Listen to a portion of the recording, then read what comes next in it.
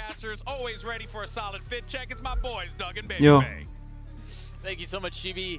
Dre, we bring and we get to see the conclusion of Group C today between these two squads. I think Mimi mentioned it on the desk. She was the one who brought it up, and I think Steel made a lot of really good points too. This is not a comp, this double wall comp that Vitality are about to have to reckon with. It's not something that's common in EMEA. Yeah, and maybe they've scrimmed against it, but in terms of matches, the only thing that they've played against recently is the solo Smoke Harbor, and that was against Carmine Corp, in which they did take the series, but it's so different when you have firepower behind this Harbor wall like Aspas and Tex. These are two players that have shined for the side of Leviathan on this map and have made Icebox their stomping grounds. Ooh, so we have the loud comp for Leviathan. Seems like they may be. And then you have Yeah, the they're new already moving up across the middle of the map. classic comp. Tex is the first to fall. The desk was mentioning Safe in particular needing to be the one Oh, to get Vitality Vitality online. That's a with great the start. Gecko that comes in and That's something you replaces see the...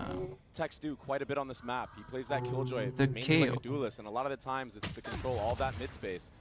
Aspas is going to take some pop shots, have to fall onto that angle, but he's got to get something working for his team right here. He is by himself so far. We're starting to see the Harbor utility go up. Aspas posted up behind it. The dart's really nice to make sure that there's no one who's disrespected the wall, so they can play ahead of it. They can play a little bit more aggressively. We see a lot of really nice shots out of Calm already. Icebox Sunset Ascent. The dink on to Safe. He cleans two up. What great awareness from him to just span, track him through the wall like that. People almost don't like they had like to X-ray play vision Abyss, in that or moment. maybe they are What a like prediction from hiding Calm already strats early on on. Abyss and stuff. That's Since gonna it's force the Vitality new to map, take a step back. it's the... But look at the movement from Leviathan, The the latest proactivity, map. meeting him. They're a step ahead of I'm him. gonna check the Calm's gotta be stats careful though. Crosshair's to facing see the wrong what he way. can bans. And that will be a punish from Sender. King though punches right back at the Um, exact best time. 3 for King, 2 for Yeah. Calm, the pistol for Lev. What a play from the IGL. Oh no, He was a Icebox is solo actually warrior on the A, most pushing banned through map. by his lonesome. Everybody else meeting And then the face of it's Vitality's fighting squad with in 14 mid. times. And it was And looking it's really good Ascent for and Vitality Haven from start to finish of that with round. until 13 King and got Abyss that with flank 12. just got the job done. And then Look at this traffic through the Sunset wall. with What 10, a yeah. prediction from Calm. That's so impactful. So the least banned the map voice is of Bind actually. Oftentimes, And then we Lotus. talk about King a lot in terms of his macro, you know, IGLing. It's great, but his individual performances on this roster, it's also That's something crazy. that is shining for the squad. Drone does spot out Aspas, but when you're playing a Jet on this map, you can try to punish any type of players, but I don't know if he is aware that Safe is going to have an outlaw of his own with light armor. With King close by, Mazzino rotating over. No challenge yet, so the dash will expire. That's big as you think about Vitality trying to get out onto the site. Safe trying to get out onto the site as well. Yeah, he's just going to be here trying to get a pick while the main focus of Vitality is to make noise at A, bait out a rotation or bait out a re-clear peak of Leviathan at B main. It shouldn't be a full commitment for Vitality here at A site. I think they're going to just put a lot of pressure on it, a lot of utility, a lot of noise. Ooh. The dart goes off, but it doesn't tag anybody, and they don't clear it either. So it was wise timing out from Calm. The suspicion's confirmed. Tex Good gets shit. 2, the third will fall. Yeah, the singers with like Something America's really teams kinda is for like Vitality here. The only weapon that they had, as crazy. you mentioned, was the Outlaw. It will not find a kill. The value they found. And the gun However, hasn't been like flawlessly buffed or cruising nothing. their way towards their A second. very, very fucking And long that's tough time. now, because that's an upgrade actually for the side of Leviathan. That's not something you say every day going into an anti-eco round that you can get an upgrade. Dropping the Spectre for that gun, you're going to take that any time of the day. It's worth way more. It's way more impactful on gun rounds. It seems like it could be, especially on a map like this with such large sightlines. Icebox is such an aim dually type of map. And look, there's 2 members of Vitality that have light armor. If they're the forefront, or if they get caught out, it's going to be bad. You wouldn't expect them to be the forefront, to be the ones pushing forward, given who they are and the agents that they're playing, but you're right. Losing them would be so painful. Again, the refreshing of the Harbor utility, the wall going up towards A. Vitality, I guess expecting some of that mid-pressure that we saw in the pistol. Yeah, they're pinging this. This is all spots that Tex likes to push down on his lonesome often. But this time, just more standardized team play from Leviathan. Ospas versus Sender. This is that light armor duel I was talking about That was earlier. really nice pathing and timing from Sender, though. Tucking behind the box as this wall goes down. Does Aspas know? I mean, he has an idea. Can't quite connect. Gets some nice damage, though. Sender sitting at 50 HP now. The rotate back towards A. Remember, this would be a bonus converted if Leviathan are able to pull it off, and it's not a weak one either. Especially in these tight fights on A with how chaotic the site can be. You've got the Stinger, you've got the Spectre. Yeah, and you just cycle walls infinitely, it feels like. Yeah, you're forced to challenge these walls. 30 seconds But left. with 30 seconds left, I don't know if there's much time to go elsewhere. You've got Sender who's tried to post up across the middle of the map. Calm will fall. Texto posted up close. That's now 15 seconds left. The clock continues to tick. Really nice opening frags out from Kicks and Runner, but with 13 seconds left, the spike's still not planted. 10 seconds left. A little bit of space taken now. Spike planted. Rush is ready. So Spike finally does commit. They've got the ult to play around 2. It's a very quick thrash. King is definitely going to get detained here. Oh, wait, he wraps it back around, but he can't pick that up now. These Outlaws, they're going to be holding that line. Here. Vitality, they're all in one-shot range right now. These Outlaws could do some serious damage. Aspas creeping forward. No dash. This feels very difficult. It feels very labored. Good discipline from Vitality in this post plant Yeah. so far, not giving an inch. Yeah, I like that a lot. You're right. Aspas now pushing forward. Kicks taken care of, dealt Player with, standing. but instantly responded. It was a very cool timing that Sender took all the way up middle on his lonesome after taking that 1v1 against Aspas, who just couldn't connect. He got a couple classic shots, some damage onto him, but that timing made it so there was an A split in full effect.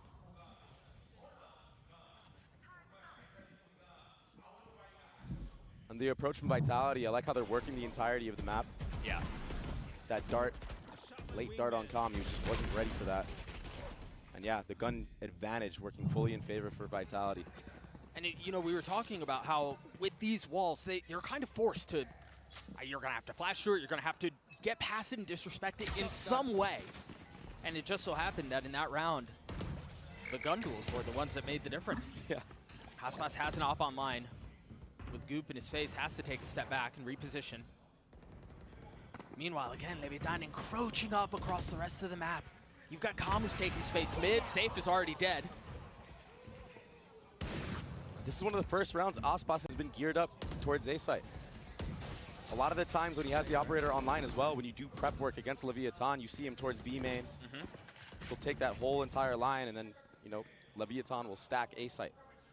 So that's why Vitality were trying to contact all the way up, but they got met by the operator. Aspas is not going to whiff shots like that. Not when there's so much on the line. I mean, this attack side for Vitality has been so slow, and I don't even necessarily say that in a bad way. I just think the approach that they've had to this has been very tempered, very methodical. They've been doing a good job of trying to bait out the timings of the Harbor walls and the Viper walls. And then executing right after that with utility. Thing is, you cannot wait forever. Spike down. That's another A. kill found for the op. King is denying a lot of this space B. Not that there's really any time to rotate away, but they're going to have to deal with the crunch. The alarm bot will keep them back if he decides to commit to this full rotate. Spike planted. King is taking so long on his way back, deciding not to flank. And it's leaving things at a 3v3 on the side. Remember, Aspas this week with the op in hand is going to go traded 1-for-1. Sender dealing with the turret, but not able to deal with Tex. And now it's Trex who's left in a 1v3. King has finally joined the fray. Trex has way too many things to deal with here. Yeah, there are a couple of members weak, but this feels like a really difficult task. One member over the top, and that was a one given. Perhaps ill-advised, but the spit cleans it up. Yeah, the numbers game, it was just in favor for Leviathan. They played to their advantage to a T. And they're going to play like this a lot in this half. Be looking forward to every time they get a first blood, they'll play on that second, maybe even third layer, and play like a retake style. The Harbor and Viper combo, it's so good, especially if Mazzino is still alive for the retake. You can isolate so many angles on A site, on B site with that Harbor wall. And Aspas, he's just going to hold a line for his team while everybody creeps up forward. That's done. Time to I think the difficult thing will be to continue to see how Vitality decide to play on the knife's edge of these walls, right? Because you see it, they creep up about as close as they can, and then it's like they kind of stumble, I guess, or indecisive on how they want to approach it. They try to play their timings as best as they can, and they just haven't found much success. Oh, that's a tough one. That's your smokes player gone right off the rip. Calm. His intuition was on point right there, spamming away the drone to follow up. Safe. He has no dash because of that. 2 Guardians left for Vitality. They've gotten a little bit of space here. Yeah, it's so awkward, though. Everyone's just corralled in mid. Aspas just now picking it up. But Leviathan, they're okay with giving this space, and they're aware of the gaps that they've created. Yeah. They're just kind of leaning into the limits. They're okay. You're absolutely right. They're okay with giving this up because they know that they're still strong elsewhere. They can afford to give this area up. Yeah, and even if Vitality make it all the way to B site, there's crossfires, right? A player in yellow, that's Mizzino, Calm, all the way in Snowman. And once a player makes contact, Aspas will come all the way back, pick this up. So many different crossfires in full effect here. They just had to dart back spawn, too. And so this contact style again will be the play for Vitality. It's such a slow approach, but I really like it. Oftentimes in matches like this, in high pressure situations, that slow play can make mistakes from the opposite team. Dude, this is just so tough. Again, they don't have any walls. They don't have any smokes. That's a great pick, though. That's one for a runner. Aspas only has an op. Leviathan, they're so worried about all these different angles they have to clear. Well, I think that's part of the doubt that's instilled when you've been sitting and staring at the map that's been quiet this whole time. No way. I thought Safe was going to get away. Aspas stashing forward through the window into kitchen. Concealed by the smoke, but Trex was waiting just on the other side. Really nicely done. King's got the defuse to half. Can he deal with the gunfire on the other side? Not yet. Calm's going to have to do it on his own, and it's going to have to be an ace if he can pull it off. Swings into 2, and he cannot. A MasterCard Thrifty for Vitality. That slow approach, I said it, right? Oftentimes in high pressure moments like this, elimination on the line. When you slow rounds down like that, it puts doubt in the enemy team. That retake was so slow from Leviathan. They didn't want to make any corners be unturned, and the time worked against them. Vitality were able to formulate a plan.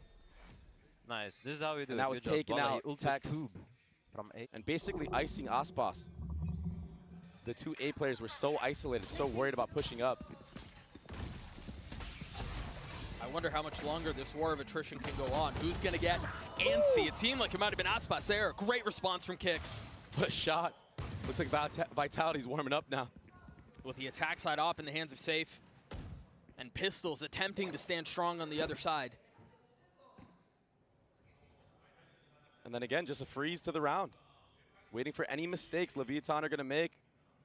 And this is good. They understand they have gun advantage. And Leviathan are most likely going to want to push and try to even up the score. Especially given the weaponry that they have. I mean, yeah, why not? Got an attack operator in play for Safe.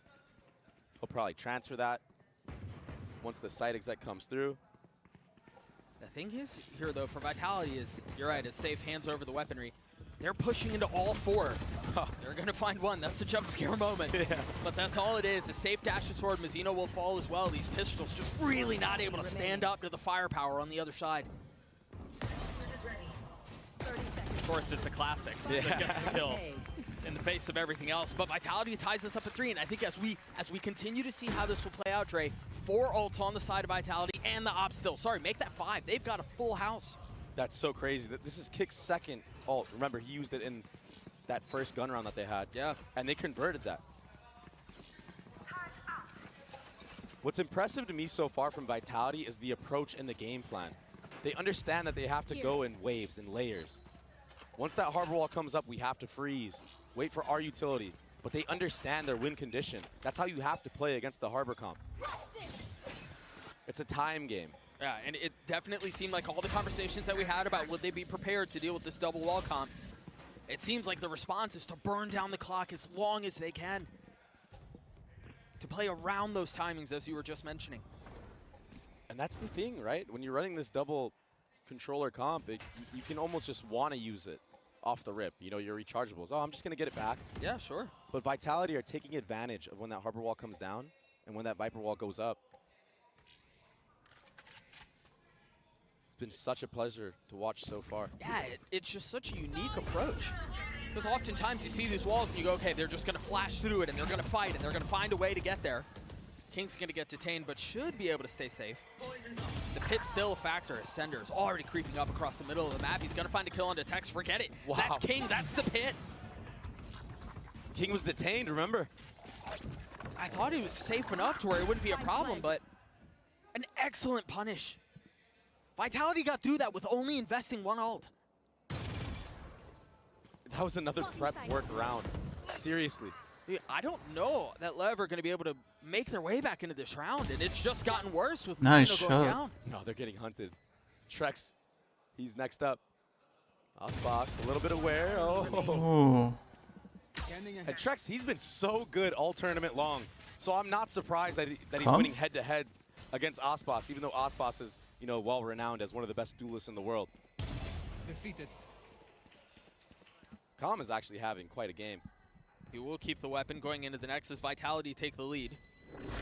I imagine there's got to be a timeout called here relatively soon on the side of Leviathan. Vitality showed up to the stage today with a game plan, and they're working it to perfection. Yeah, and they knew into that round that King, if he invests that Viper's Pit, he's going to play in that back part of heaven. That's why you saw 3 players already geared up towards mid, and that Thrash going all the way to detain him. He can't go anywhere at that moment. Oh, but he doesn't want to leave the pit, so there's only one spot for Sender to look at and just spam. Yeah, you're right. He did have nowhere to go if he wanted to keep that pit up. Right on cue, Leviathan does call a timeout. Down 1 round. And I wonder here, I mean, what's the adjustments that Leviathan have to make? Because I can't imagine Vitality, given how all of the success that they've had in the last 5 rounds, I can't imagine their approach changing much. Well, I think it's clear by now for Leviathan that they're getting hard countered. So they're going to need to change their own game plan, change their own defaults, maybe their own timings. And maybe you can be a little bit aggressive into this round, you know, specifically. Your guns are kind of whack, but you do have jet knives online for Aspas. But I just feel like Vitality right now, they have such a good read on the game and a good read on how Leviathan like to play this defensive side. Unless Leviathan change something drastically, it's going to be very tough to crawl back into this. For as much as Ades was talking about how Icebox is a strength of Leviathan's and probably their strongest strength. It is. They're 12-3 on Icebox this year. I mean, they've been made fools of the last 5 rounds. They've got Calm with a rifle here, full armor. The prized possession carried over from the last, and as you were mentioning, I imagine Aspas will pop the knives. Mm-hmm.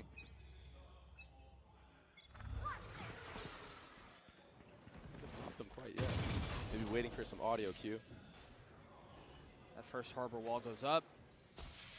This time they're ahead of it, but King's on the other side. What a shot. It's just one, but that's a small win. The question is here, do they accelerate? Do they fully send over to B?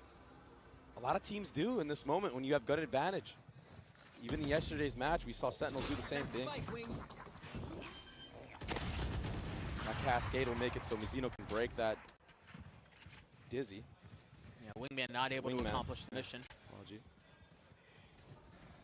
It's another freeze for the round. I'm surprised they're investing in lockdown here. Yeah, they just don't like what's amok. Yeah. Ooh, those knives can't connect. Aspas has to get out of there quickly. A little bit of a pop shot there. Calm, he does break that alarm bot, but he's going back to reconvene with his team. So as has been the case for Vitality this entire half, they wait things out, and then they go, yeah, one player got detained, but it was all for naught. You've got the alarm bot that's intended to control the flank if they decide to re-explore across the middle of the map as Aspas, again, still with Blades online. And Leviathan continue to push forward. Now with the lockdown of their own, that is going to bait out Trex's ult, and it will clear it out. A tit for tat. But now what? They're investing the ramming into this as well. Remember, they didn't have very much as far as weapons go. They had the knives, a Vandal, and a Stinger. But that might have been all they needed as Runners left alone. In a 1v3, make that 2. Time is short, 8 bullets left. Mazino's going to have to hold this. Aspas over the top. The Blades will clean it up. And the defuse just barely comes through. That was The MasterCard Close one. Thrifty. What a round from Leviathan. It was such a slow approach. I thought surely Vitality were going to have that one in the bag, and that was 2 ults invested as well. The lockdown, surely. the Hunter's Fury, and it was all for naught. Aspas with the knives, suppressing fire from the top as that defuse came through. And yeah, as soon as Aspas gets a couple kills in B main, Mazzino opts to use that Harbor ultimate. Big investments from both sides, but ultimately Leviathan come out on top, and they needed that one bad. Now they're back on steadier footing. Again, an op in the hands of the defense. A pit for Sender, and again, you know, we were talking about this because once Kix gets his ult up, this will be his 3rd of the half. That's obnoxious. They're really min-maxing that. Which again is, I mean, that's one of the strengths of Gecko. It makes a ton of sense. And especially with the way that Leviathan like to play around the Harbor walls. If you get caught out behind that by, you know, that little guy, you're gonna get punished. Welcome to my world. A pit invested. Is there a response on the other side? No ultimate to speak of for the defense. Safe getting pushed off the angle, and Mazzino's gonna fill in right behind it. The dart is good. Huh? Aspas getting 2 with the op. He's now pushing forward, but again, the pit is in play. It's still something that has to be dealt with. There's Thrash. And it's so tricky to find. There's no dash Found for you to get 2? out of there. No, Did 1. they attack both? No. Tex pushing forward. Sender falls. That's going to be the pick going down as well as comes down the defuse to half. Make that 3/4 of the way. He's going to stick it. It's going to come through. Leviathan take the lead back. Damn. And Aspas cleans up the round. Can we get a replay of that collat that he got? That was just a random pop shot through the smoke, through the pit. I hate him, man. And Thrash was invested, Pit was invested. Look at this. No way. No way, dude. Yeah. All right. Can't make that up. All right. Just unlucky, and the molly being a little bit off, what, like a centimeter I just off as rushed in well, and slammed the allowing vibration. for the stick to come through. That's a tough pill to swallow if you're Vitality. Into the next we go. Safe deciding to go with the attack side op once more.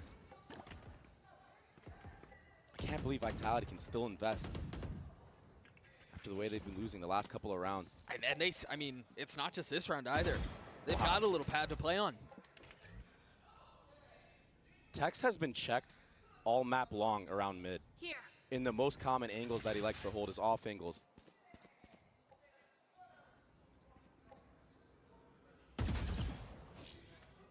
Drone is used to get info, only Kix seen. Leviathan's still not aware that there's an attack operator in play, and King will get the head-to-head against Sender. And so again, the attack side is forced to figure out how they find success on getting the spike down and holding onto the post plant without their controller. And with that dart being, you know, shot in full effect, getting info, they see that Safe had an operator as well. He did not switch to his classic or anything of the sort. So King, he needs to be very, very careful in this moment. I look at how far back he's 30 playing. seconds left. But if he tries to actually take a 1v1 and not hold an off angle, he can get picked by that operator. That's why he's playing passive. Yeah, he's got to play his life here. Yeah. Oh, But it's a tempting swing. It's a tempting barrel found, and he's Oh. got 2-3 on the round. Down B. Almost tapping away onto the forest. Safe with the op in hand. Yes, he's going to connect, but I don't know how he's able to get the spike down. I don't think he can. No, oh wait, maybe now? No, you got to save no matter what. Yeah, but the thing is, he doesn't really have a ton of places to go. Is able to dash away, though, so he'll carry that into the next, but for as much as we were talking about King, Oh, he's gonna needing to be lose. safe, Oh needing my to stay fucking alive, God. he will go down. He gets 2-3 first troubles. King solo anchored that B site. He won the head-to-head against Sender, and then those one taps, they were crispy, they were clean. It was very neat work. There's that 1v1 you were mentioning again. King on the swing out. Yeah, that shot and kicks was clean. It just looks unbelievable. Kix did a backflip. Facts. So it will be a timeout now for Vitality. As you see the vintage Aspas timeout position. And now for Vitality, you've showed quite a bit of contact style, contact approach. Maybe you're going to see a change of pace, more execute-heavy round. safe. He wasn't able to save that operator into the round. So he will probably be on a rifle. And it is a good time to change the pace, honestly. Yeah, but are you not expecting that on the other side of a timeout too? For as much as we've seen slow round after slow round after slow round, you would expect, okay, this is now when they're going to dial it up. This is where they're going to try to hit you in the mouth. But LEV don't even know if they can handle that yet. They don't know if they can weather the storm of the hit because they haven't had to yet. Sure. So even though you know it's coming, you really don't know how you fare. Obviously, Leviathan are going to be confident, playing behind that harbor wall and trying to hold as much space as they can. If I'm not mistaken, we've seen that wall from center every single round towards B. So on the other side of the timeout, no change there. The turret's still mid as well. I mean, so far we aren't seeing much of a different look. Oh, this is new. Leviathan, they've done this quite a bit in NA.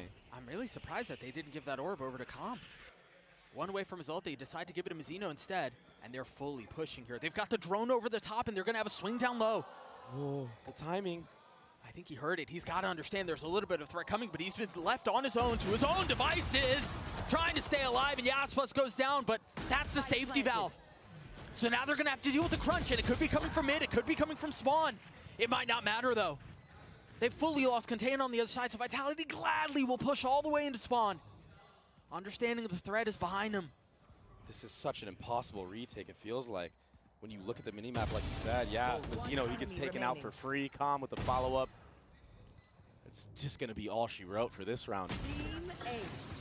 Good reactions from Vitality, the speed up, taking all that space, and something very uncharacteristic from the side of Tex. When they run this strat in North America, when we saw it in playoffs and etc., he's usually playing very, very passive, very far back because he is the lone warrior on the site. This time he tries to take an aim duel very early on.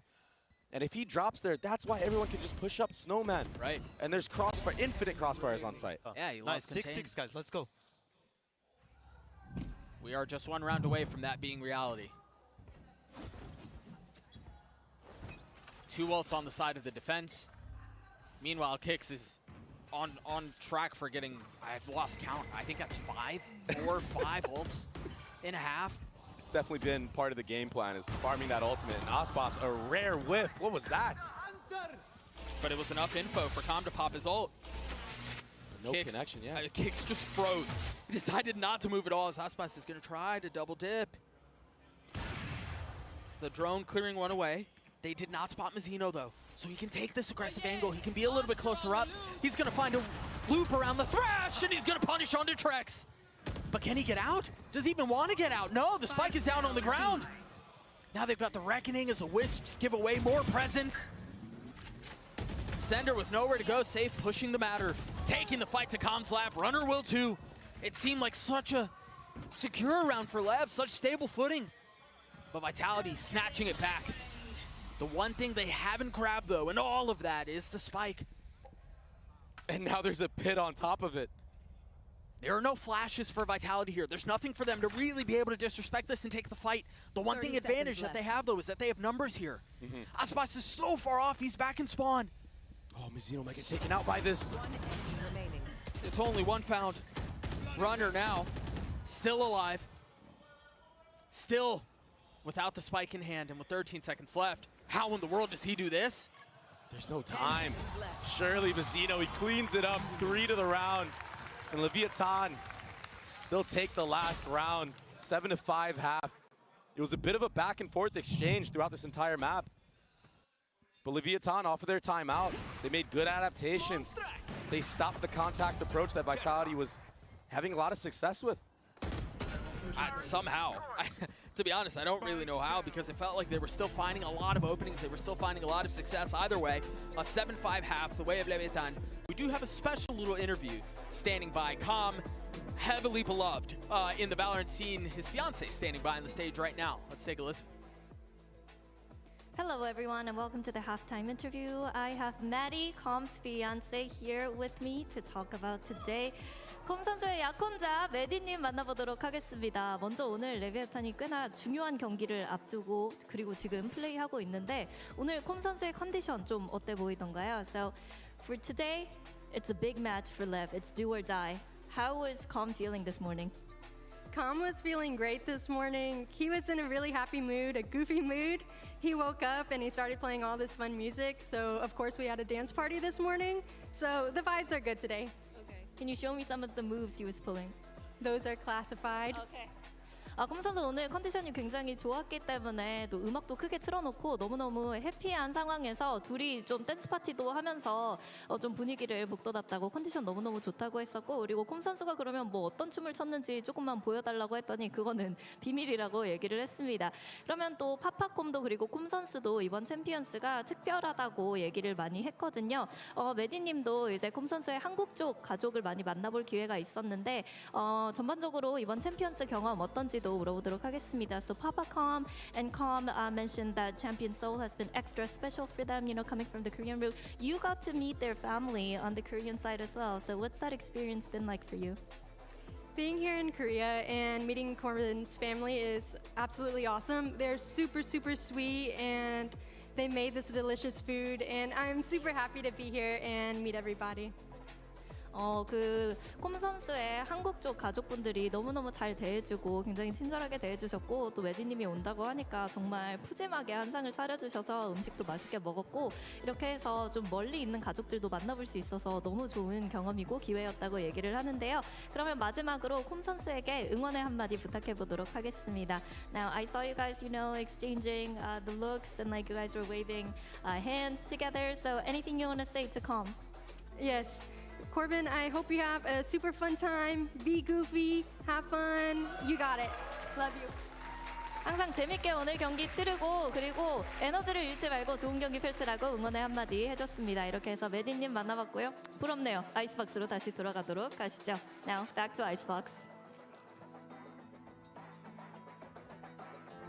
Thank you so much, Jen. Yeah, Leviathan up 2 rounds here. Now they're going to be in the attack side. I think, Dre, we just saw an attack half that I don't feel like I've ever really seen before. It was just such a methodical pace, and we've seen how Leviathan likes to approach the attack side of Icebox. I don't think we're in for the same idea. Yeah, no, I think you're going to see a much different of a pace from Leviathan. That was so unique from Vitality. What a unique game plan. And just freezing to the rounds off a weird space taken. Speaking of space taken, look at how far up Safe is already. And he's by himself here.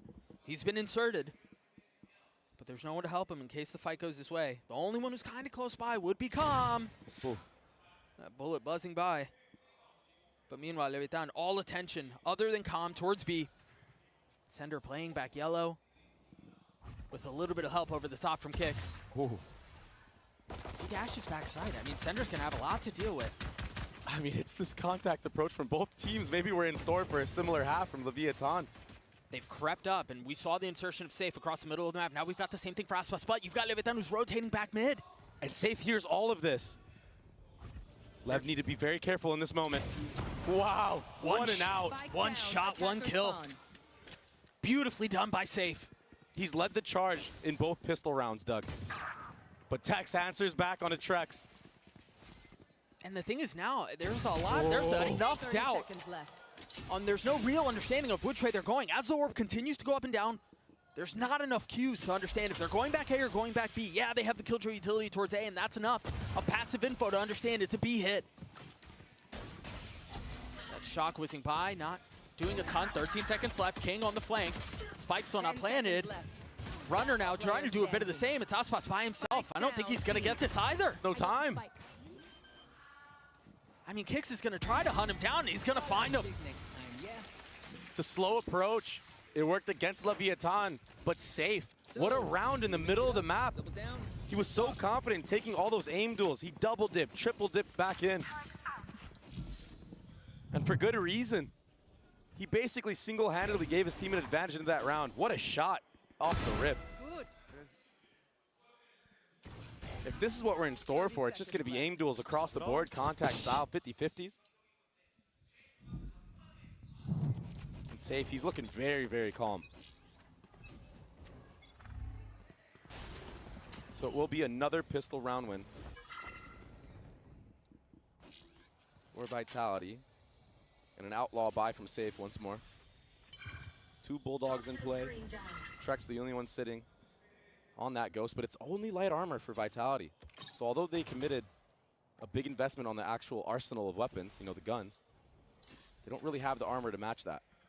And that could be very, very bad for them. These classics can do so much damage. That hurts. That was just one molly. Poison's off. But a lot of space gathered. The second one popped. It's a free B site right now. I don't know how free it is. Not anymore. Sender's right there. And Trex is close by. Runner's close by.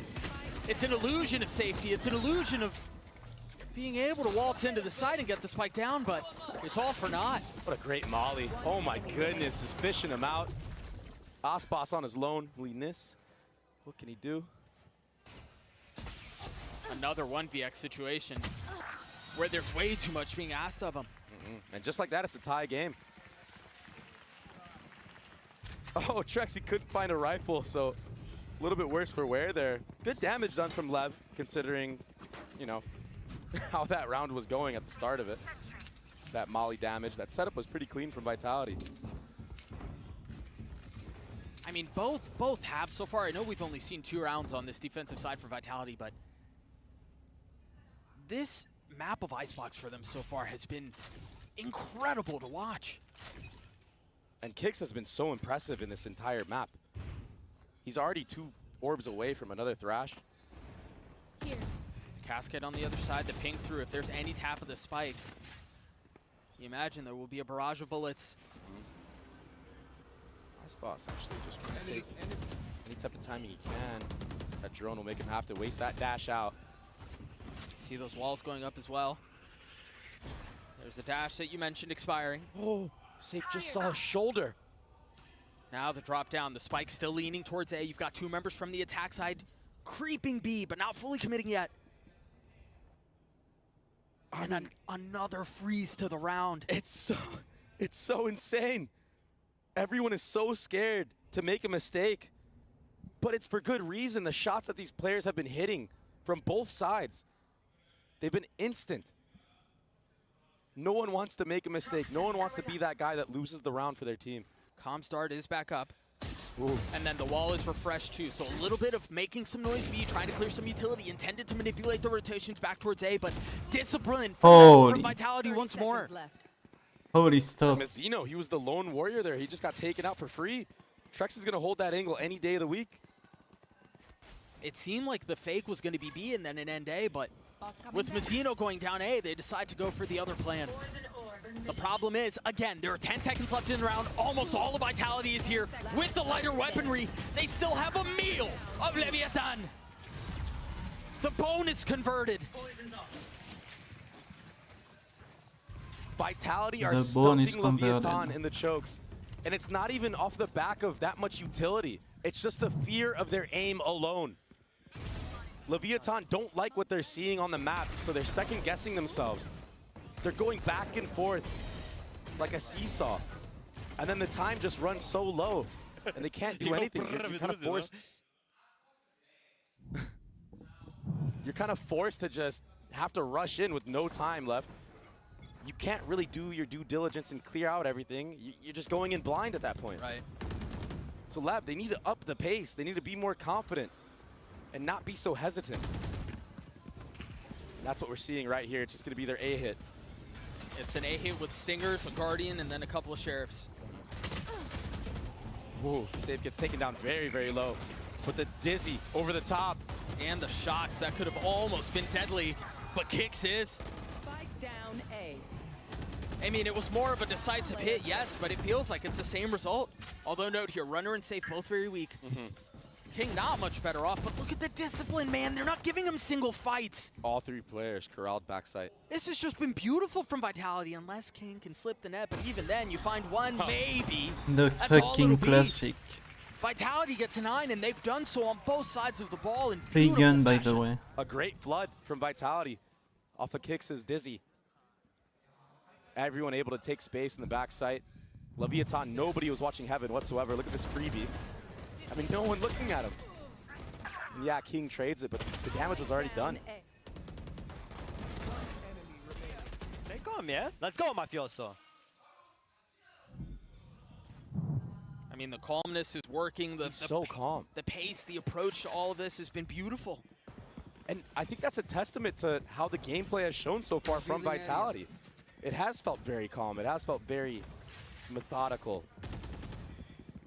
It does feel like it's been a stoic approach from both teams, but we talked earlier about the war of attrition and who it was going to favor. It really feels like it's gone the way of Vitality here.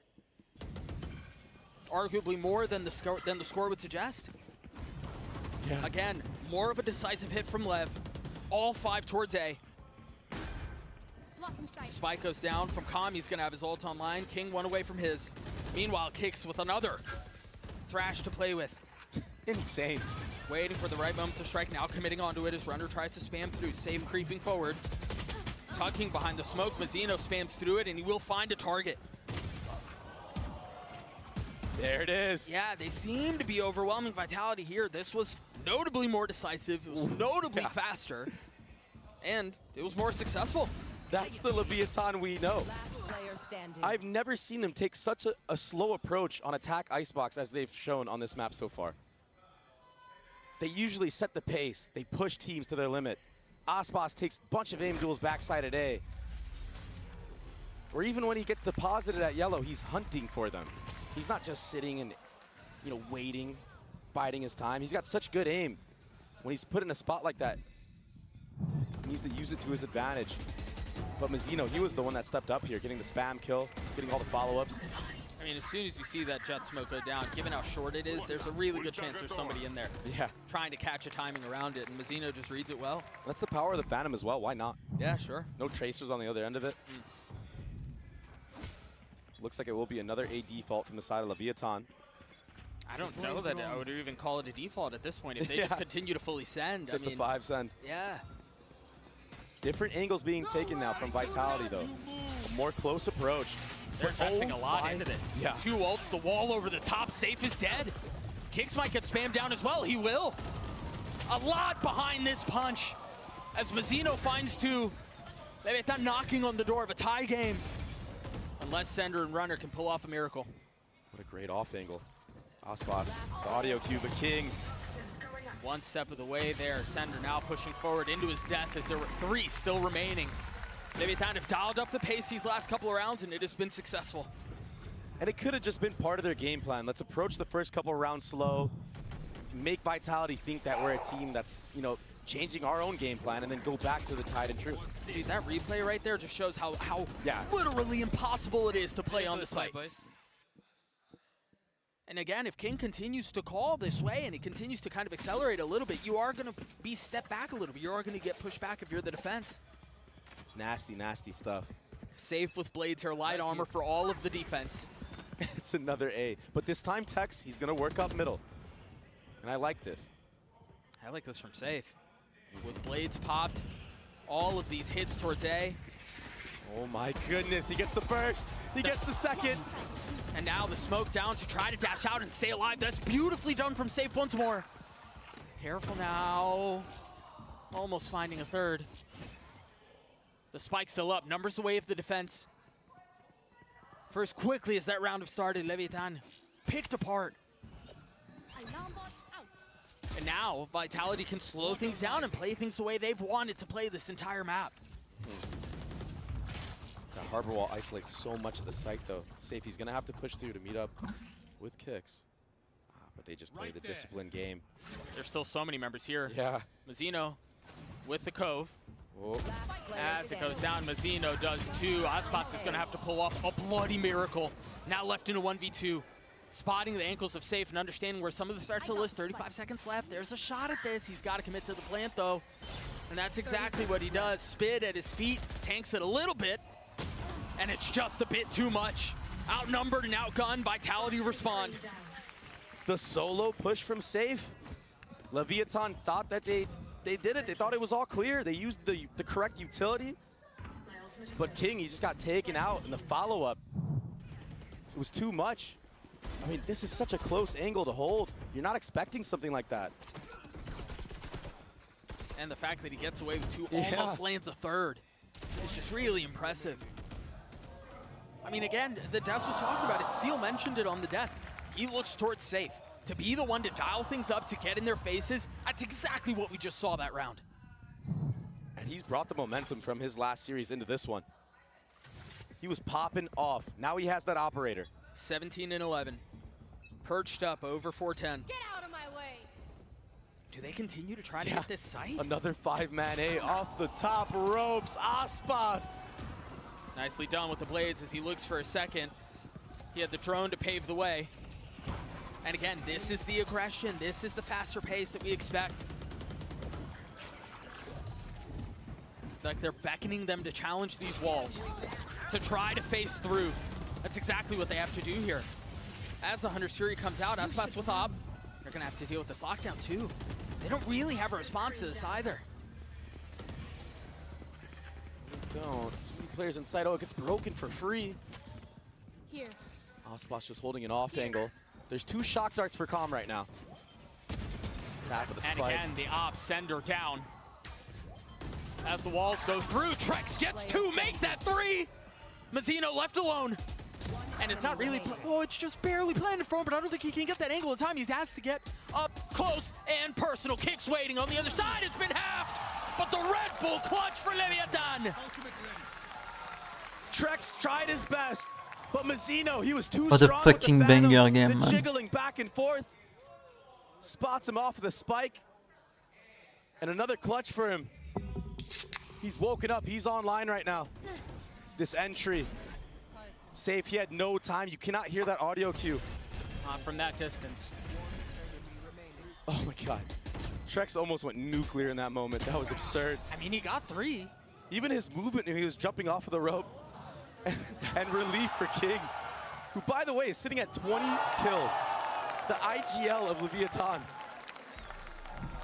Well, I think that's one of the things that makes Leviathan so strong, and that's what's made them so strong throughout the years. You know what you're going to get with Aspas, but Tex has been such an anchor for this squad, not just in defensively holding aside, obviously, but in the way he's been able to perform match after match. And then when King gets involved too, this is not like a atypical performance for him.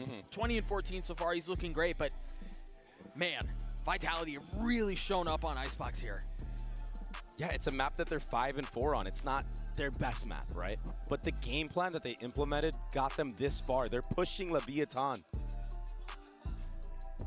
It's a tie game right now, and it's still up for grabs. And somebody that you talked about earlier that I want to touch on is Tex. He's had a rough one. Icebox is normally a map where he shines. He's up there with Aspas usually. Yeah, he's quiet now. But he's been getting shut down. He's been getting shut out. Vitality here knocking on the doorstep of stealing away Leviathan's map pick. Meanwhile, the attacking side. Just go A. Yeah. I mean, the thing is, it has been successful for him, so why not? Yeah. Vitality actively denying mid space, denying B space. They dropped the Reckoning here. And by the way, Doug, there's no Killjoy utility watching the flank that deep. So Heaven is completely open. I'm surprised they committed the pit on this as well. Make that 2. How in the world do you navigate through this? I mean, with pistols, you have a drone and stuff like that, but otherwise, you're just kind of face checking it. Heaven, Vitality, he's going to get some free kills here. No one's aware so far. The thrash will help. Safe over the top, now dashing forward as Aspas is looking for him as well, but you've got kicks to deal with too. Trex.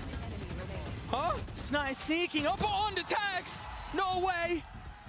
Ah, that would have been so silly. Kicks is the one who steals the kill away though as Vitality take the lead again.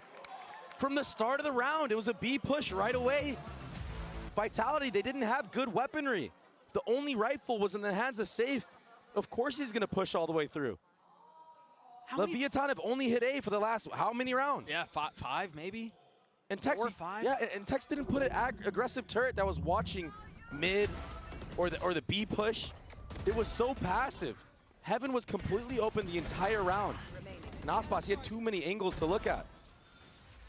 Best get calls in the game, bro. Let's go. Seriously, I mean, he's got so many. Yeah. Also, how many thrifties is that? Is that 4? MasterCard's getting their money's worth. Yeah, something obnoxious. And so I guess now that they've been beaten on A, they make a little noise towards B. Weaponry not great here, just 2 rifles. It's so interesting with how many rounds Leviathan have won in a row that there's only 2 rifles on play. They just had the drone clear out a lot of A, so that's going to allow for the rotation from Vitality back towards B, leaving safe back A, sure, but the vast majority of their defense is here. Oh, this is too much for Aspas to handle. Dart. What a gorgeous combo of utility. Spike down B. And then again, Trex and Sender, a flawless round to get Vitality to map point. The dart over the bottom, the dizzy over the top on the other side of the wall. That's how you disrespect Harbor utility. It's so clean.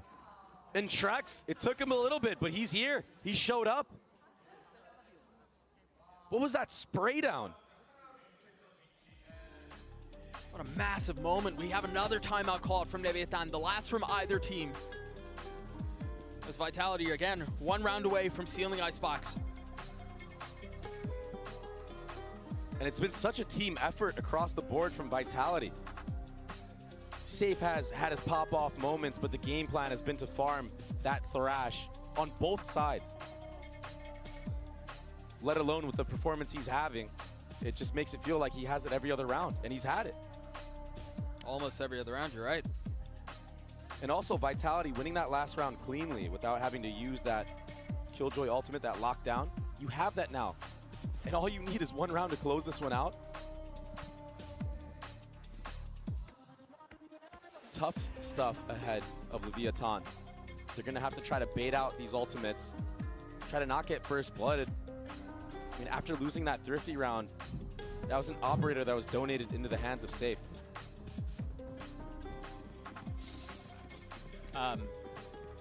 I don't know how LEV are gonna do this, man. I'm not gonna lie to you. They've got a Spectre to deal with light armor on comm. It's so tough. They have to find a way, though. They haven't really worked the map at all, though. They haven't really gone mid. They've like pretty much only gone A. They went B one round, not shown any B default. And it was on a light buy, but it seems like they're gonna try to hit A again. This time, Safe ahead of it. Finding Mazzino, a bullet between his eyes.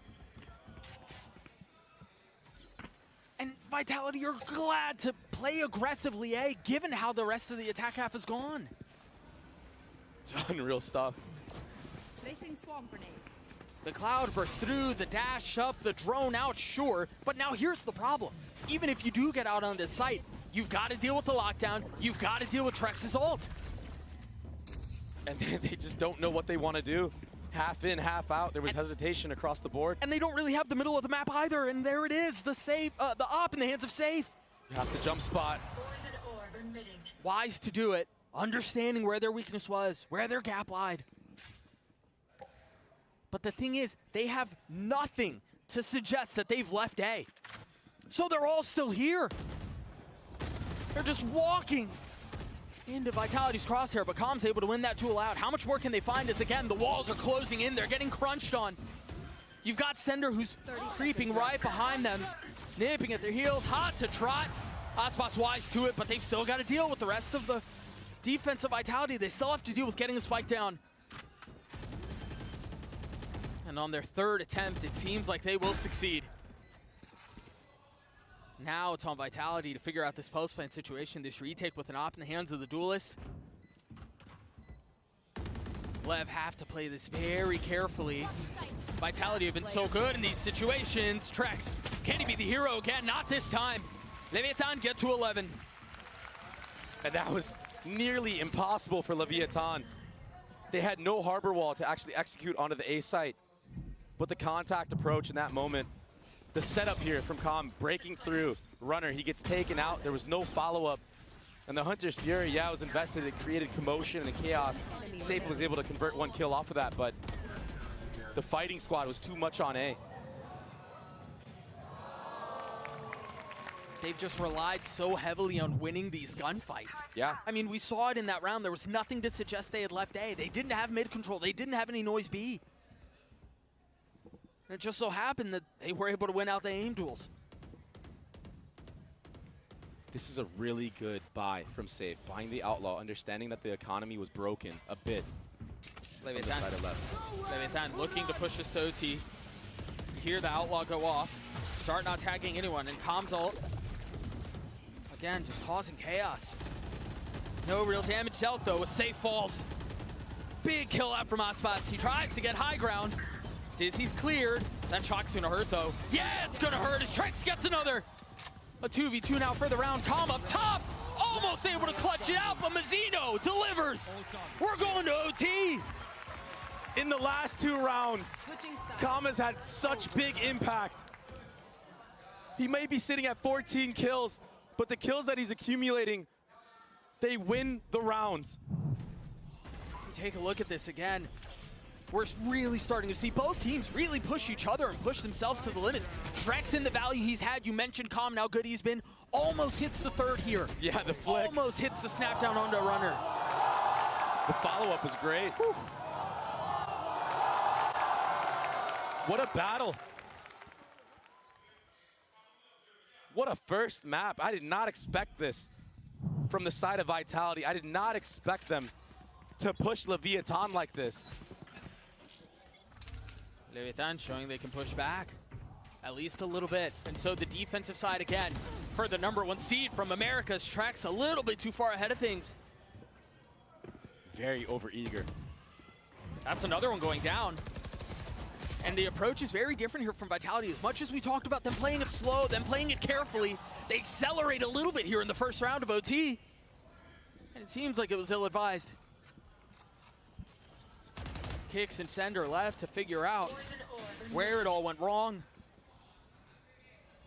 In a 2v4. Now they slow it down again. A minute left in the round though. It's gonna be so tough. It's a firing squad to jiggle. 3 members primed and ready. There's really no way in on this. Yeah. Oh, that's a 1v1 though. Another one. That's 2. He still has to get a couple more. 6 bullets left. Whoa. And he can't close it out. And so Leviathan take the lead back for, I believe, for the first time since the pistol of the second half, maybe? Yeah. It's been a while. Unreal. Taxi finally steps up. This is what he's known for on this map. On the killjoy on the defensive side. I mean, look at those shots. Yeah, those were crispy. And then Mazzino, too. Yo, I sat these kids down, bro. He definitely did. And that might be the most emotive thing we've ever seen out of Tex. I don't think I've ever seen him smile. Right here. And so Lev up 1 round in the first bout of OT. Aggression from the defense again. They're so far up. Yeah, but there's a player all the way up. Another fight towards A. Aspa slips the net. But Trex over the top. A little bit of damage out, a little bit of kills found, but still advantage the way of the #1 seed from Americas. The drone pushing through. 2 members left here, and they're ahead of these walls. They're ahead of the utility. They've got to win these fights out, though, and they're just outnumbered. There's no way they have enough, and now they have the reckoning that Sender's going to have to deal with, a 1v3 to keep the map alive. Spike planted. For as much as they pushed Leviathan, for as much as they bended, Toxins going up. does not seem like they will break. Toxin screen down. Yeah, Calm's wrapping all the way back around as well. King has a molly. There's still a cascade in play. Toxins going up. It would take a huge blunder, one of the biggest we've ever seen on the main stage. Sender dropping the spit, exchanging for the one at his feet. Toxins going Dart behind him too. I mean, no. This has to be the most miserable position for a player to be in. Again, Vitality pushed him. Vitality really gave Leviathan a lot to think about, mainly on the attacking side, but it was just not enough at the end. Leviathan weather things out. They close out Icebox, 14-12. Sunset on the other side of this. We'll be right back.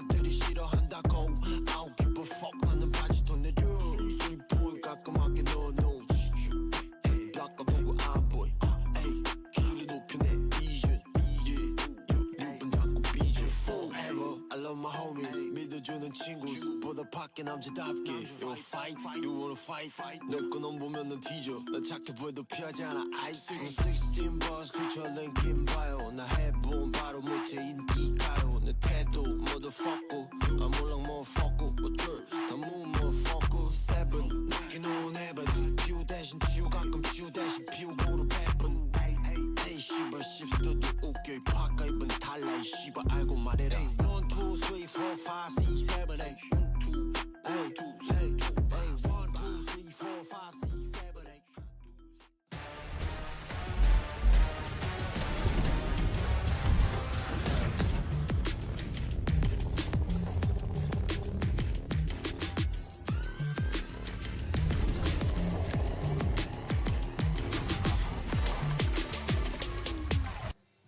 Leviathan, they're on the board in this elimination match. I'm now joined by their head coach, Itapata. Now, before the game, we heard some of the players on Vitality talk about they had specific counter strats coming into this match. Did you feel any of that on Icebox? Is that why it was so close? And if so, how did you deal with these?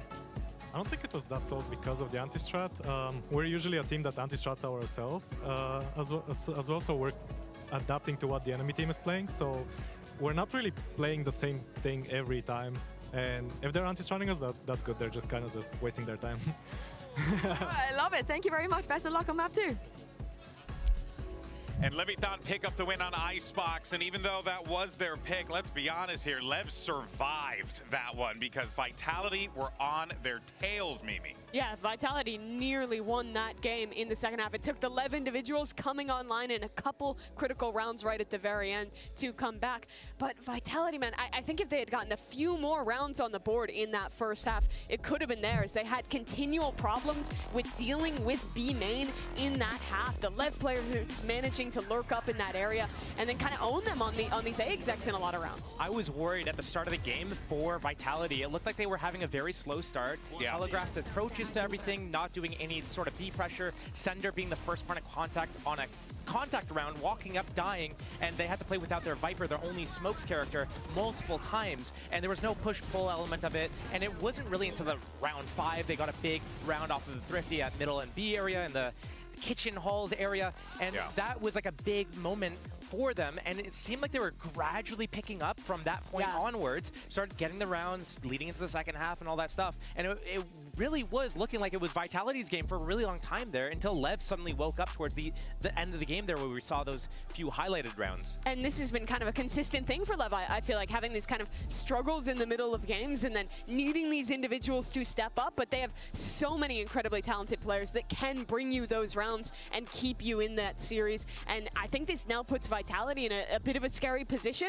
They were so close to winning this one. They are going into a sunset, which has been pretty good for them, but with how closely matched these teams are, it's tough to lose like that. It is tough to lose like that, but that was Leviathan's map pick. Sure. So it's like, and it was an overtime. They might be sad about how they lost in the end because they were right there. They were on the cusp of, you know, closing that game out before they finally faltered. But going into sunset, knowing that how they were able to recover in the early stage of that Icebox, that's going to be good for their confidence. It's going to be great for Safe's confidence. That's going to be a huge point of it. And it's not something that they should be afraid about. Like, they drew blood. They know that it's doable. They just need to be able to convert and close it out. Yeah, and for Safe, I think you saw in a lot of those replays, him like really building up his team, being a calming force. He's become a lot more experienced player, and I think built a lot of emotional maturity to be that guy who can keep his teams in a match, and that's going to be really important throughout this series. Yeah, but look, there were some great moments across the board, but we have our HyperX Reflex moment of the day. You got to give some love to Aspas here. You knew it was coming. He's had so many great moments in the map, and again, we always praise him for his consistency, what he brings to the table, but really it was a lot of these op kills, some of those jet knives as well still. What we were really getting from Aspas was him just willing the team, keeping them in this match with a few of these big moments, and that shot there wasn't even a dart tag. Is that right? Silly. That was just silly. There were a few moments back and forth between the two teams here that kind of got ridiculous results out of it. So right there, that's a huge round for LEV to win there. And also was getting that collat. It was just, what? Yeah. That, silliness. That's unreal. Silliness across the board. But that being said, though, on the other side, even though Safe, you know, the stats obviously favor Aspas a little bit more, I got to say, Safe was bringing it in a few of those rounds. He had a lot of big moments, I think, especially on the attacking side, getting some really big opening picks on their executes throughout that second half. And this is going to be a fun matchup to watch, not only because of the history. Safe, locked in, Aspas, chilling. Yeah, like when I see this, this is a perfect illustration of kind of how everything went, because Aspas was kind of chilling back a lot of the moments, going in last or not first at the very least, and just waiting around a little bit. And then we saw on the other side of it, Safe was just leading the charge and going in first, taking a lot of these opening duels, even on defense. Yeah. I think we will see a difference now going into Sunset, where both these guys are expected to play that Neon, and I think both of these teams have a lot of set plays for kind of opening gambits built up around that agent. Yeah, well, we'll talk more about Sunset in a little bit. For now, though, let's hear what Coach Gorilla from Vitality has to say as we get ready for Map 2. I've got Team Vitality's coach Gorilla with me ahead of Map 2. Now, of Leviathan, they didn't ban Lotus today. It was open. You guys could have picked it. But what was it about Sunset that made you feel more confident that you wanted to take them to? We've had more reps on Sunset, so in general, there's just a better feeling for the map for the team. I think the reason why we picked Sunset is because if we'd picked Lotus, there was an opportunity for the veto to get a bit funky. And these three maps for us is like, at the end of the day, they're really good maps for us. So, you know, if we lose this game, then it's just down to them being better and us not showing up. So we're very confident in Sunset and Ascent. All right, thank you for your time. Best of luck. I think coming out of Icebox, if you are Vitality, excuse me, Steel, you are feeling pretty confident. Yes, Leviathan turned up to 11 and were able to close it out toward the end there. But as you heard from Coach Gorilla there is a confidence there for Vitality, and I think it's quite earned on Sunset. The Vitality, they were right there, and had they closed out that Icebox, it could have been an easy 2-0 for them, because they are right. Their Sunset is their strongest map. This is like their go-to pick in so many of the matches in EMEA, and we're not going to see anything really crazy. You pointed out already that we're going to see the Neon heads up here. The big difference is that LEV is running the Breach to set up the Neon, whereas Vitality is running that KO. Neither team running a Gecko on this map, which is a big plant and spam. Yeah, I think there's a big regional difference here. A lot of the EMEA teams favor the KO here. No one in Americas is playing this agent, so I think it does play. It's kind of change how LEV has to play a little bit here. As a side anchor, you're going to have to deal with those knives. There's a couple unbreakable knives on this map that can cause some troubles, so maybe LEV going to look to play a little bit more of these retake setups, and I think a lot of that force on dealing with the KO is going to have to come down to Tex on this defense. Yeah, Tex, I mean, he's going to have to figure out where he's going to play, but just knowing how good he is mechanically and being able to get the first kill and get out, I do fear for how Safe is kind of going to maybe go too far ahead as Neon sprinting way too far ahead. Vitality's going to have to be ready for some of these set plays around that Breach stun as well. That can really put LEV in advantage early on. Well, Leverage is one step closer to making it to the playoffs, but Vitality have an opportunity to force Map 3. Let's send it back over to your casters, Doug and Baby Bay. And what a sweet thing it would be if they could pull it off. Vitality staring down the barrel of elimination, but Sunset, something they're comfortable on, a map that they're very familiar with. And I mean, yes, Leviathan are no slouches on it either, but you would kind of want to favor LEV here, Dre. It's tough. I mean, Messino's very, very good on the Breach here, but since Safe went to Neon on this map specifically, Vitality have been 6-2 on it. It's unbelievable the turnaround they had putting Safe on Duelist. The problem I have is he's either dropping 30 or he's dropping 10. So which Safe are we going to get? If he performs like he did on the last map, he might take this one home. See the knife and the dart used in tandem towards A at the beginning of the round. Aspas with a slow step back. Yeah, and a walk-up off of all that utility. I think that Leviathan thinks it was a feint. But either way, they're going to play retake on the site. They're going to clear out all of mid. It's just going to be a retake versus post-plant scenario. Yeah, they're kind of glad to do it too, given all of the Cypher utility that's still up. They still have a cam perched over the site. You still have a trip. They might flood through the smoke, Doug. There's a dart lineup from Calm right now. Cam sees a lot of players on site. Zeno has a fault line too. Oh, the stun first. Safe falls.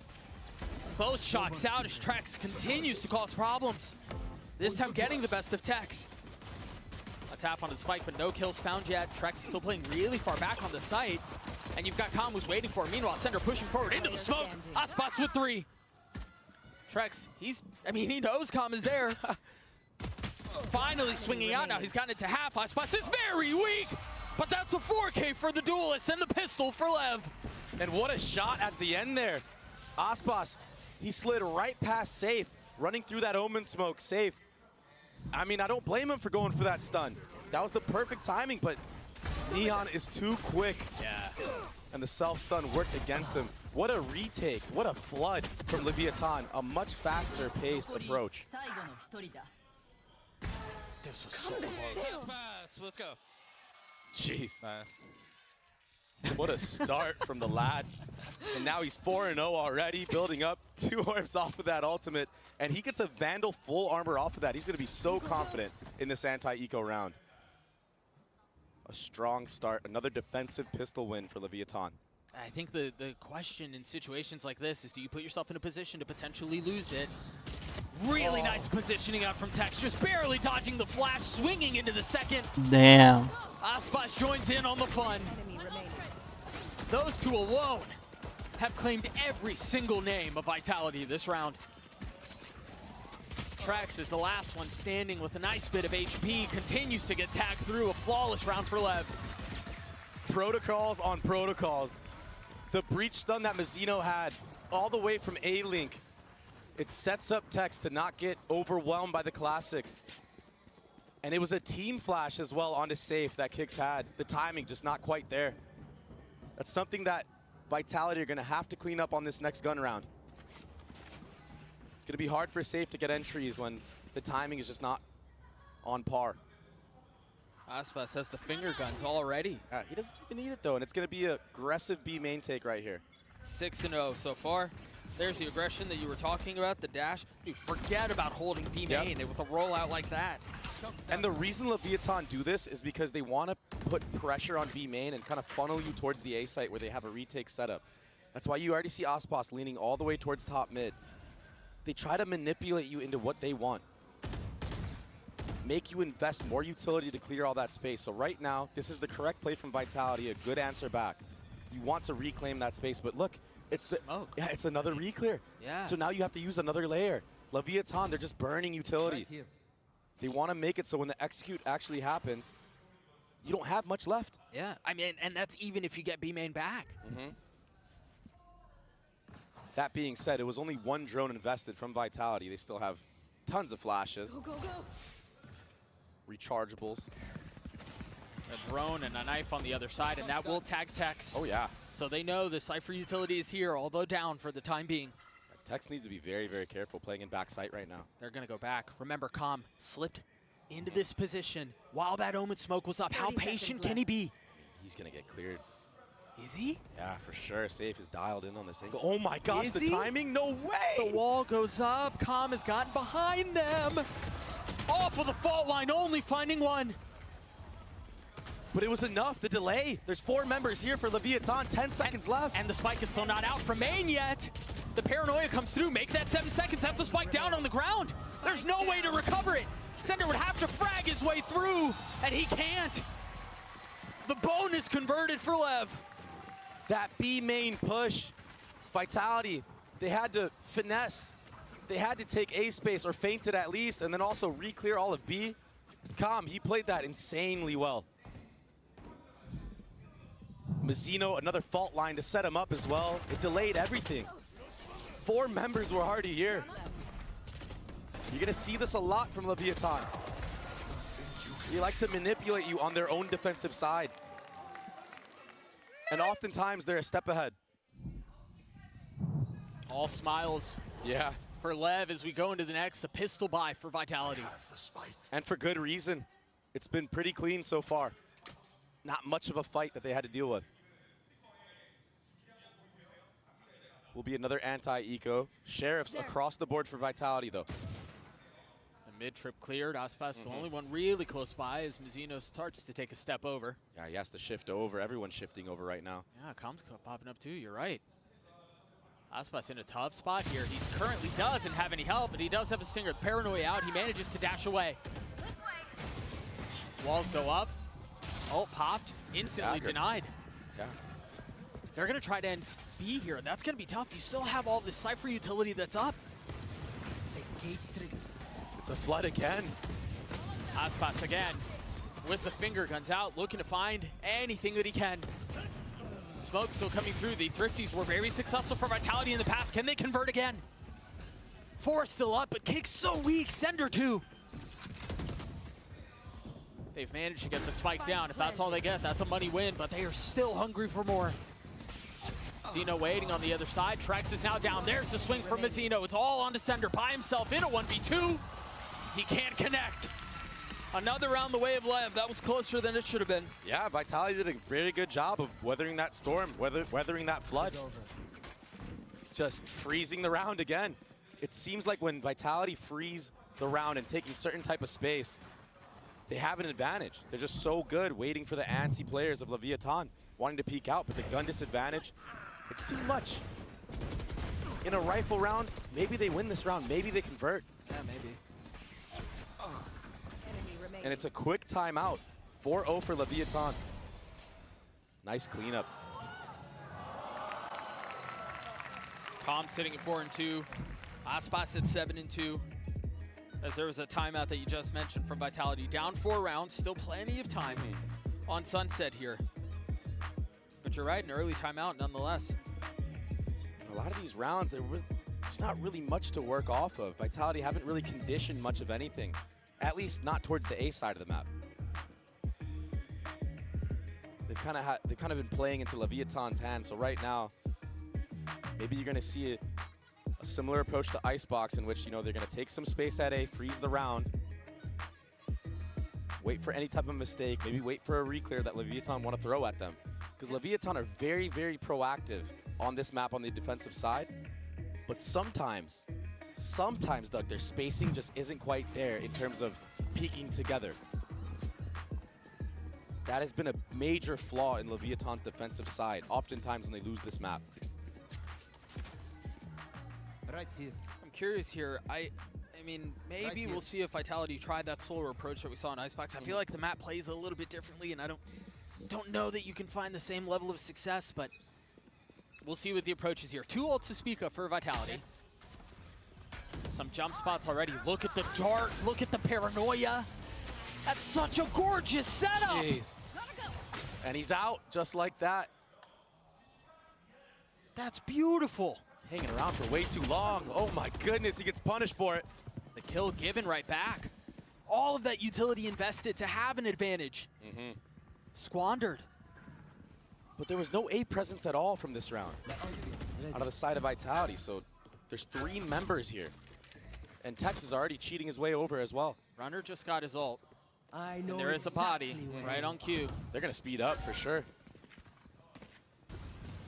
They're attempting to throw a little bit of misdirection, but they realize that the B side has been lost. You've got Calm, who's the only one really kind of close by, as Mazzino tries getting out of backside, but he can't.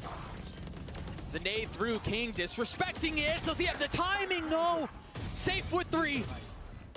Calm catching 1 on the way out as Kicks tried finding safe passage, but was thwarted. Now we enter the post-plant position on B. The spam's coming through. Calm has to play this so carefully. It's only 1 found. Calm's gonna have to get nades to win the round! And he delivers for Lev! Out of his seat with waves across the stage. He's popping off. On the main stage, baby. Calm, he had some big moments in the last map, but that retake, the flood, it was chaos, it was pandemonium. Hunter's Fury from the start, a nice set play. And just running through the smokes. Vitality not peeking together. Calm takes advantage of that in full effect. And he's sitting pretty at the top right now.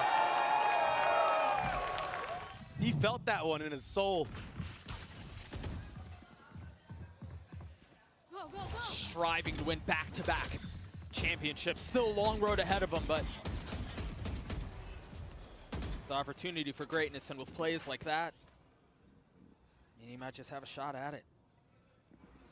Is that his first ace of the tournament? I believe so. 5-0 lead for Lev. Still the opportunity to purchase from the attack side. Light armor on all 5 members. And 4 ults. This is a way more passive approach from Leviathan. Changing the pace on their defensive side, partly due to that operator being in the hands of Aspas. Yeah, it slows everything down, you're right. Smoked off of mid. Yeah. Oh, that's hurt. If he commits this, oh. Good cancel right there. There was enough of a ping on the minimap, though. Trips are still up. To know where it was. The ult has been popped, you're right. The trip's still up. Nice positioning out from Tex. But as he gets closer and closer, it will continue to be a problem. 30 seconds Aspas with the op, here safe. Trying to make something out of his ult. Spam's coming through, not connecting, but the spike will go down. And again, it's a numbers disadvantage situation for the defense. Operator as well. How do you retake with this? It's so hard to clear out these close angles. I mean, we've seen this before, but Com's not alive this time. The thing is, where the spike is planted right now, sometimes you can't really get the spam, but they're not going to go for it. They're just going to take these fights. King has so much utility here. He's got smokes. He's got, I mean, he had everything, but decides to try to take the fight. Aspas can't get away. His safe was on the, hunting him down. You also had Kix, who was on the reflank across the middle of the map. There was nowhere to go. A big round for Vitality. Yeah, Vitality not falling for it this time. Ready for that contact approach in the retake, close up main. But yeah, you're 100% correct. There was so much utility that King had. He had a smoke, he had paranoia. The stun was still there. We're back, we're back. And they're back. I mean, it's so, I mean, just getting that, especially when you're down 5-0 or, you know, however many rounds in a row that you've lost to open a map. And especially given how you lost Icebox, that first round is massive. Getting the monkey off your back. Again, all moments like that. Yeah, again, all that B main space denied from Lev at the beginning of the round. They've left Com and instantly rotating back towards A. The trip to cover the middle of the map. Vitality are here, and they're here in numbers. They're here in strength, but they've already lost Sender.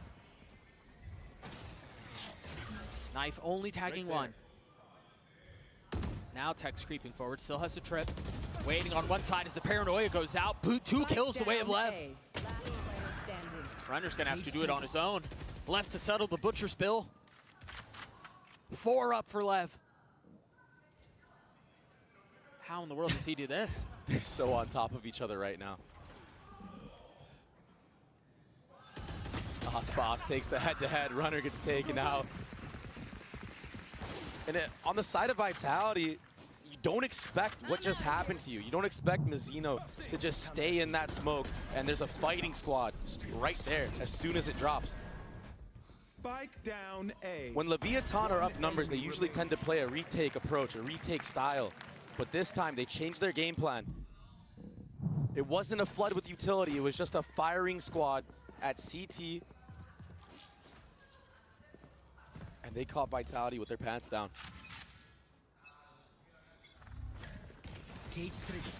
More B main aggression. But this time the knife invested here. How oftentimes we see it in conjunction with the dart towards A. To try to catch the Cypher, to try to get any early info. This timing here from Runner, though, is nice. He's crept up across the middle of the map, has a cam over his shoulder. He got punished for it in one of the previous rounds by Aspas' operator, but that was when a B hit came through. So this time around, Tex is by himself. You've got Mizzino, who's starting to rotate over, but he does not have a fault line. The positioning here from Tex has to be everything. The spike hits the ground, the pistols not really standing strong. There was Guardian in the hands of Safe, now a rifle.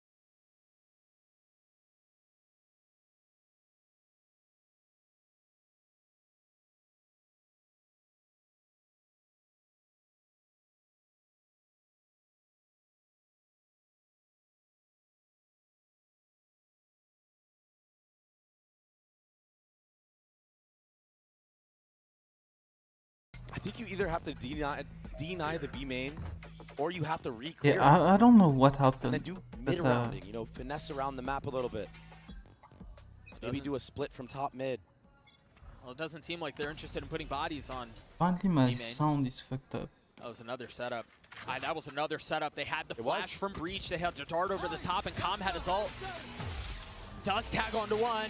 Sender managing to stay alive. Calm splits the uprights. But again, there's going to be 4 players ready for this. King has that A-line because of that early dart. Here's that split from top mid I was mentioning. But the safe realize there was somebody behind him. No! Now they've got the Rolling Thunder, and that's going to throw both members up. The Paranoia out, sure, but it's just buying time. It's Trex who's left alone, and he didn't have the health, he didn't have the personnel. That's now 8 for LEV. Everywhere Vitality are going, they're being met by 3, 4 members, and it's quickly. They're not ready for the pace. Leviathan are truly taking the fight to them. On every angle, even this, Safe, he did a good job of trying to get all the way in. But Mazzino, he's too confident right now. All of Leviathan are too confident right now. They're 8-1 right now. And think about the difference on what we're seeing of Leviathan now versus what we saw at the beginning of map 1. They were stoic, they were calm, they were very even. Now we're seeing Calm pop off. You got Mazzino's laughing on the stage. It's just a night and day difference. The confidence is brewing like crazy right now from this Leviathan roster. 3 across the middle of the map. Runner, the one being called upon to try to deal with it as best as he can. And there was a drone in B main, but there's nothing to follow up. There's still 2 trips on site, a camera. Tex is doing this on his own. He's just playing things perfectly on the edge. And then he's got a smoke over the top from King to help things out. The protocols are insane right now. Vitality still have guns here, and they still have a couple of ults. There's still danger. There's still threat. No way. To this round. King's got to play his cards perfectly. The smoke is still up. The trap is still there. They've got to understand. I mean, it's their own smoke. They've got to realize there's a threat. There's the fault line. There's the kills from Tex. 3 for him. Again, Trex left by himself. He's going to find his one, maybe even a second, but how much more can you deliver on? 9 for LEV. Doug, what a fault line from Mazzino. All the way from CT, it takes out everybody. There was a ping on the minimap after that smoke came up, a caution sign. And Mazzino, this fault line was everything. It was insane. It was perfect. Spike down. I love you, Mazzino. I love you, bro. You're so useful.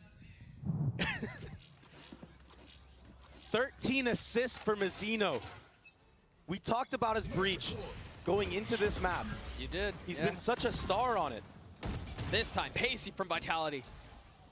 Tex here. He's so confident right now, Doug. This is insane. This has been the first attempt that we've seen up from Vitality to try to deny and fight some of this B main control.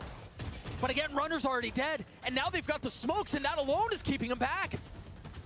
They respect it. They're going to try to flip towards mid, but look at Calm. Oh my gosh. Calm is everywhere.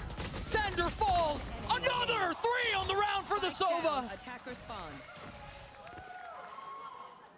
It's over. It's disaster once more. 10-1 the way of LEV. A decimation. Last round in the half. Timing's taken everywhere. Leviathan have downloaded the game plan of Vitality on this map, understanding that Runner is a solo lurk in mid a lot, and he's gotten punished almost every single time he's done that. One enemy remaining. Calm is able to push all the way through A after that kill. They know that Vitality like to do 4-1s a lot. 5 ultimates on board for Vitality. Surely they can take this one away. First of those 5 used. Safe, and now Kix is going to pop his. He wants to go through so bad. Load this flank on the other side. And the thing is, too, you clear a trip, but you don't realize that there are 3 waiting here. Maybe the cam gives it away, but that's all it is so far. So they've spotted Tex. Now they realize there's at least one more runner doing an excellent job of holding the line. And with Mizzino's fault line, they've got to understand there's at least a third. Really nice flash. Runner with nowhere to go. 30 HP on the swing. Trex cleans him up. King Com in a 2v4. As the dart goes out over the top, it's been cleared, but so is King. Kong has had his heroics, but this time they're stifled before they even start. Vitality get to do a desperately needed round. Minor silver lining, I guess. What a dominant half from LEV. That's what you would expect to see out of #1 seed from Americas.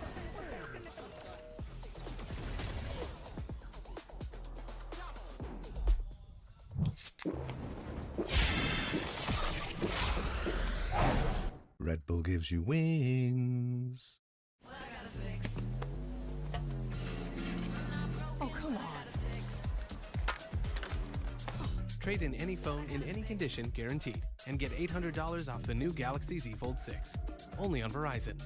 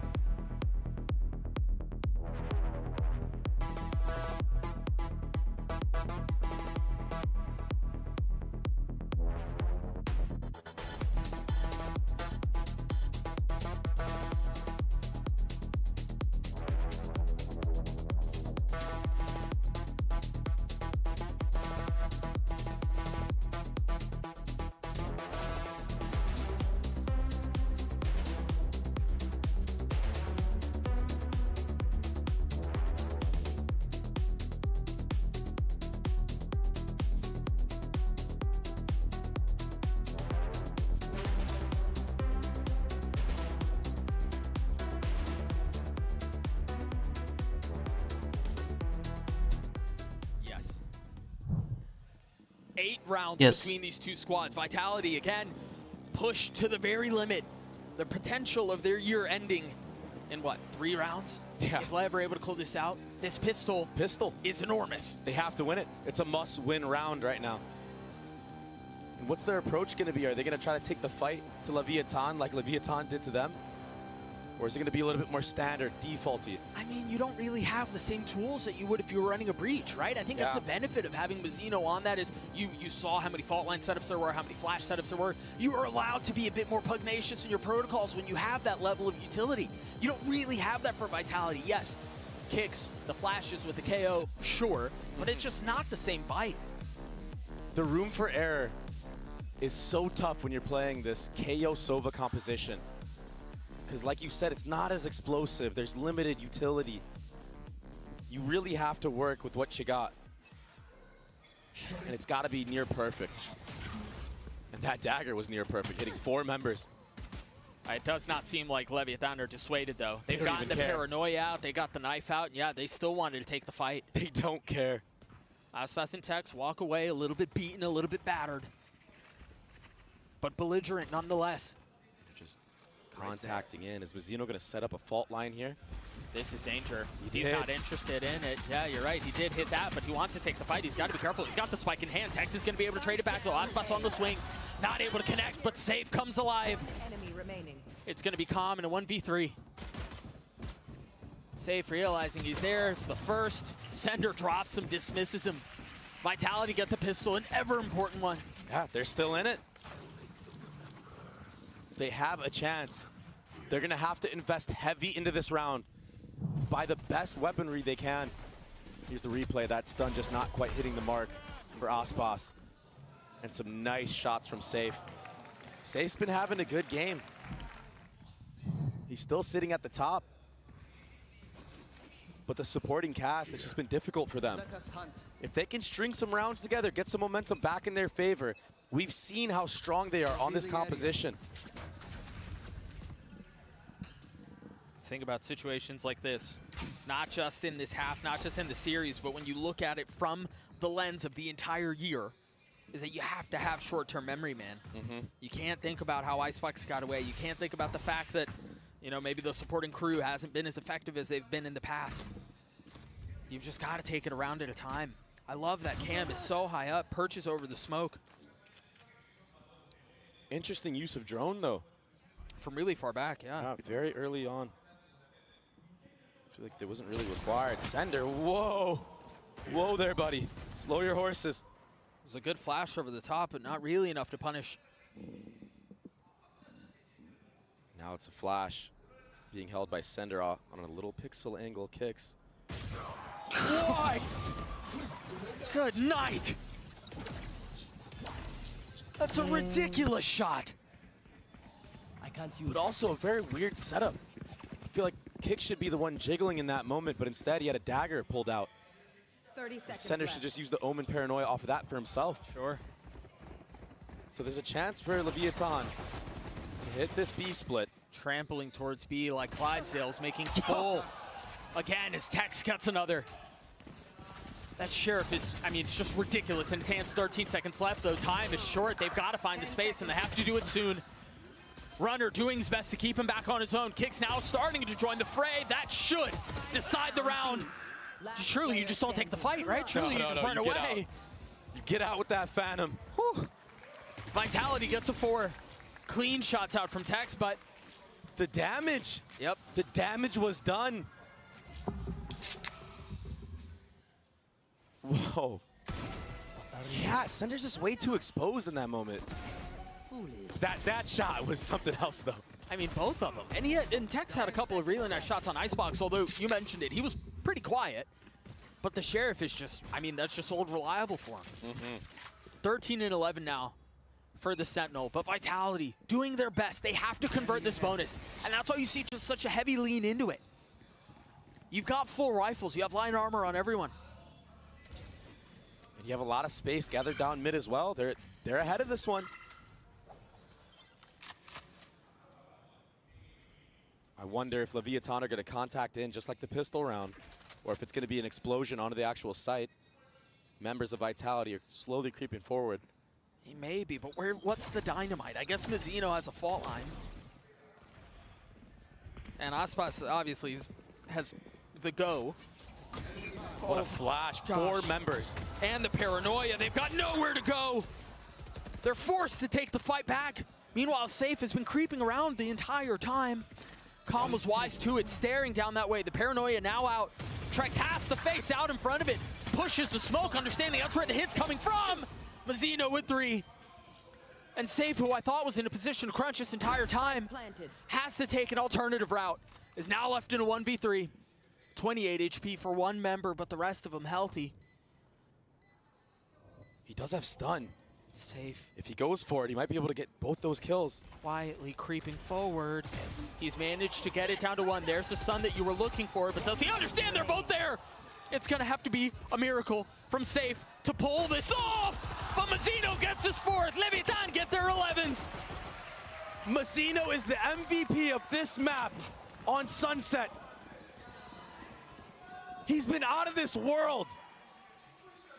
This attacking half, his impact on his kills. The defensive half, his utility. This was obnoxious. And the 1v1, yeah. 28 HP. I was so surprised Safe didn't just slide onto him with that classic. I mean, he understood how weak he was. But again, short-term memory has to be the approach for Vitality here. No time to dwell on the past. I mean, Leviathan have done their homework. They understand Vitality like to do a re-clear off of a timing. And now it's just Safe. He's trying to be the hero. Does he force it? No, takes a step back. A wise choice. You're right, though, man. The desire for heroics in a situation like this can be the biggest pitfall. Mazzino with the Rolling Thunder in hand. Depending on the angle he drops it at, will have value. There it goes, but it's going to be a dagger. It's not going to connect. A lot. I mean, the knife out on the other side will connect, but the Rolling Thunder doesn't hit anybody. And remember, these are just guns, or excuse me, pistols, mainly on the other side. Still a Guardian in the hands of Trex, finding a little bit with it.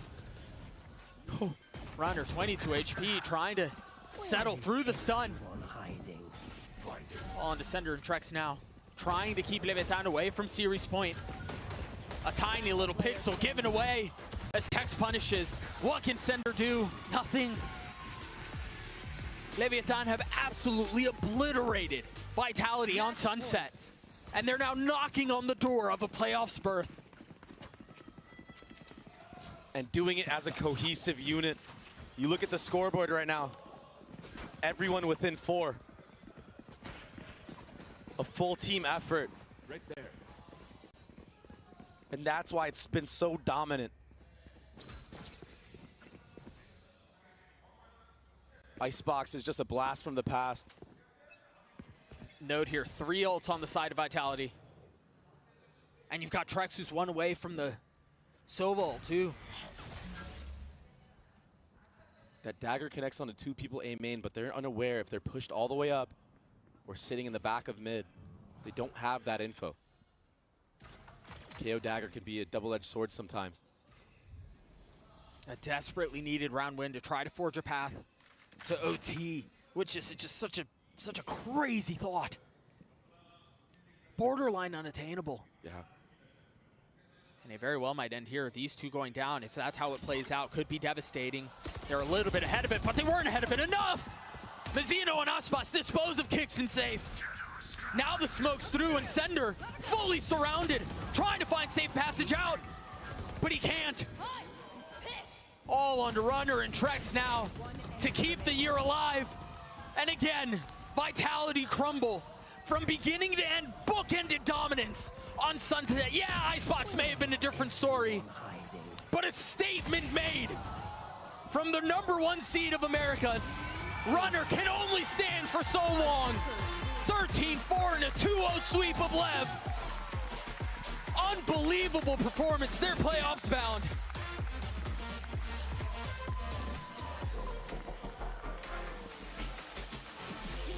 One of the most dominant maps Leviathan have had all tournament.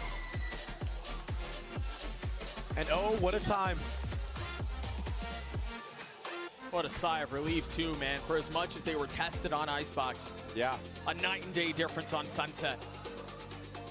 And it's something you said, losing a map like that when it felt like you were in the driver's seat the entire way through. Your game plan, it worked. It was in full effect. It came down to what? You were up match point for 3 rounds. And to have it just snatched away from you, it can break your mental. But what a great showing from Vitality. It's not what they wanted, but they went on such a run in EMEA, made it all the way here. That's the #2 seed too. But Leviathan stands shoulders above for now. I mean, I would love to pick Intel's brain because, I mean, you heard it in that timeout. Finally, they're playing with aggression. Yeah. That seems to have been the biggest difference. That seems to have been, I mean, it felt like there was a new team that took the stage when that was the switch. And the results speak for themselves. 13-4 on a map that was Vitality's strong point. And yes, we talked about it. It was LEV's too, but that was dominant. Yeah, Vitality are a team that have taken out Heretics, who have been one of the best Sunset teams in the world. But this performance from Leviathan, it was too much. It was too fast of a pace. So explosive on both sides. I mean, they went back to what worked for them. It was what you were calling for on Icebox, and yes, it eventually came out, but we saw it on Sunset. They were decisive, they used their utility. I mean, how many really cool ult combos did we see out from Calm with the Paranoia, with the Dart, with Mazzino's flashes too? And even if they didn't connect, they understood how the enemy team of Vitality would rotate. And they were 2 steps ahead, it feels like. Let's go. 2 steps, sometimes even 3. With the way they were able to deny a lot of that space from Vitality early on. This clutch out from Calm was absolutely ridiculous. When you got Calm out of his seat like that, that's a really good sign, Dre. He second-guessed himself on popping off right there, too. A little bit of a stumble in his chair, but ultimately he pointed the finger. I think there's a lot to be excited about for LEV, thinking about playoffs, thinking about what their aspirations and goals were. This was a roster that was built to win this tournament. We'll see if they can pull it off. We've got Com standing by for the Verizon post-match interview.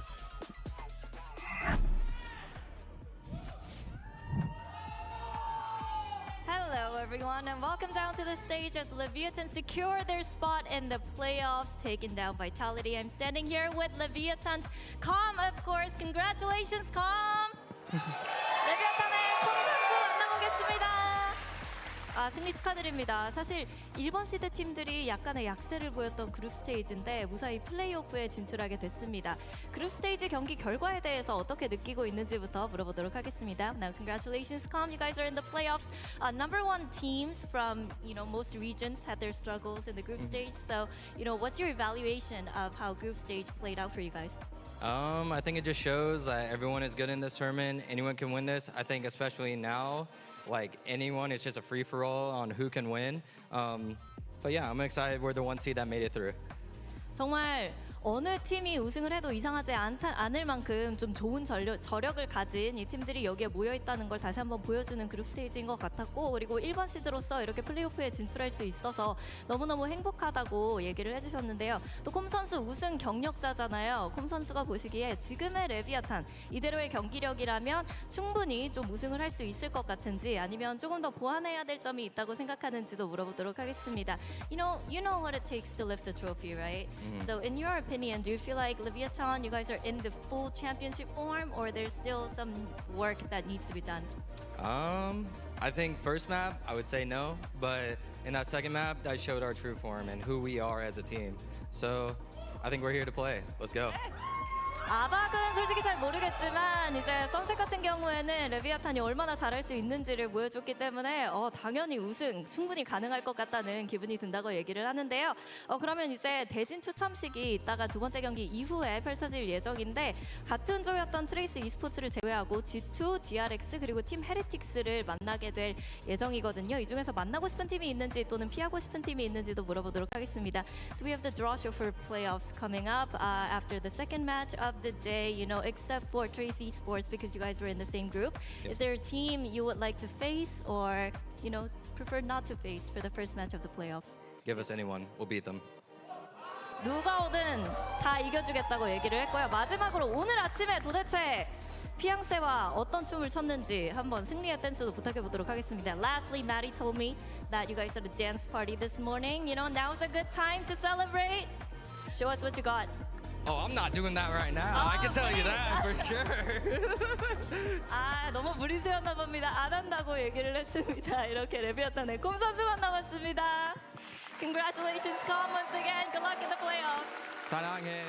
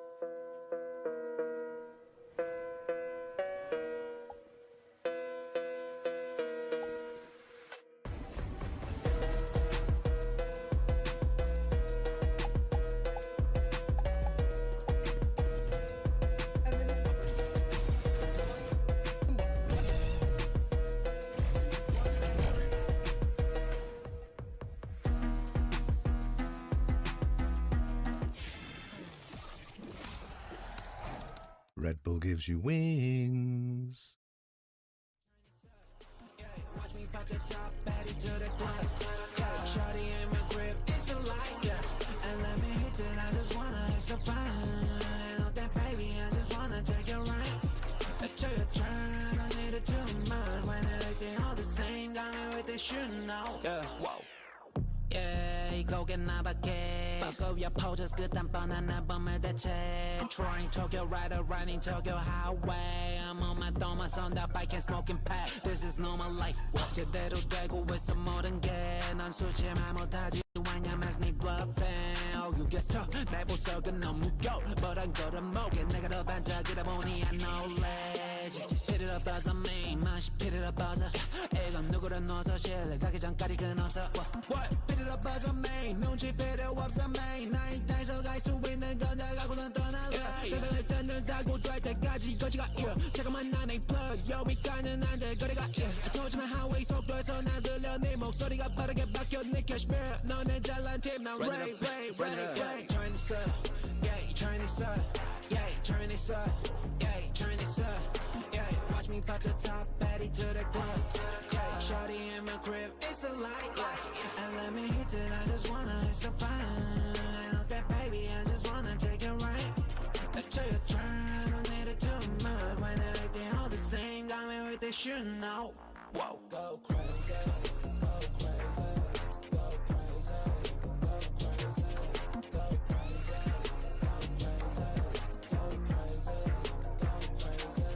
go break 다시 switch over team can't I'm raving break 다시 switch over team can't I'm raving 친구들은 구경해 내 어찌 되는지 Rolls Royce truck에서 가운데 주지 니네 팀에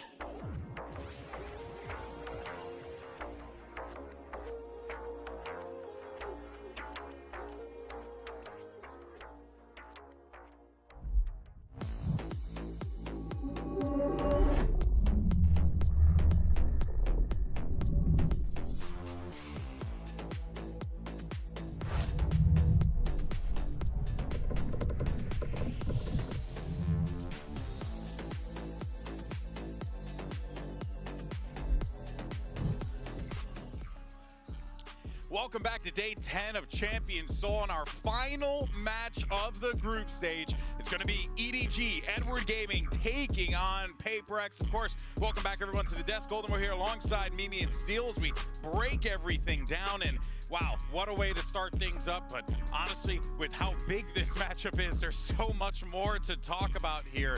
So let's go ahead and dive into this because this continues that whole Group D, the OG group of death, oh no, the secret group of death, if you will, coming into this tournament. A massive matchup between these two teams. And you can see the journey, Mimi, that both squads have taken. G2 already punching in their spot after a war against EDG. Yeah, both these teams have played the same opponents, lost to G2, beaten foot to get to this place, and now they found themselves back in this rematch that we've seen so many times before. While their paths are pretty much the same in terms of the same results, I think the path is a little bit different in the sense that PRX looked like they were faltering a little bit against Foot at the start there before they were able to find their footing, whereas EDG, they pushed G2 to their limits, and G2 are looking so damn good right now.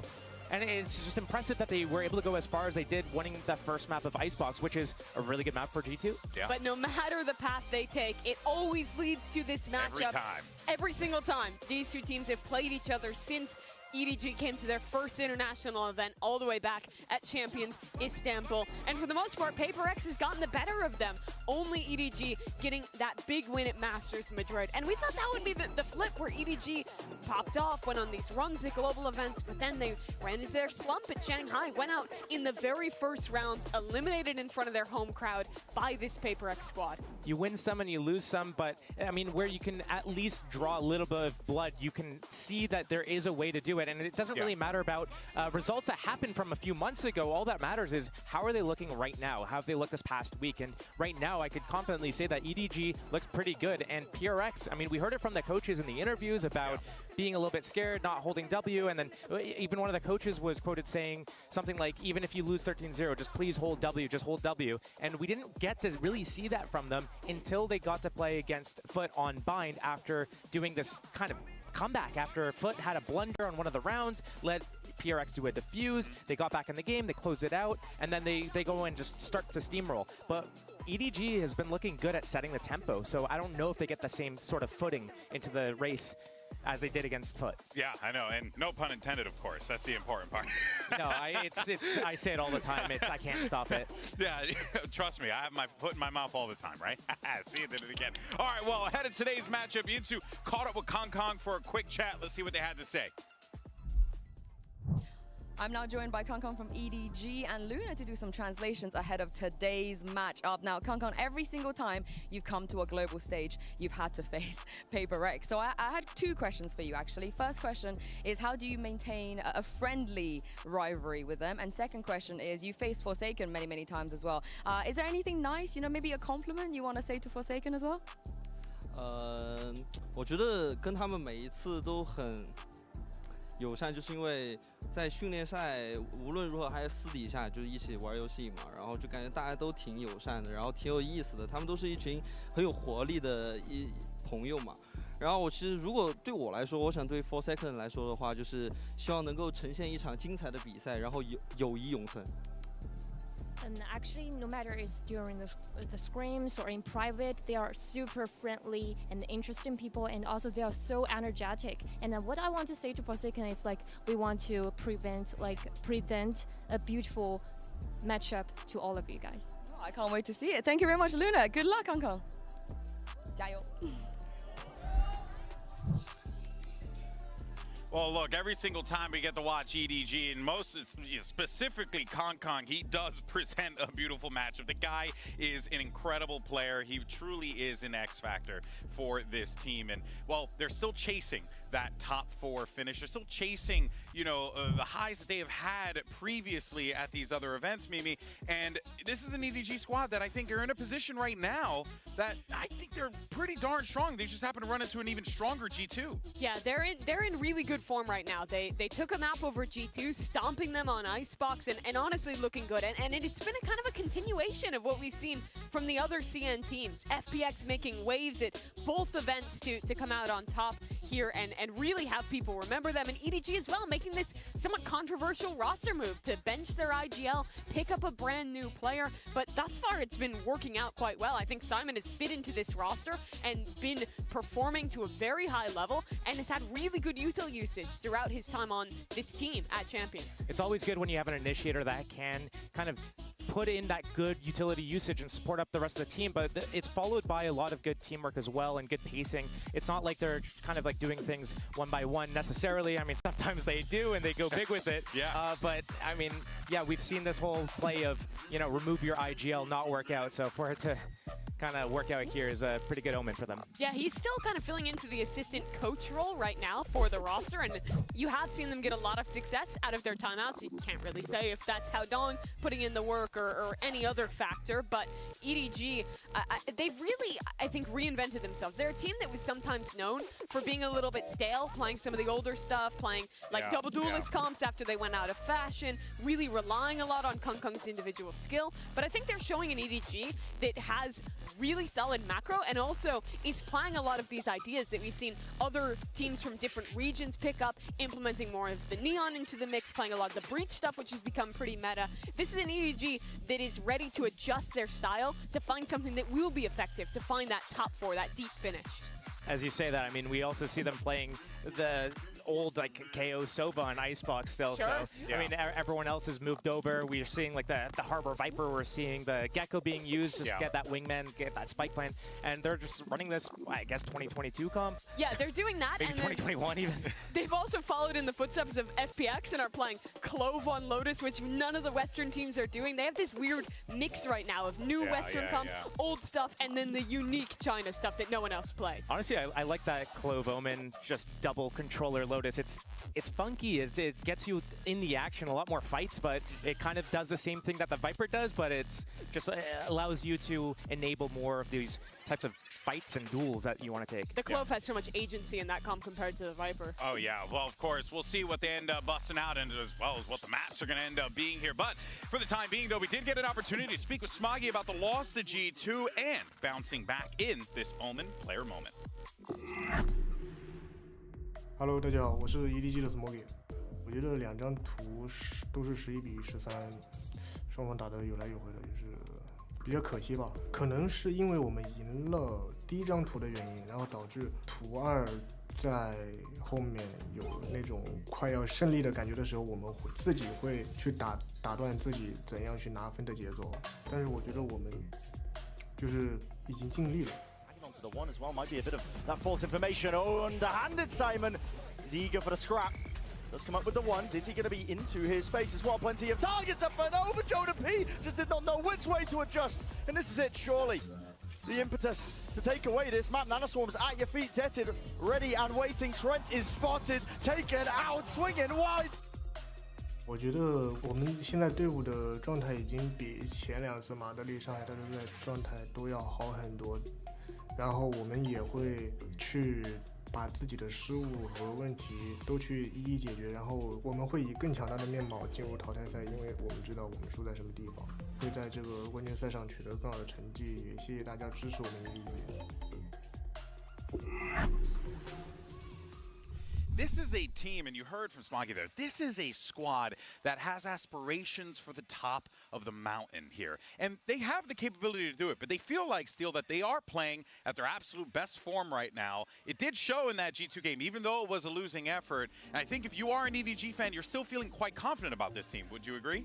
EDG is, yeah, I would say so. And one of the things I want to point out is from that interview, he was talking about how they were addressing the mistakes kind of one by one as they came in. And it's trusting that sort of process to be able to get to that next level. So, you know, this is going back to, do we want to look at these previous results against PRX, or do we want to look at how they are right now? Because if you're losing constantly, especially against a specific team, then you really have that time to digest what's going on and resolve every situation as it arises. And it looks like they have put a lot of that into play here, because, you know, this could have been the #1 seed going out of this group going into the playoffs, but they narrowly lost in map 2 and 3. I think it was 13-11 to G2. So, you know, that is impressive right there and then. I think there is something to be said about like the history of matchups when you play a team and you lose them. A lot of times they're being a mental block there, but I don't think that's the case with this matchup, because EDG has beaten them before, and they've also changed up their roster and brought in new ideas since that loss streak that they had to PRX. So I feel like they have to be coming in incredibly confident today.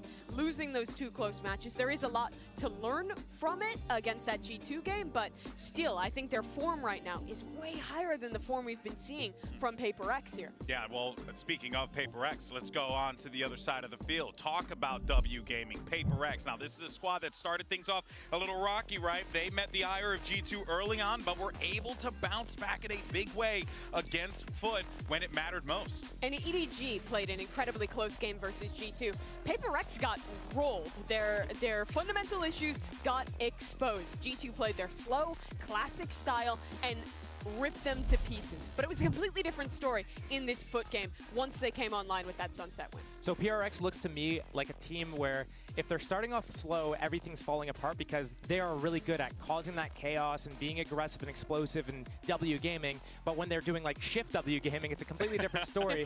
And then when they get to playing against, you know, when they got to Foot, even on Bind, they were steamrolling through. They got to like a 7-0 lead, and you could see they keep kind of going too aggressive, and then that could bite them, where it's like they overextend. They get the opening, they get their advantage, and then they blow it by peaking more consistently one by one individually, losing that advantage, losing that lead, and then suddenly it's like, oh, wait, there might be a game on our hands here. So finding that soft spot, that sweet spot of not overextending and overcommitting, but still keeping that killer instinct and the confidence to go for it. And I think their issue is once they start to make those mistakes, overextend, lose a few critical rounds, they have a tendency, I feel like, to over-adjust and play kind of scared, play really passive, not take those risks that defines their style.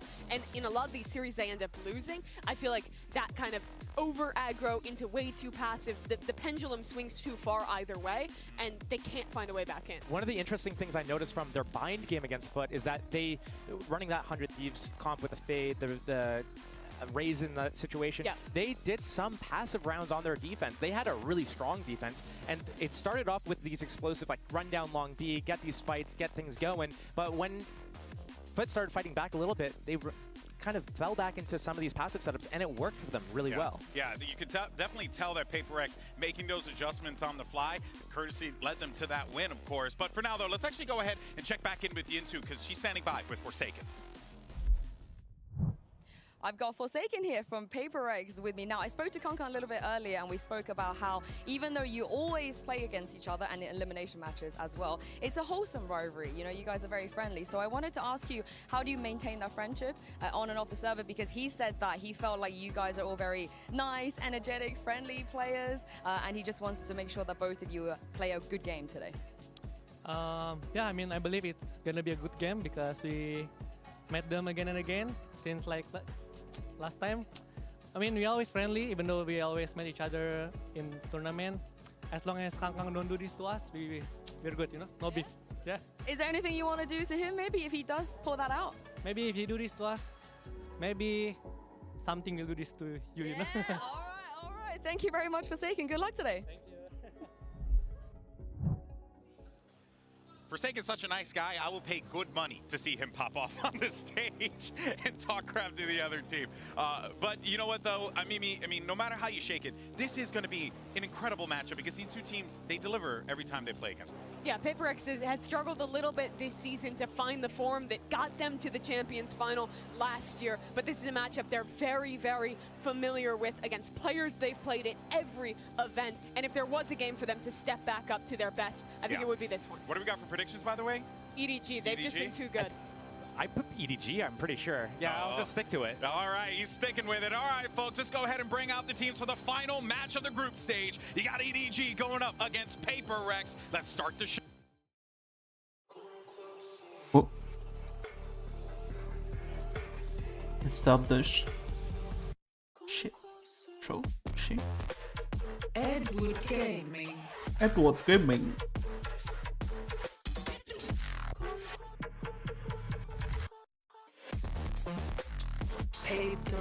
PRX.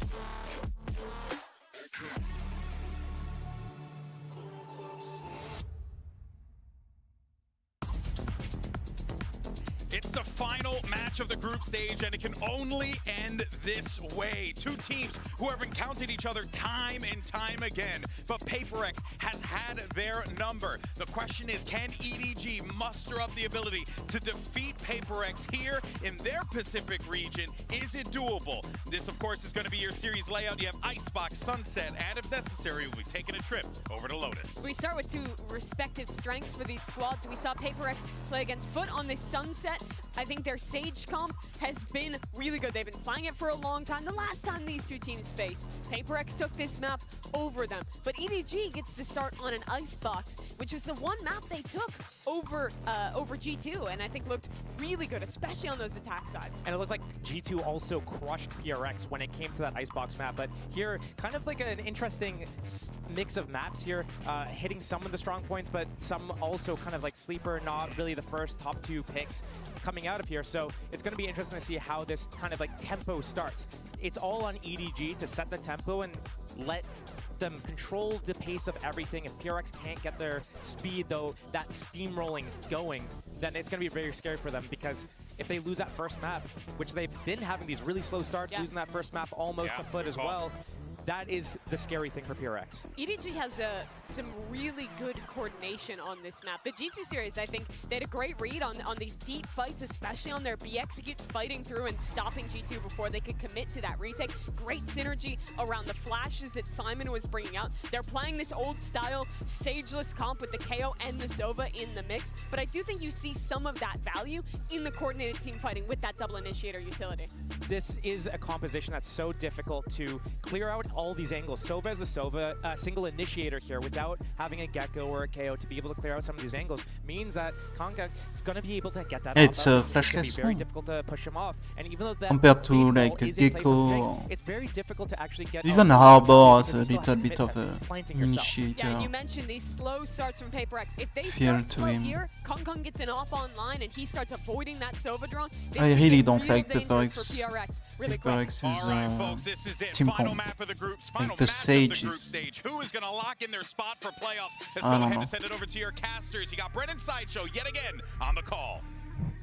Thank you very much, guys. Yeah, this is going to be a bittersweet match. On Sunset, Sage is okay compared to like a Cypher, even though Cypher is king. For both of these teams, the expectations But that they like, levied on themselves, I think, when you have been to like reach Kyo, much greater Gecko, heights, and they don't Arbor, want their year to and end Sage here and competing now, and for exit out of like groups the for both same these teams spot, would be that disappointment. I feel like But at the same picking time, picking while the Sage players is on stage might be full criminal. of those excited nerves, snakes in their belly, for us at home, for us being able to witness this is a Even Brim, two like, teams who are fast-paced, explosive, you could play always put on a show. a Brim if you don't want to play. Yeah, enough to make even Icebox exciting.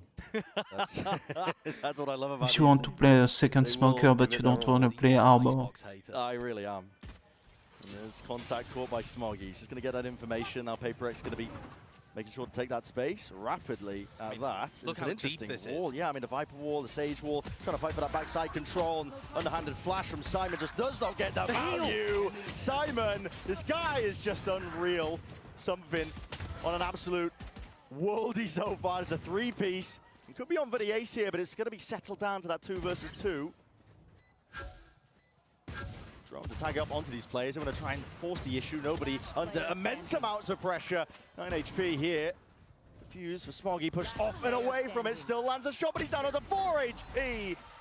Whittled down to barely anything, enough for Forsaken to clean it all up. And I hope we're starting as we mean to go on with that kind of pistol round. PRX took so much control over the site.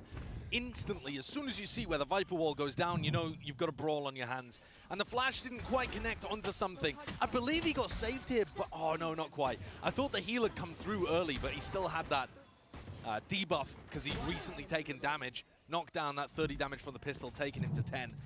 A stellar pistol round though, from something. He picks up 4. Form, I feel like, is, I mean, I don't know. I was paying attention to that as a factor coming into this match here, because in terms of map pool, kind of throw it out the window. Both of these teams, their permaban is Ascent. They ended up floating it.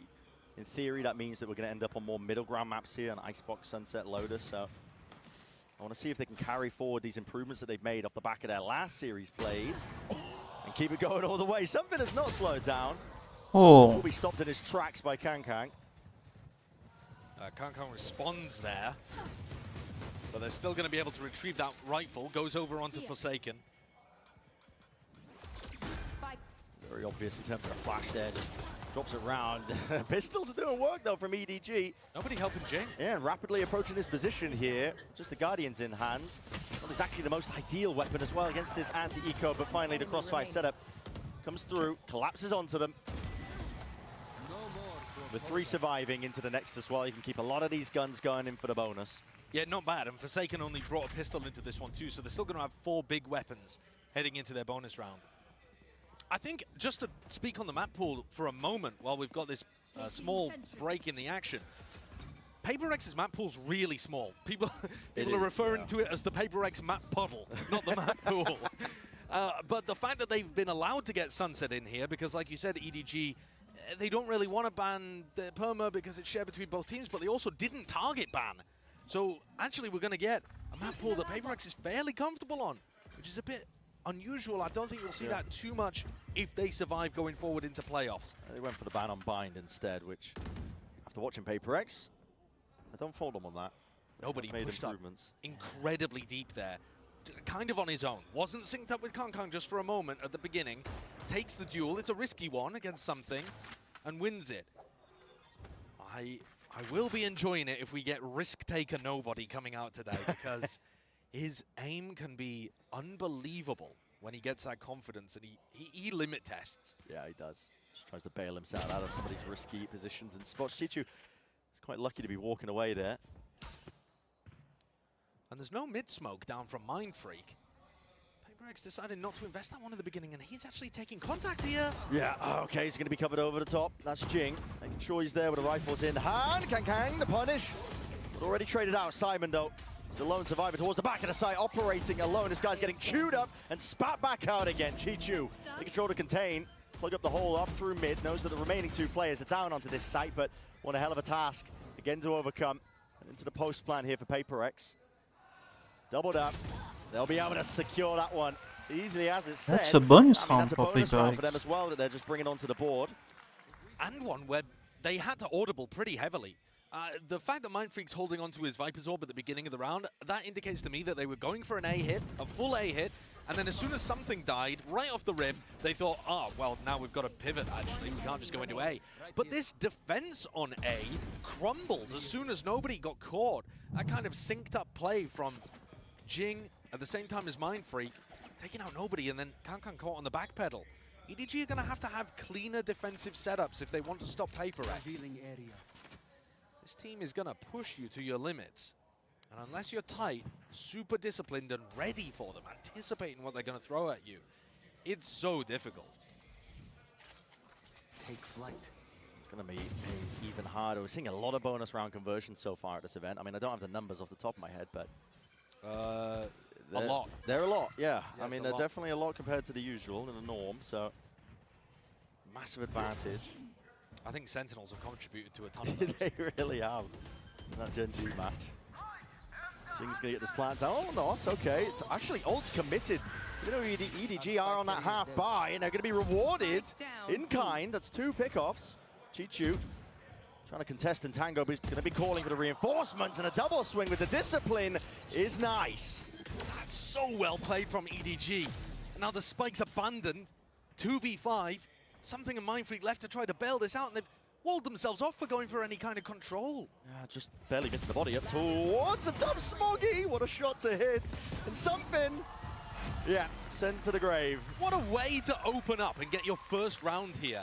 When PRX's form was looking better, I'll tell you what I love in particular though. Chishu, smartest player in my opinion on EDG. At times has looked like the best as well. But he contributes massively there to that MasterCard Thrifty by jiggle peeking onto Forsaken. And Forsaken knows he's going to get swung, so he can't just start running, otherwise he's an easy pick. So when Chishu jiggles like that, he's just delaying Forsaken and buying time to set up the double swing. He's just doing this jiggle to wait for his teammate to come with him, and there's nothing that Forsaken can do. He's worried about getting timing. So EDG are right back into it. All that talk about the bonus round conversions, how much it matters and means. The mold begins early. It really does. I need to see a lot of coach cams. Placing swarm grenade. I'm begging you. Swarm grenade out. So the money's going to be relatively equal on either side, so we're going to get a gun round. A lot of ults for PRX to potentially work. Mainly Forsakens is what I'm looking at. Chichu's a while away from the lockdown, so might not have any intention of saving it. Smoggy once more sees the cloud burst here. He knows that he's under threat into this position, and the off angle will be punished. Plus the 1v1. Something on top, on a high ground, favored in the fight against Kangkang, who is trying to capitalize on Smoggy's swing, and it just ends up being a raw jet duel that Something wins. That just goes into that extension of the post plant. Overhead with the flash as well, but never been more obvious. Over the top there from nobody to return that fire. Chichu beautiful again with that rifle in hand, but so much more to do at this point in the game, in the round. 1v3. He's looking to isolate some of these fights as well. He's not going to be giving it though. This is PRX looking very well drilled. I was wondering if they were going to be able to carry that form forward. From the last series they played, that bind map, I was dead impressed with them. They were all in sync, working as a unit, and there's nothing scarier than PRX when they've got that hive mind going for them. That's so true.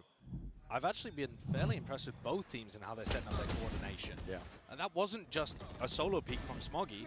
Smoggy and Kangkang trying to swing together. It's not necessarily so that they can double face, but more so that they're trying to work off the distraction. Like everyone focuses on Smoggy and then Kangkang gets in, gets one, gets out.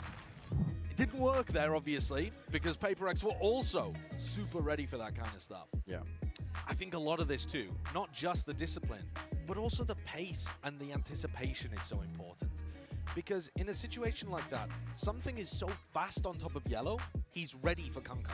If they set up that play 3 seconds earlier, maybe Kangkang can catch Something as he's updrafting. Trying to get ahead of the tempo that PRX plays at and be ready for them, it's a mammoth task. Really but the is. best teams in the world, like Gen G, for example, when they were incredible at shutting down PRX, and for that matter, kind of have been for the majority of the year, that's what they rely on, is that being there ahead of them and anticipating what they're going to do. At the moment, it still feels like EDG are on the back foot. They are, but Didn't mean any disrespect to EDG as well with some of the earlier comments, because they have been making improvements. I mean, the G2 match, I think, really did. We saw almost the best out of them, I think, playing up to the potential versus that team. I saw glimpses of like anti-stratting and the discipline coming together with the firepower. It was so winnable. It was. I mean, it was so winnable. Unbelievably winnable there on Haven, and it just slipped out of their grasp.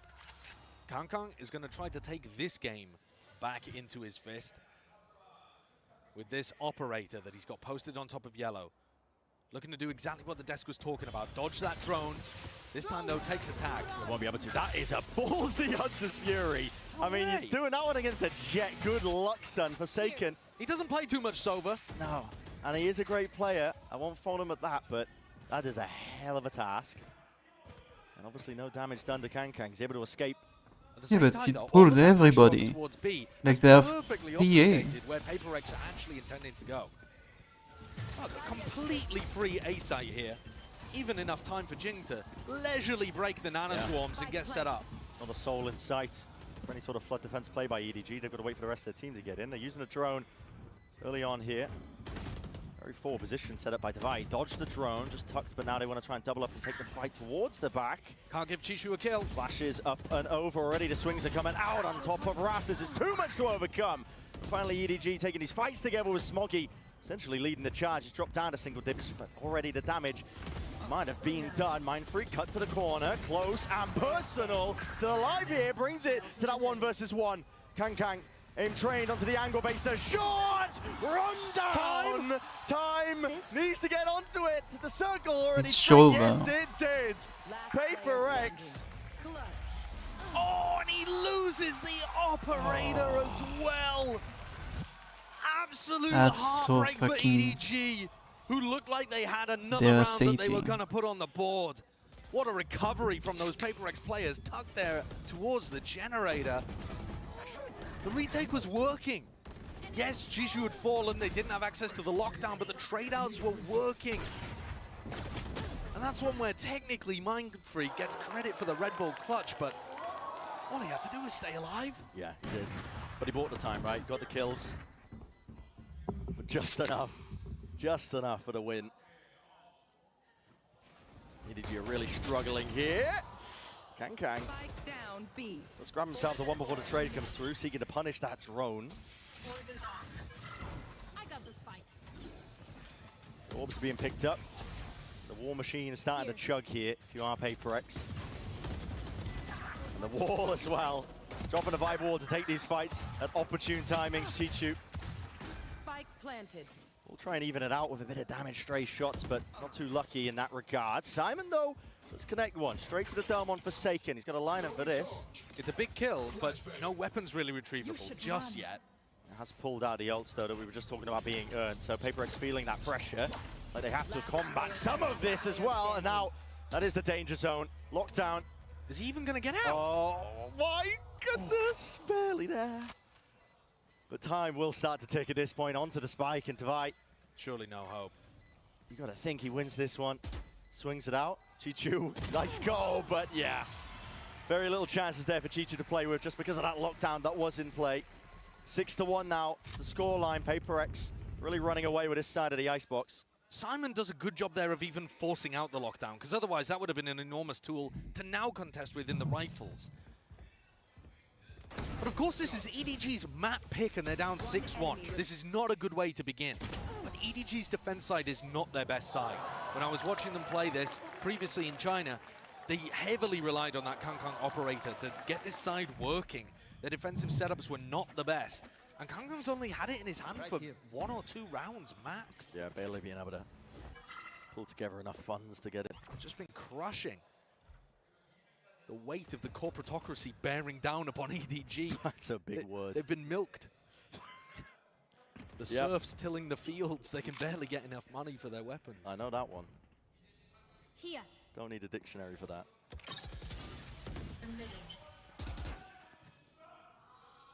Turret's going to get taken down in mid. It's Mindfreak. EDG now might have to pull a few more bodies here. Smoggy. Nice. It's a high-low setup. The rest of the team as well. As soon as they catch that player, it's going to force out the res. Wall is up and a bound and a bit of spam and sprayed away. Good punish. Yeah, snake bite. Able to collect that kill here. Kankan posted up over towards B. This pit to deny any kind of re-hit from PRX. And Kankan's going to keep pushing up, despite the fact they haven't heard anything. It's a risky spot, but as PRX go for the mid to B instead, he's going to have a great position for any potential backstab or retake. This looks tough to navigate with 30 seconds on the clock. Yeah, your options are hyper limited. I mean, you can try and pivot back into A, but they've still got the 3 players there, still got the pit. Through the gut though, straight through now, in through mid. Simon with the knife, up against the wall. Catches, cancels onto the drone. There's only 14 seconds left, and they don't have any semblance of map control to lock down again. Forcing them out into the open, the easiest fights here, shooting fish in a barrel, and Simon, this newcomer to the squad, lighting them up. Great closeout in this round for EDG. First round where it really feels like they're in control the entire time. That's one they desperately needed. Still not going to look to invest the operator by the look of things. 5 rifles on the board. And Kankan didn't even really get pressured in this round. All came down to these fights over towards A. High-low setup. Working wonders.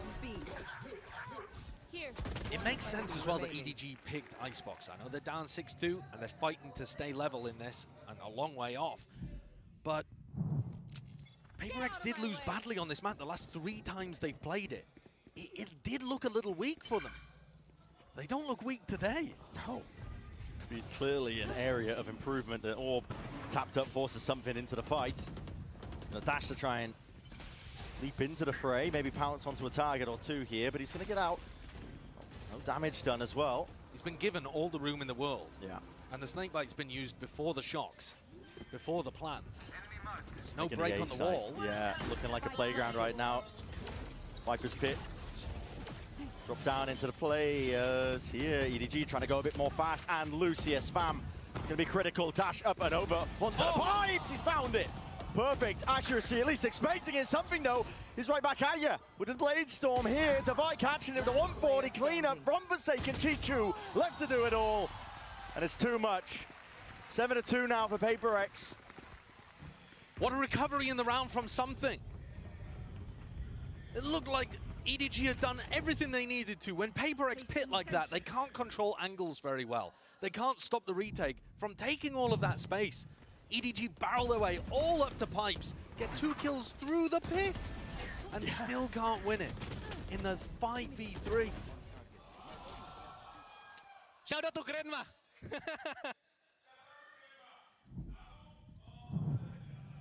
I don't know why. Yeah. I was seeing another pause in the timer. Which means one thing, timeout, or tech pause. Take your pick. For me, I'd like a timeout. Yeah. I would prefer a timeout. It would it's a tech It's a tech pause. There you go. You don't get your wish. And we'll find out what the issue is momentarily. Maybe we can guess as well. Player shots. One of my favorite games to play. Yeah. Guess who's got the tech issue? It's a tense game right there, even though it's 7-2 between these 2 squads. Do you believe that the history of these 2 orgs is going to continue onwards?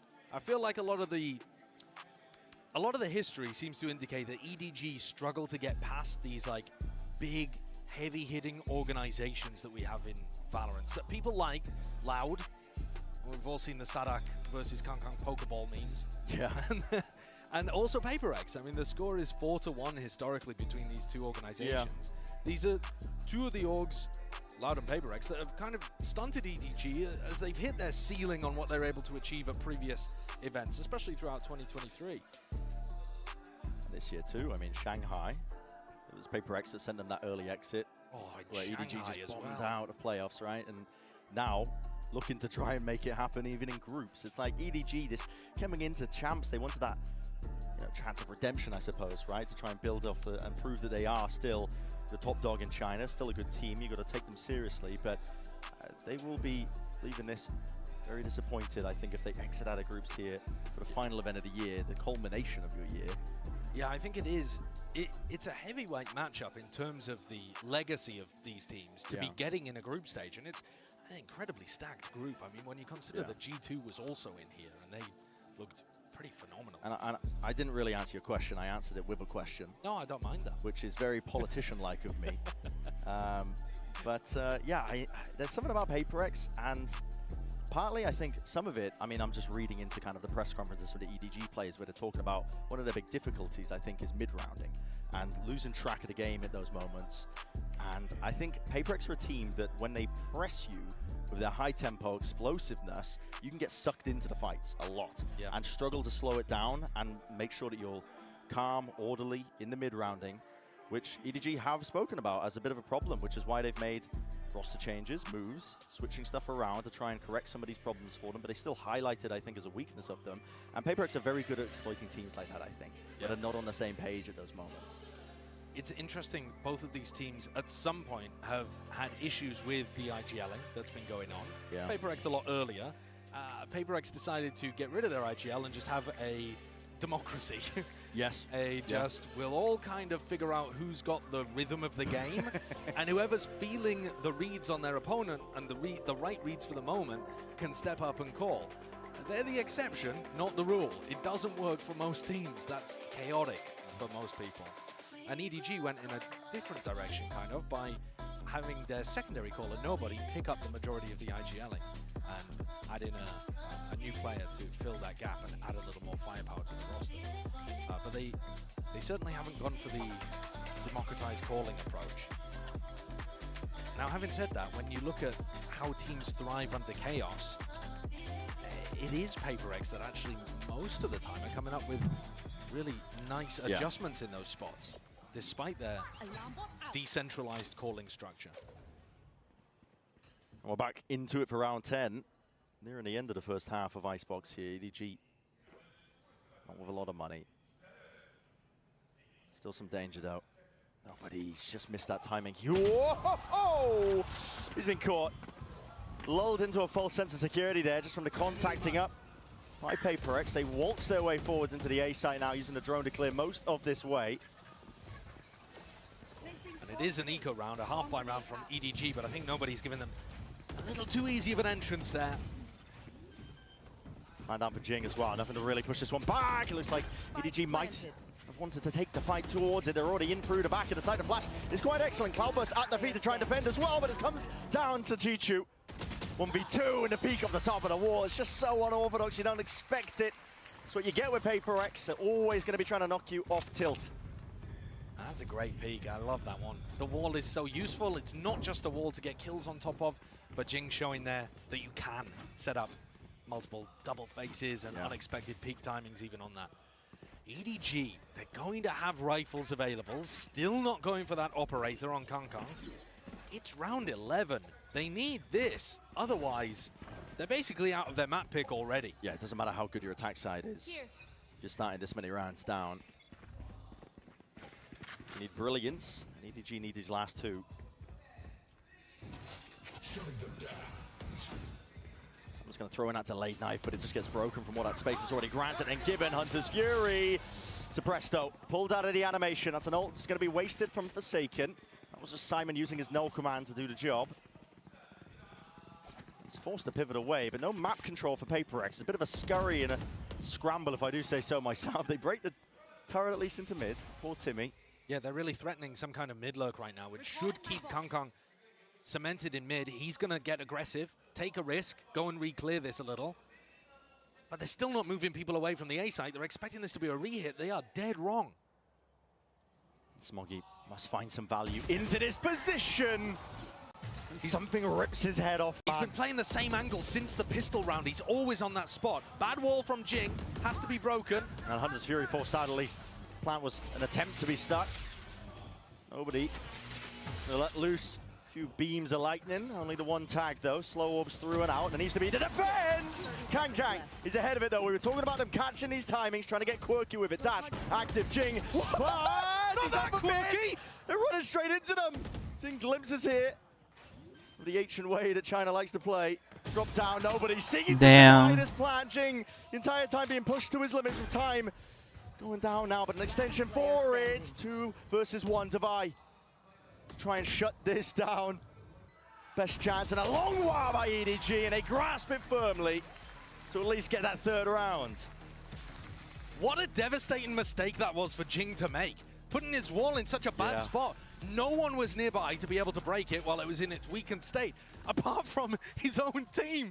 So if he'd put it down properly, they would have had a much better post plant. Plant maybe would have been denied by the Hunter's Fury, but at least they would have been in a position where they could get back up to it without getting punished by Kong Kong like that. Now what that dash was, that was too quirked up for me. That was bonkers. But EDG got one on the board. A light chuckle there as well, and a light heart attack. That's what you're going to get in this game, I think. Viewers included.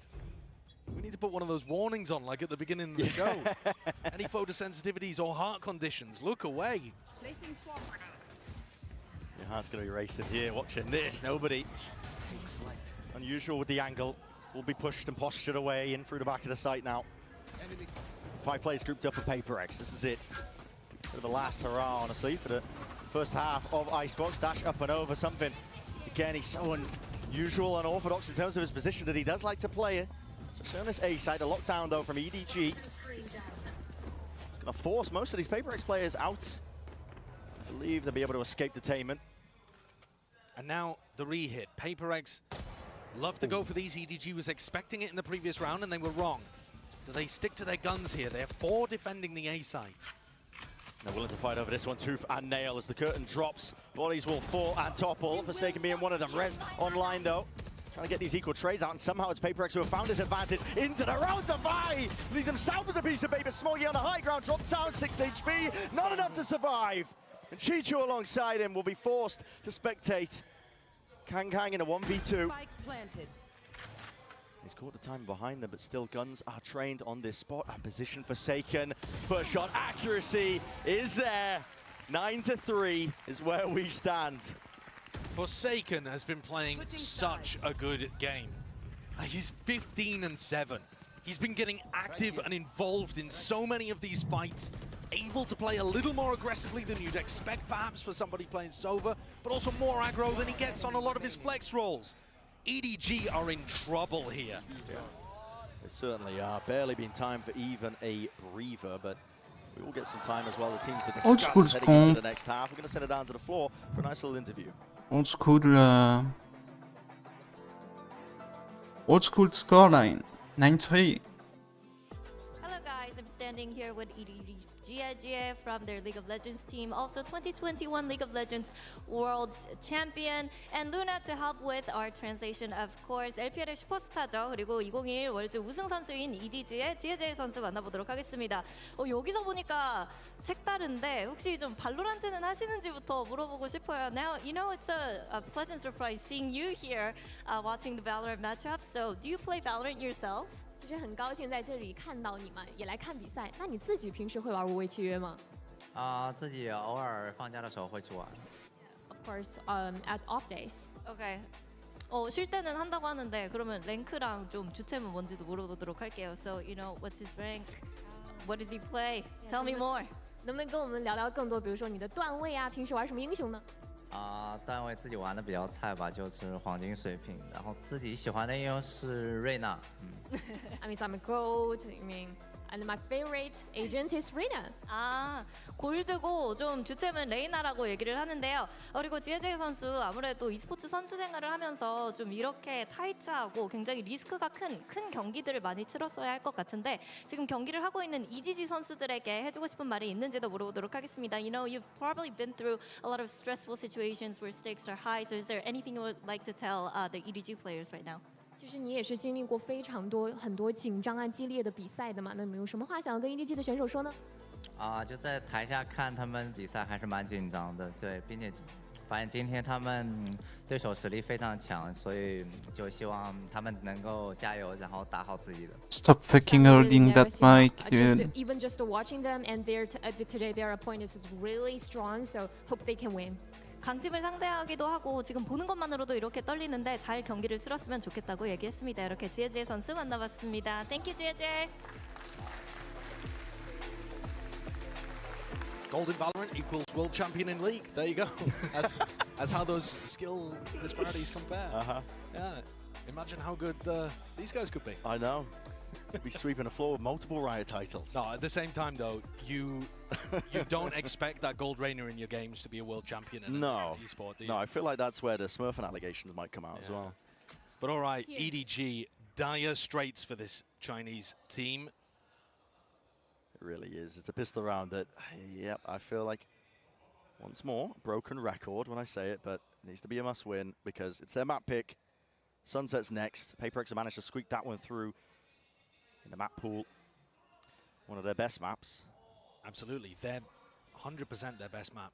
They're one of the best teams in the world on Sunset. Super consistent. And this is EDG's map pick. However, on the pistol, EDG have been waiting outside B just for a moment like this, where PRX have that false sense of security and pull people away from the defense. Something, however, returns to the fray. Yeah. They're all grouped up, ready for the fight as well. Once more, Wall's going to be dropping, but heads rolling.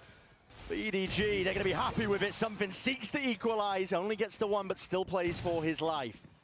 Buying time for the rest of the team, and the rotations are bound here for PRX already. Back into the fight, nobody with the plan needs to be defended. Let's get it off, and Smoggy, who's the casualty, something still there. Kicking, getting active, spraying away with just a few Sheriff bullets, all it takes. Teammates alongside him. EDG have to sail their way through here with a little bit of discipline, underhanded with the flash as well, but it's being punished in kind. Devi, he's got him penned in. Simon, there's only so much one man can do. And against that onslaught of PRX, it's not enough at all. That's their 10th round. That's a pistol round. Momentum is entirely in the hands now of PRX. And that's also a recovery from a 3v5 situation. Quickly turned into a 3v4, must admit, but EDG should have been in control of that one. Their pistol round strategy, their idea actually worked. But you can see it on the frustration, the faces of Muggle and Haodong. This map, it's a blowout at this point. EDG don't even have enough money to be able to force.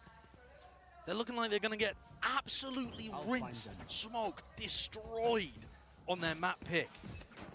And whoever loses here and gets grouped in champions, it is going to be such bitter, bitter disappointment for their year.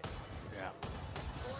An attempt, maybe to bring down Mindfreak, maybe crack open the B side, but gonna retreat back to the corner. Util posturing them away. EDG need a miracle, need an eco win. Jing's up and over on top of the wall, seeking these angles. Forsaken with the swing. The plan was not held down. It's a round that escapes EDG once more. Perfect. Fallen to pieces before their very eyes, and you mentioned that disappointment. For EDG, it's definitely going to be palpable. It's a squad that just been trying to exceed expectations that fans levy against them, expectations that them, expecting, I suppose, of themselves. Absolutely. This team was looking to break that glass ceiling for China. They were fighting to break through, to take down big squads, make runs like Tokyo over and again. And just like PRX, they've been overtaken at the moment within their region. PRX are no longer the team you associate with Pacific as that big team. Gen.G took that away from them and then have waltzed out of this tournament. But EDG already, Trace, for example, who EDG destroyed in China in their upper bracket finals. Destroyed them, didn't look close. Trace out of their group, #1 seed, straight to playoffs. EDG, they're 8 rounds down on their map pick, heading into Sunset, where PRX have looked immaculate. There's a serious sense that it might be too much already. Yeah, I think I would agree with that. But there hasn't been upset potential, I think, on maps where we expected one outcome, got another. We've even seen it earlier today, I would argue, as well. That's super true. But again, the reason I'm talking about this is because PRX are on a 12-map win streak on form, Sunset. The form is hitting, the players are hitting. Can EDG maybe do it? They're good on Ascent. It's possible. But if you're getting this kind of a result on Icebox, I wouldn't be confident. Maybe the players will think otherwise after they take the break at the end of this map. But it doesn't look like that's going to be a long time off. They are speedrunning towards it right now. And taking a timeout here again before you even get to the bonus round. They just had a conversation with their coaching staff 2 rounds ago. Yeah. I mean, it's purely going to be either just an idea to get around on the board or bring the morale back up. Here. Which, like you said, I mean, they spoke to him 2 rounds ago. They're also heading into the maw. This is PRX with a stack ready to receive. Open arms, 2 shots, all it takes. The Outlaw in hand, something has dropped the star player of EDG. In that head-to-head clash and battle, it's all been something. Dart. Shot and broken away. Jing has not revealed his position at all in the slightest, but potentially played right back in from all the sound cues. Noise made. Mindfreak ripping their hopes and dreams up and tearing them apart and tearing them asunder. It's 12 for PRX. One more step. It's all they have to take to seal up the map. They're looking sharp today. The coordination's there. The players are firing. And now they're confident as well. So they're taking liberties. You see the way that something's playing. Dashing forward, playing inside of his cloudburst, willing everybody else on his team forward to play off him. I think that's a noise the EDG fans are making as well. Yeah. Just a... It's me when I spot a spider in the bathroom. just a squeak. Any sense of masculinity out the window, if I had it already, but here it is, PRX. Something is lighting him up, man. And he's sharp, he's locked in, you can tell, man, the way he is snapping to these angles, snapping to the util. And a deep push from PRX shows all the confidence in the world. They've already taken B main control. They are putting the squeeze on EDG. They're looking to end this entire map here and now. Hunter's Fury pushes them through. It's straight up the gut, in through mid. So much uncertainty, you cannot stand your ground. 13-3. It's domination. It's a sweep and a flawless finish for Icebox. PRX absolutely crushed EDG in front of their home crowd at Shanghai. And it looks like that 4-1 record is just going to continue. That was domination. And a scary, scary PRX heading in to that second map of Sunset. What hope do EDG even have?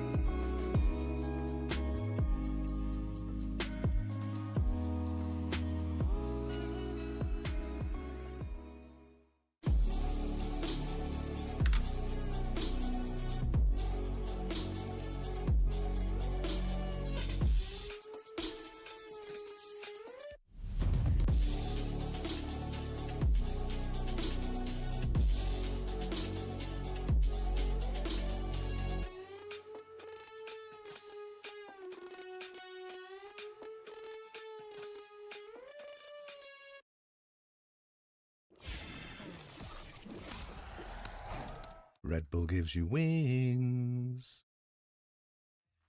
여기까지 왔어 정말 I'm okay. 한치 앞을 모르겠어 only up for chance. Take a step closer.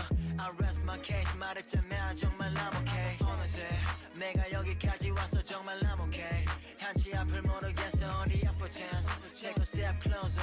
I rest my case 말했자면 정말 I'm okay. 이게 맥길로겐지 I feel right is block. Oh can you see me take your stereotype. A lot of time 도대체 얼마던가. 내가 버린 수많은 것 생각이 안 나 중요한 것을 놓치고 있는 듯한 기분 말이야.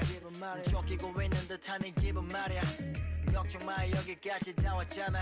미안하지만 I don't give a it's my life. 가끔은 be alone 근데 낯설은 맘의 위로 받을 줄도 몰라 혼자 견뎌내고 이겨 나의 방식. 가끔 시간 통하는 상식 돌아보니 고마움을 알기에 I believe in myself. 시간이 흐르고 나는 익숙해져 be alone. 믿을 건 오직 나뿐인 내게 내 인생 loan. 이루기 전에 눈 못 감지. 그래 내가 여기까지 왔지.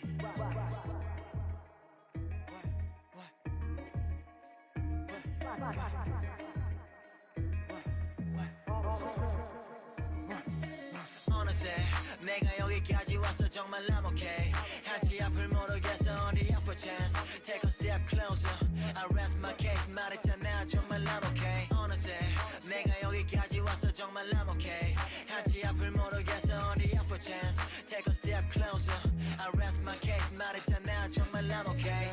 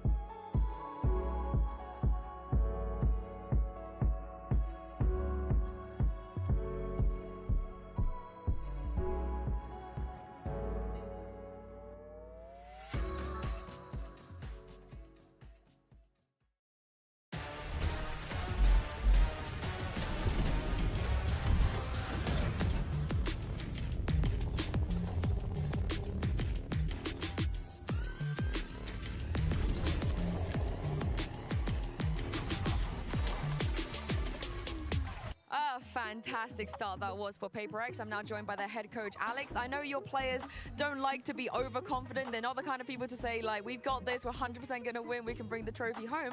But how is it they're able to pull off that performance? And surely if you carry on playing like that, Alex, it's time, right, to be confident about this tournament? I mean, we're going to try, but how do I put it? I think, yeah, we have to clear this game first. We need our lifeline back. You know, we wanna make sure that we go into some kind of upper bracket where we can like mess around a bit. We just taking one step at a time. And you happy with that performance? Yeah, of course. I'm delighted. I thought it would be a closer game for sure. All right, best of luck on map 2 and hope you close this out. So did we, Coach Alex. Honestly, I was expecting EDG to come out of the gate swinging over here, but PRX just shutting it down. Let's actually dive right into this and talk about a Verizon high-speed moment. This one is going to be going to PRX over at round 9. You had something in Mind Freak, just putting together a series of kills, and wow, unreal stuff. And they're the guys that close this out, but I feel like this was indicative of so many rounds this game. PRX had a simple game plan. A lot of A hits, pop down the Sage Wall, get into a post-plant position, and I feel like this was defined by a lot of EDG mistakes on the fundamentals on the retakes, and PRX individuals taking every opportunity given to them. When I was watching this game, it almost felt like EDG didn't even have their headsets on in order to communicate with each other.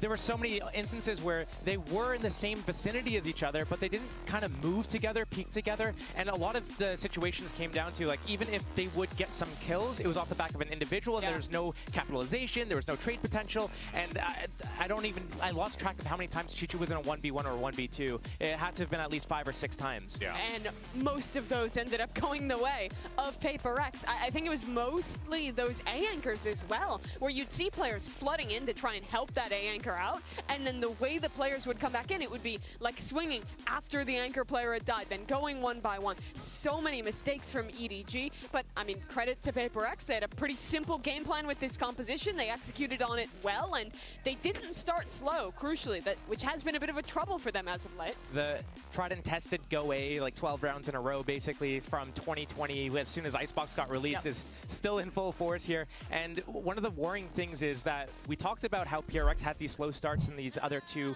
series that they had, and here they're coming out swinging. They're smiling, they're laughing, they're singing, apparently. Or what? You know, I think it was a beautiful song, personally. Yeah, honestly, a voice of an angel. And when we see this, now the question is, wow, okay, even if EDG can mentally reset to bounce back in this, is PRX feeling so confident right now that they're able to just continue this momentum into the next game? Or are they going to get a little bit complacent, a little overconfident, and start, you know, giving up some of these situations?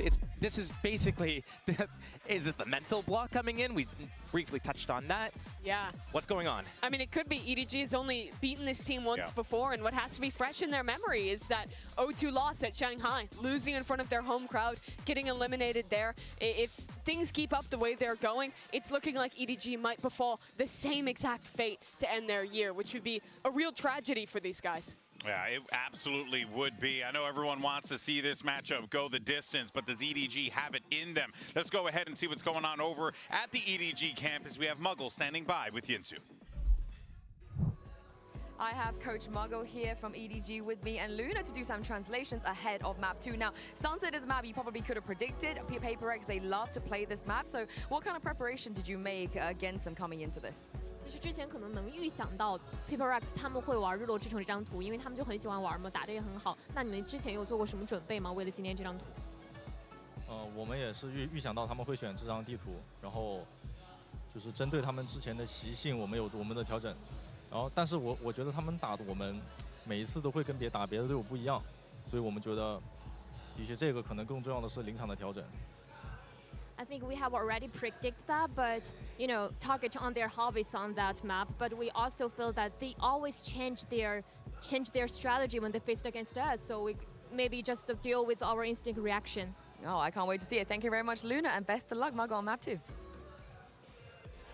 Well, interesting that he says, you know, they changed their strategy because, honestly, they just kind of hit A bunch of times. So, I don't know, that makes me a little concerned a bit still going into Sunset. I mean, Sunset, you can reset everything and change whatever didn't work on that first map. You can be like, well, you know, this is what we kind of had in mind, and now let's throw that out the window and go back to what worked before. The thing is, PRX might just hit A a lot again with this comp. This stage comp is also very exec heavy. They have a very similar game plan on their attack, but their defense is a lot more defined by the set retakes. They have a ton of initiator utility with the breach and the gecko, and that wall is such a powerful tool to block off the plant while you have slow orbs in the smokes. It's really brutal to play against. A lot's going to come down to Simon's KO and just making sure that the timing of his knife and his ultimates are going to be really good to disrupt how this goes in. So you trade out that initial set. PRX is using that slow and the smoke to start moving the site wall to defuse. Okay, stall them out with a paranoia and then stall them with a knife on top of that. That's has to be on point. EDG has always been the team synonymous with their region who has found the heights for China in the past. Now Trace has gotten their upset, they've made their way into the playoffs, and against an old foe after getting stomped on map 1. If EDG can't bounce back here, it might be the end of an era for this team. Their year would end with another disappointment. Couldn't agree more, Mimi. EDG needs to wake up. Can they do it on Sunset? Let's go ahead and send it back to your casters, Brennan Sideshow, for the call.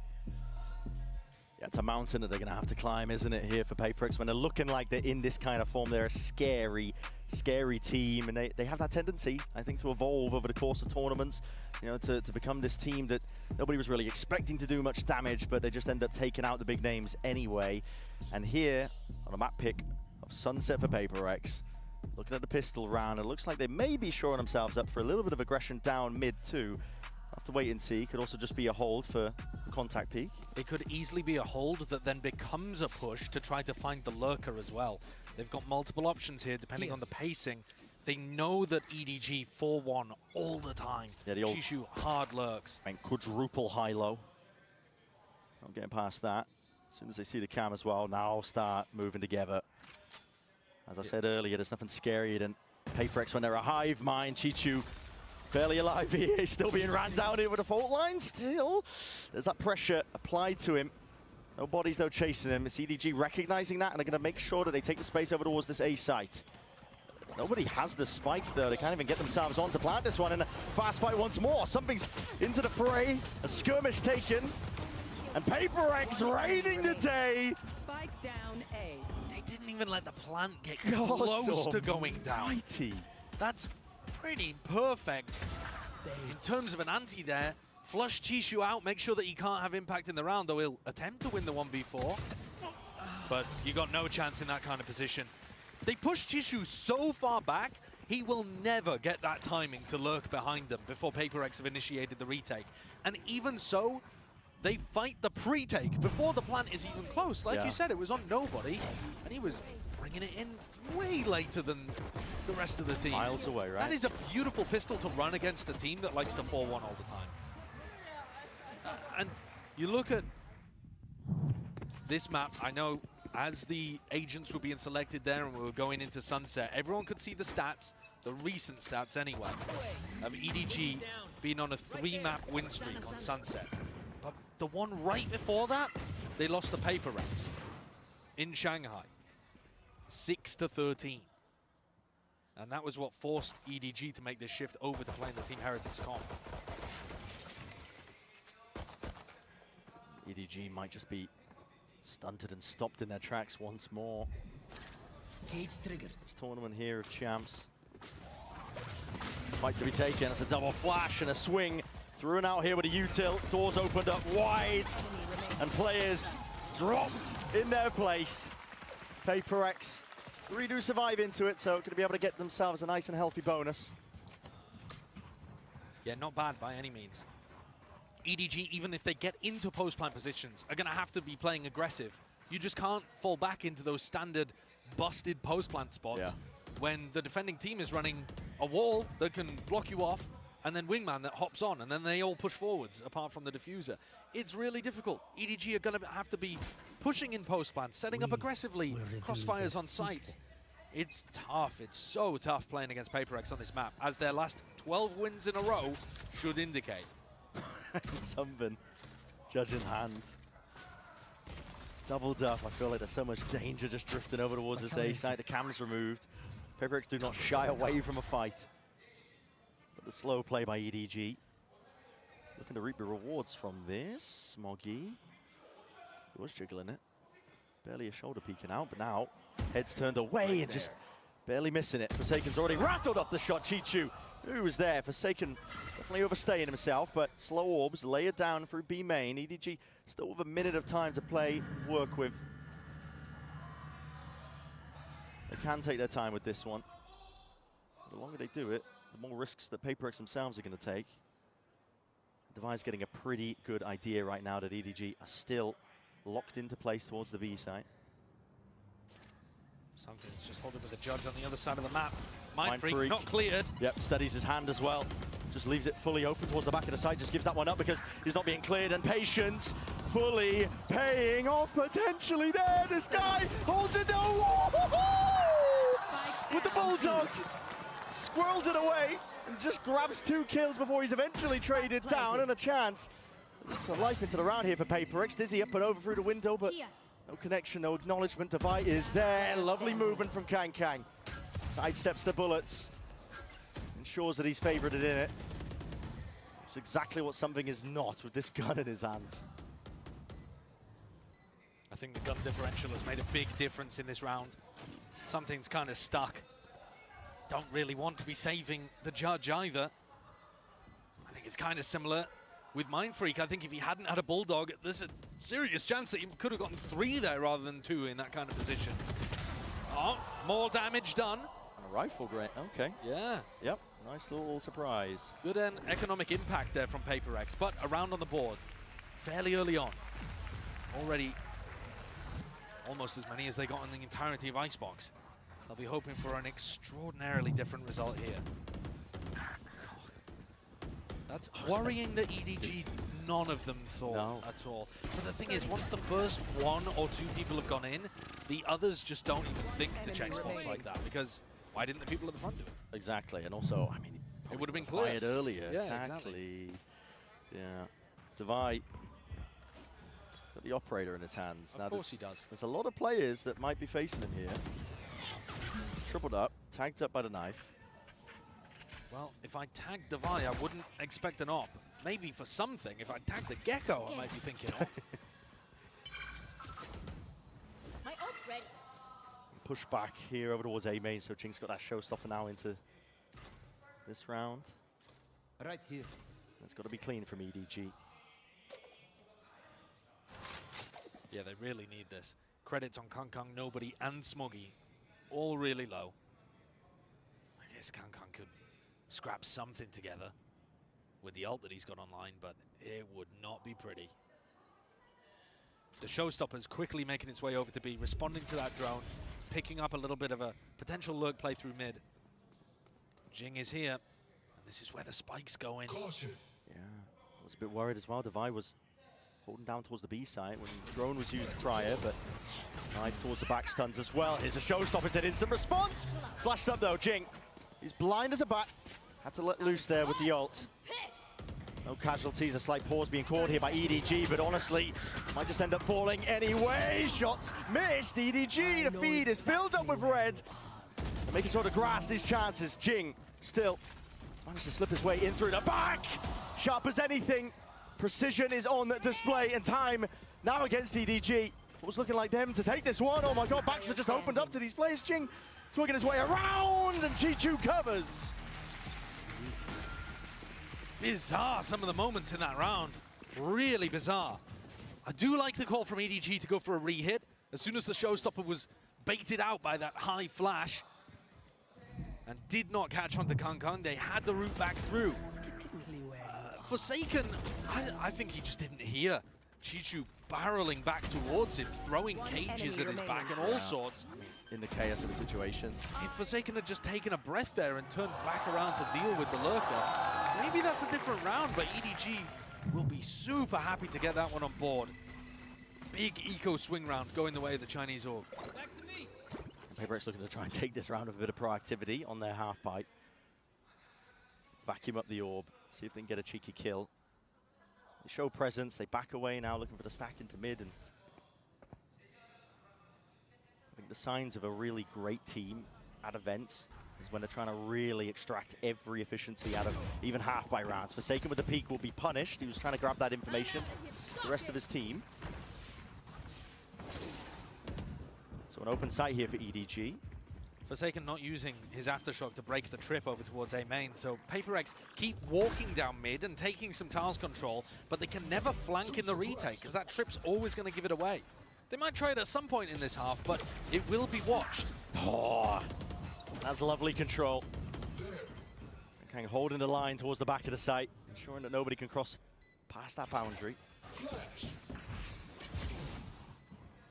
Even hunt a few more players down. Hello. Giving up guns. Yeah, this kind of damage is not great for EDG. This should have been their round to get the economy blooming. They'll still take the round, of course.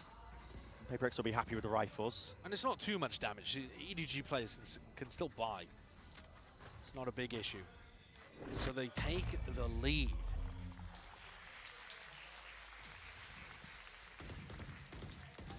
Exactly what EDG were looking for early on here. Of course, they'd have loved the pistol round as well.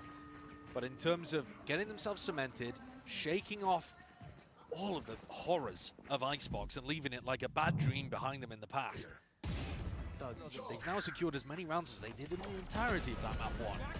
And the players, I think you can see there from Kankan's perspective, they're looking fairly sharp themselves. Yeah, they bounced back nicely. Yeah, he was just farming the ecos there. He's got to do that with rifles online as well. That's the round we're going to be watching here. Round 6. With the economy equalised a little bit, Kankan is stepping up to that challenge. Devi rounded about there. He had Mindfreak by his side, and that's a no command going into the B split. This is putting the squeeze on the Mindfreak. Look at him head on a swivel. Doesn't know really which way to look, but still tucked to the corner. Could be trying to strike straight back, but no. EDG got that discipline and awareness. Was there for them. Door busted and broken down, but Chuchu's there holding the cross. Making sure to chop up these angles. Nades rebounding to try and clear the way for PRX to potentially get anything going for them, but it will be another round for EDG. Sharp shooting from EDG, but badly synced up in terms of how they were fighting into market. Something way ahead of Jing and Forsaken, miles behind. The spacing could not have been poorer. So EDG gifted with a slightly easier cleanup, but the open was lovely. They can't do that all the time, of course. The null command, massive ultimate. But utilized well to keep this lead going and to break the economy of PRX, unless they choose to go to force around this saved Vandal, but I'm not so sure it's going to be saved. Oh, I mean, it will... Oh. Fault line to slow them. Whoa! No! How's he got none of that? Hey, man! can. He just moonwalked out of there. That's ridiculous. Houdini level plays. He's been learning from something. That was the some swing to save. What's going on there? The save swing. They might be able to buy up around that Yeah, one. they absolutely can buy up now. They had 2 players that could comfortably buy, and then another 2 that were scrapping it together, plus that saved weapon. Easy stuff. Yeah. Off the back of that round, with EDG winning it. How has Forsaken got such a powerful aura that they don't even shoot at him? I don't know. I need to get that in my rank games. They just weren't expecting them there, I'm not too sure. But this is 4 in a row now for EDG to get us back on track here with the game at hand. And we said, you know, we're going to need to see that strong opening from EDG themselves on a map that we were kind of just raring to go to sing the praises of PRX on as a potential slam dunk 2-0 finish here. But they are showing no signs of life. They've shown that they will pick themselves back up when they get knocked down. A really important asset to have. Now, what does the second G stand for? Goat. The first, oh, it's goat goat. It's goat goat, yeah. Smo goat goatee. Of course. Lovely. Rolls off the tongue. Yep. Yeah, PRX are in a bit of a tough spot here. They haven't been able to play their game, really. They've been looking to try to set up these big retake scenarios where EDG are in more passive spots. And they've been looking to try to take fights through mid. But ever since the pistol round, Jishu's been extremely cautious. Yeah. He hasn't been taking very much of that space in mid, unless the whole team is splitting. EDG are showing really good signs that they understand how to control the tempo. They're not getting sucked into the fights. Yeah, and they're also showing, I think, good awareness of how PRX wants to take this map. Yeah. And denying it from them.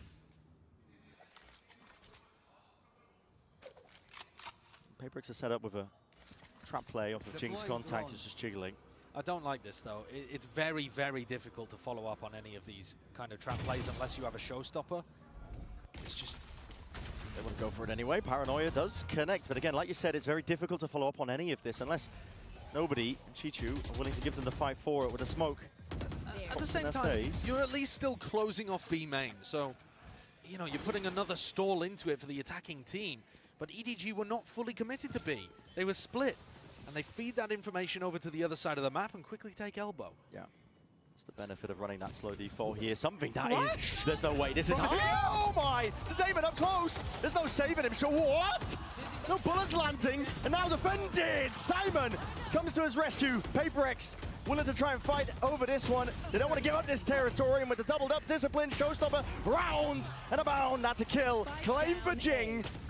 Anyone's game here, at least it should have been looking like it, but PRX, they just swarm into the site. It's an absurd spot to go for a thrash, especially considering you're playing against a Neon who could just run you down at any moment. Got the thrash time in perfect, didn't get the follow-up, team bailed him out. And crucially, another point to note, while we were talking about that fight over B main, that allowed Jing to be able to pick up the ult orb and get the showstopper online. So he was one away from it at the start of the round. I was talking about the fact I don't really like that trap play because it very rarely results in a kill unless you have the ult. But he used it to get the ult. He used that B main control really importantly to be able to come in here and help out something. 2 massive ultimates used though, and PRX still trail by 1. We couldn't kill him here. Yeah. What the hell? Just disbelief. I mean, I was gobsmacked. Something, of course, is worried that there's going to be other people holding him in that spot. That's why he didn't go for the wide swing. Here's a wide swing. Yeah, we're not slowing down, are we? That's the buy. Head clean off the shoulders of Kang. Jing from the side as well. And a slow orb drop down on top of the wall. The danger zone for EDG. Can't hold a candle to it. And this is one of the first times where they've got the read perfect on where EDG were going to fight. They had so many players there. They 4-stacked the site that EDG decided to go towards. It just looks like you're going into a blender. Yeah, and I don't know why EDG rushed into trying to take that fight through A main precisely. They've been playing these slow defaults and they've been working out a lot. They have, yeah. They haven't really been going for that fast elbow control too much. At the same time, when there's that many PRX players reading the play, I think even they're going for a slow approach.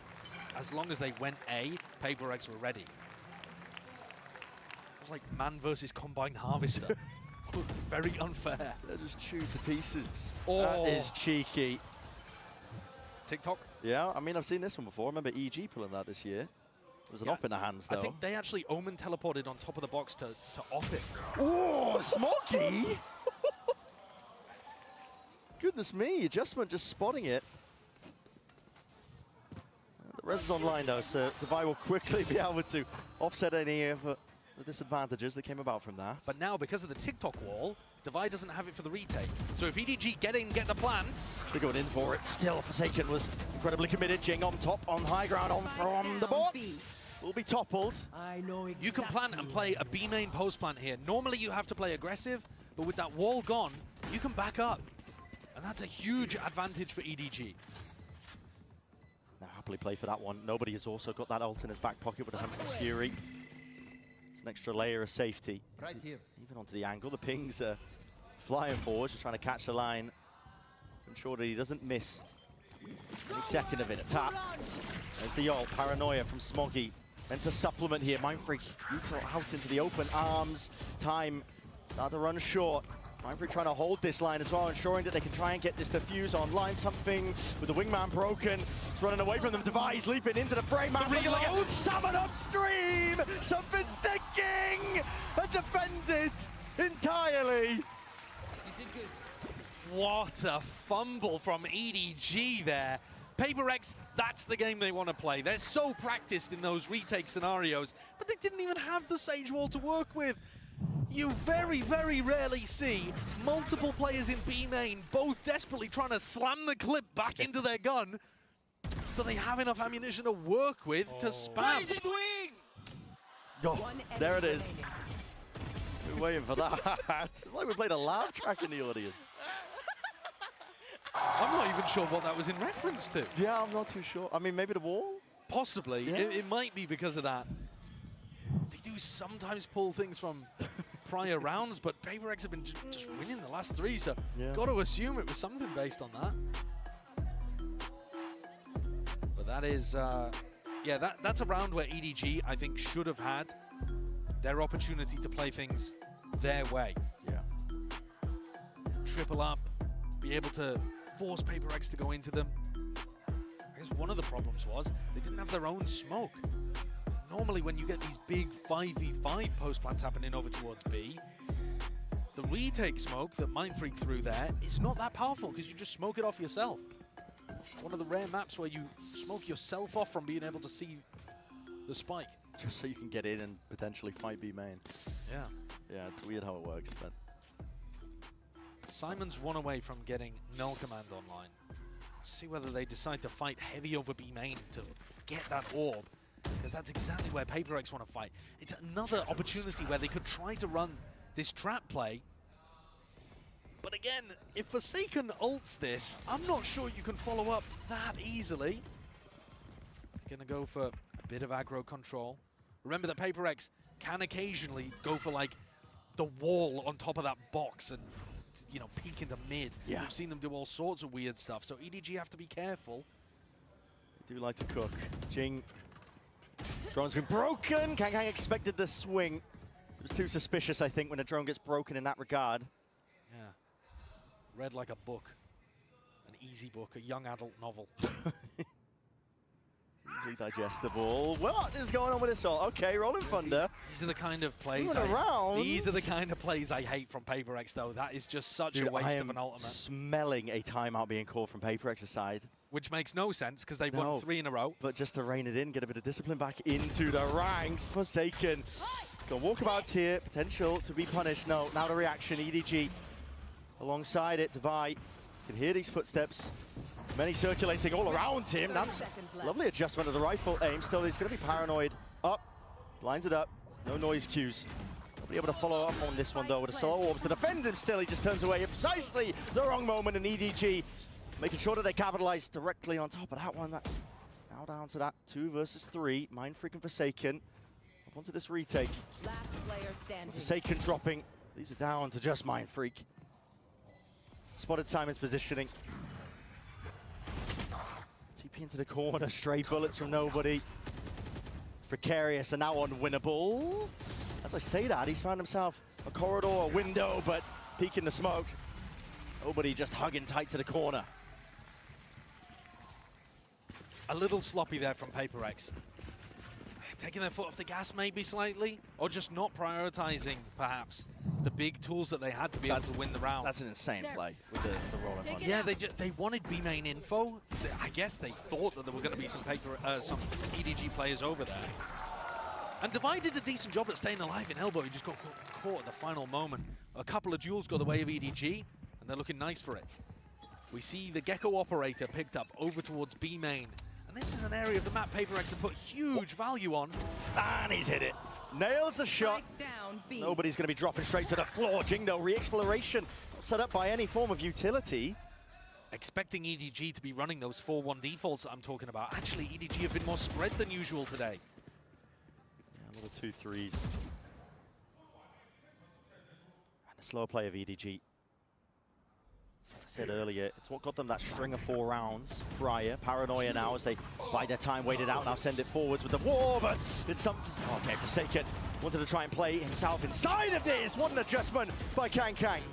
Snaps it 90 degrees to the side, and now huge player advantage. Mindfreak teleported past the first trip. He would be hurt if he went for it here. Yeah, he would, definitely. Something's got to pray that somebody will just walk into his sight line, crosshair placement. Trip's going to be broken off of that nice cue. The call hasn't been made. Wait, there's a back to these players. Back to back. Mindfreak. He finds it finally with the kill. Now there's a Paranoia. An attempt to play them back in, but a flash in kind. EDG stalling out. These PRX players just fall long enough, and Kang Kang squares up. Wants more to that challenge. That's 3 in a round for him. Something Seoul job now just to try and save on to this operator. And he's going to be keeping it into round 12. Is he? Oh. Yeah, he's just survived with it. EDG find another round, take the lead again, up 6-5. But I'm reminded of what Steele was talking about on the desk of looking like there were comms issues there for EDG. As soon as that trip was broken, Chishu should be aware there's somebody on the flank, and yet completely confused, didn't relay that over to Smoggy. Bizarre interaction. PRX's economy, though, is not looking good here for the final round. Final round of this first half of Sunset. That's an open B site. Prime for the taking for EDG. The knife hasn't seen much. The dart even better. Doesn't get broken, so they know that the front section of B is entirely theirs. I'll send in the usual utility just in case. Jing's got that showstopper online. That's going to have to be the ticket, I think, for a chance of PRX winning this round. That and a share of fame. He's really been trying to farm these orbs, and EDG have to play aggro, have to play on site. They're straight up in through market. It's an aftershock and a slow orb as well. Kang Kang is completely separated, isolated still, traded out. Head just peeking over. Chichu, he's still alive here for the moment. Tethered himself into the corner of the side with the operator in the hands of something as a Thrash earns up now to Fish. Sent flying forwards to Tainment, then it should be a kill, collected indeed. It is! And any defense gets dismantled. When you're watching what happened on Icebox, a 13-3 map, you wouldn't have expected both teams to be dead even here, but that's exactly what's happened. EDG have woken up, PRX finding their moments to respond. We couldn't be more level at the half. Yeah, it's just been unreal so far, living up to the expectations that we set on this matchup between two of these orgs that have so much damn history.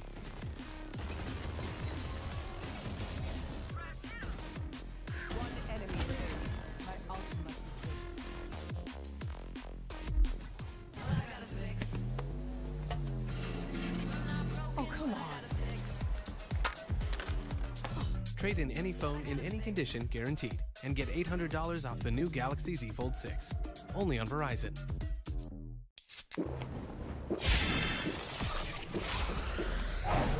Red Bull gives you wings.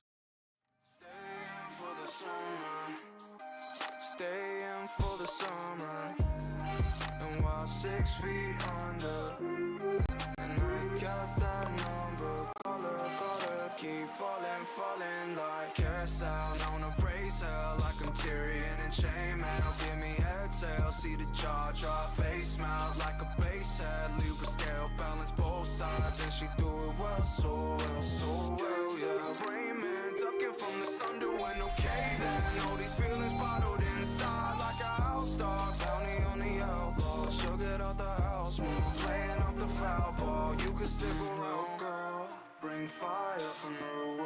I'm trying, I'm lost, only murmurs. Find time, yeah, find time. Unsure, I'm staying for the summer. Bring fire from her world. I'm trying, I'm lost, only murmurs. Find time if she's unsure. Find time, staying for the summer. 6-6 evened up at the half here for Sunset, and it's, I want to say, more than signs of life, I think, for EDG, because it takes a lot of mental resilience to bring yourself back after getting smacked around on the opening map when your tournament life is in your hands. Not just that, it's like the expectations of your entire year potentially could have crumbled on this map, but they are still alive and still kicking. And you might be tuning in thinking, why were they hyping up PRX that much? Sure, 12 map win streak.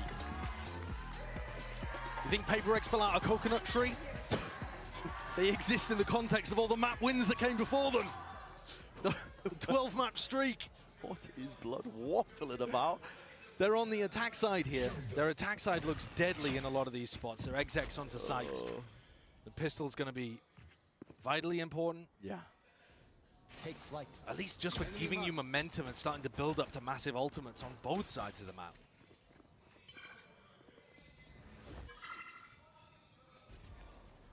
PRX, no one holding this A main avenue. It's not going to be pushed by Kang, of course, with a one-way in his face. Just looking to hold it, nobody getting some information. Spotting the players now. Smoke's going to be cutting out off the picture from that one angle, and now call is made. They want to try and make a play now to the B split. Wall to give them safe passage. Won't be any spam going their way. Kavai, I should say, even just trying to get cheeky himself. There's smokes to be played in and out of. Jing is way ahead of it. It's a stun layer down and a flash on top of it with the paranoia blinded up. Dart is there. This is chaos. This is anarchy. And EDG, they temper it, they control it, at least for the time being. A player advantage to be found. Device wrapping all the way from behind. The backs are turned, and EDG have lost the plot and lost track of all these players. They don't know which way to take it. Devi has potentially worked on something 1v1. Right click, not enough to do it. Simon, I called him the newcomer to this EDG squad, but he's done it again for them. He's been in these clutch scenarios over and over again. When you're thinking about the way that PRX and EDG are going to battle against each other, these are the rounds you remember back to in their 5 matches previous, and this is what you imagine it's going to be like the entire time. It's just bonkers. Yeah, EDG are going for a big retake, death balled up together, and PRX have got flanks on their flanks. They're looking around, how many shots were just into the back of people's heads there? Twisted and turned around, and yet EDG come out on top. Somehow able to control the chaos. Truly absurd. Yeah, and a huge deal for EDG. A lot of teams will get lost in the mix of that, where PRX normally thrive. They've managed to take this pistol round out. That is nice shot. Yeah, the only thing past that is taking a pistol, you need to clean it up past this point, especially because Kang's just gone down. They also haven't retrieved that gun. Smoggy didn't feel comfortable enough going forwards there in case he was walking into the stack, so they've left that weapon on the floor. I'm not sure that Devi can necessarily know that. He hasn't re-peeked it, but he's calling the rest of PRX over to take this fight. Spectre still down, like a treasure to be gathered. Pack mentality here from PRX. Paranoia is perfect though.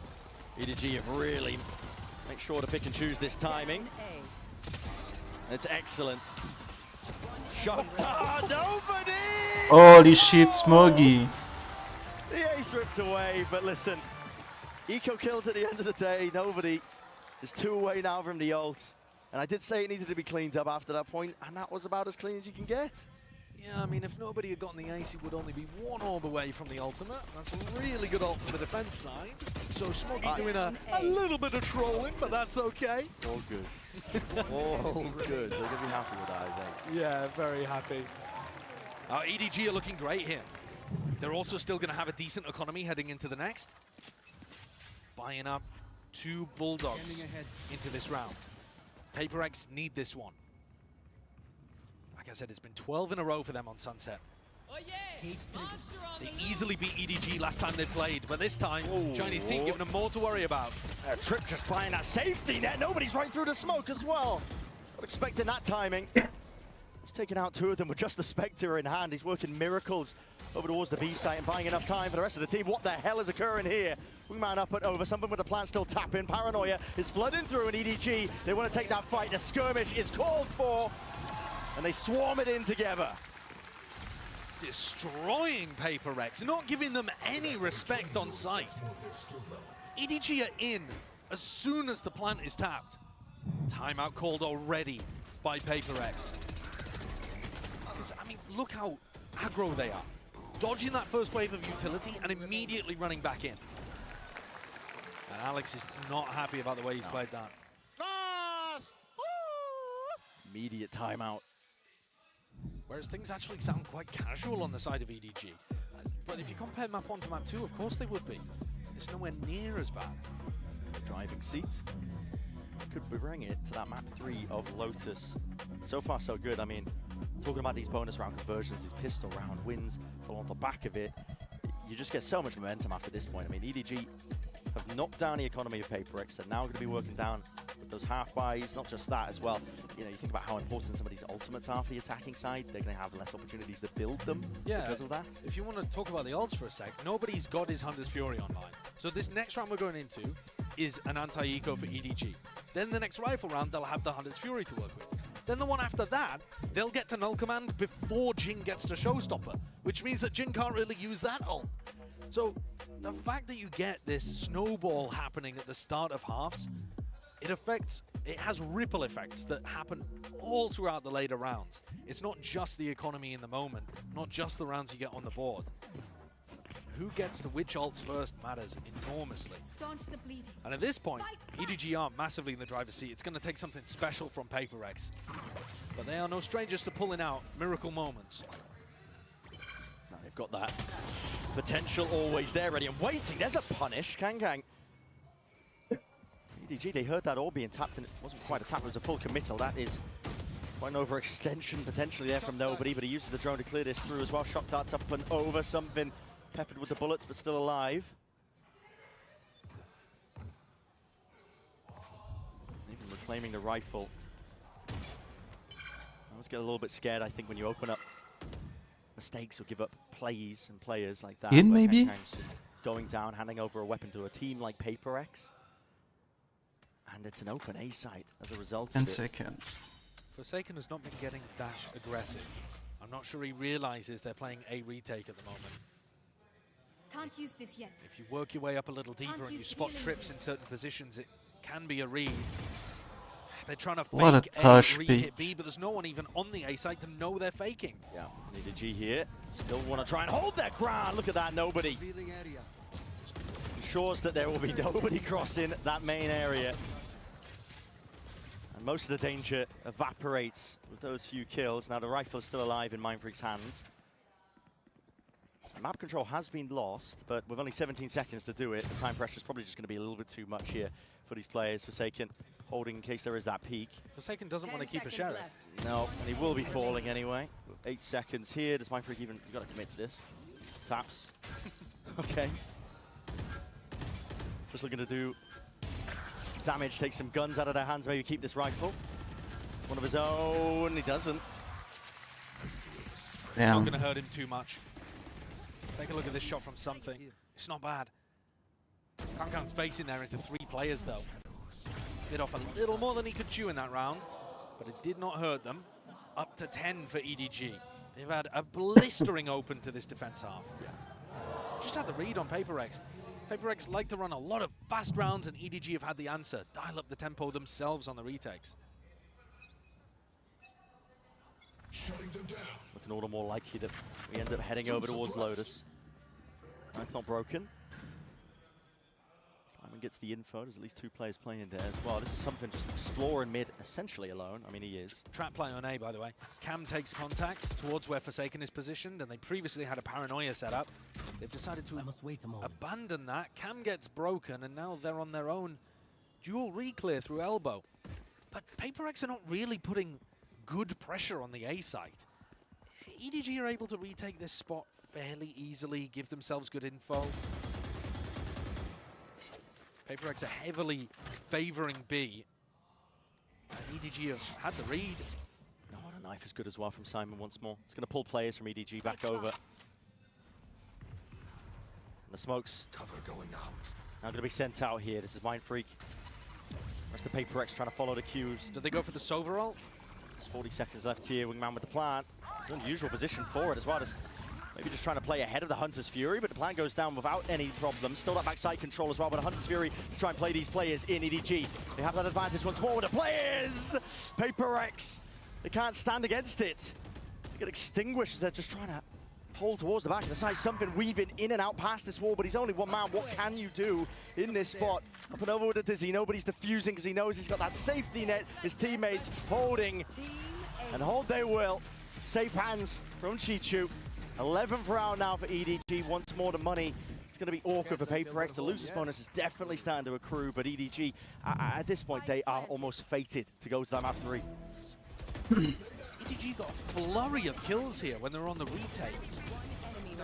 Towards the back of Boba, PRX trying to force the fight. And EDG not going in as quickly as they had done in previous rounds, but mopping up just as easily. Right here. Nobody picks up the Odin as well, which is going to melt through that Sage wall. Something they could have gone for on Icebox, never opted into. Fast play is called up. Thrash not seeing much in terms of the backside. Chewed up there by the trap wire. Wingman sent flying forwards here for the plant. Bullets spraying and praying away. Not enough to push back that plant, but the res is online, so something's back into the fight and into the skirmish. They want to try and hold it down, but now retreating out back and away here. There's a flank timing from Forsaken potentially there, but he's miles away at that. And EDG already in position here. Primed. First passive post plant for PRX. Showstopper sent out into the hands of Jing. Simon's Satchel dead. At his feet. A tap from nobody. And the angle from Chichu won't be safe from that one. He was seeing if he could do some of that damage ahead of time. Still nobody committing onto this one, but Smoggy might have just returned that favor back at it. With the kills flying through, Forsaken by trying to buy time with the flank. Already there, everybody's down and out, but time. It worked against him in the end with that hourglass just running dry. So PRX get up to 7. But it's a bittersweet victory there for PRX. Their economy is going to be garbage coming out of this. Yeah. A tragic situation. The first time that they chose to play a passive post plant instead of trying to fight on site. And it worked. But then Smoggy killed everybody and has ruined their economy heading into the next round. They're going to be coming in with 2 Guardians, no Boombot, no Mosh, only 1 slow, no Paranoia. Let's go, let's go, let's go. They're prioritizing the weaponry, but their util is really missing. Trying to keep the morale up as well. Just hearing Jing towards the end there. Just again another rapid approach. This is Mindfreak just wandering. He's a nomad at this point. There's no one to play off of this one to jump spot. Oh, miscommunication again. It rears its head. And Mindfreak will rip them off. Chichu now has to take risks. He knew he had to play the forward angle, just hoping that somebody would just walk into him from the main position. But at this point, PRX sealed up and stolen this round away. Is that the kind of issue that's just going to get PRX 1 round, though, and EDG quickly cover it? Or is that indicative of a larger problem that might allow PRX back in?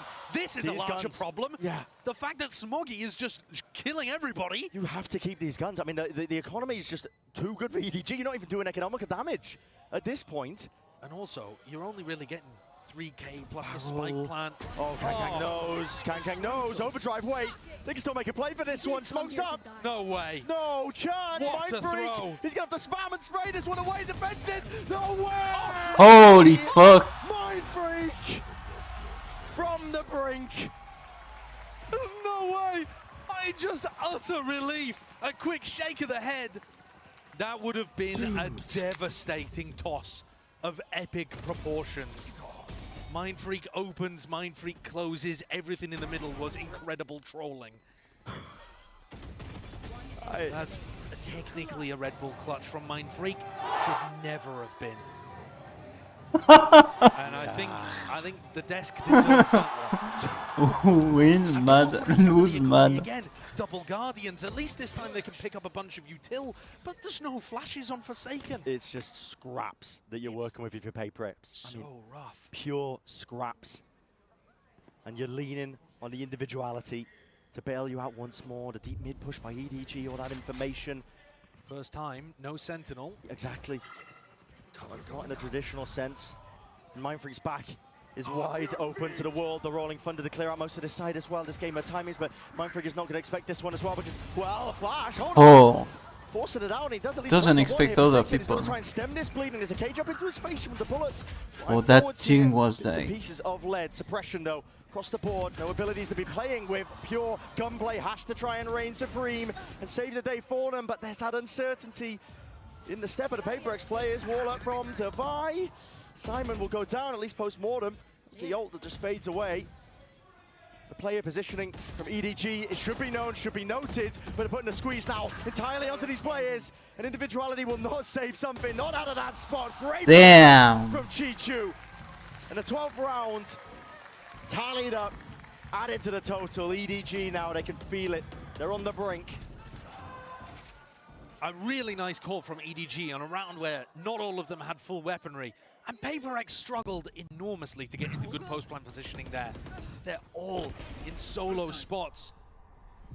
That's allegedly a Dizzy flash that catches onto Kangkang. Oh my. According to the assist, not that I saw it at all.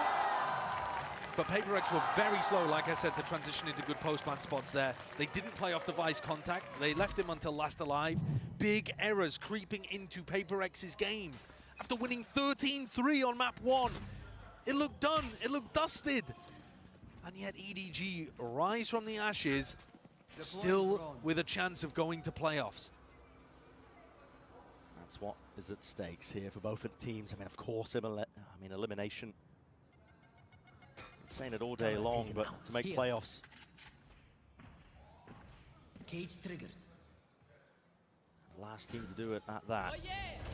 Into the B split. Thrash clears the way and paves a path open through into market. Trips going to be tangled and Gorging, who's lit up there, I believe, potentially by some trips, and it's played off of beautifully. EDG are right into it, and they want to try and shut this down immediately. Hunter's Fury, peek by Forsaken. There's the punish. 3 left to stand. Insane mechanics, but it matters not against the hand and steady aim of Kangkang. 13-8. What a resounding flip compared to last time we saw these two teams clash on Sunset. In Shanghai, in front of a home crowd, EDG got beaten 6-13. And now they're here for revenge, breaking a 12-map streak from PRX. And willing to take it to that map 3 as well. Their last chance, the Bastion, to even make it to the playoffs. It's still anyone's game, you gotta think as well, but my God, has it been explosive.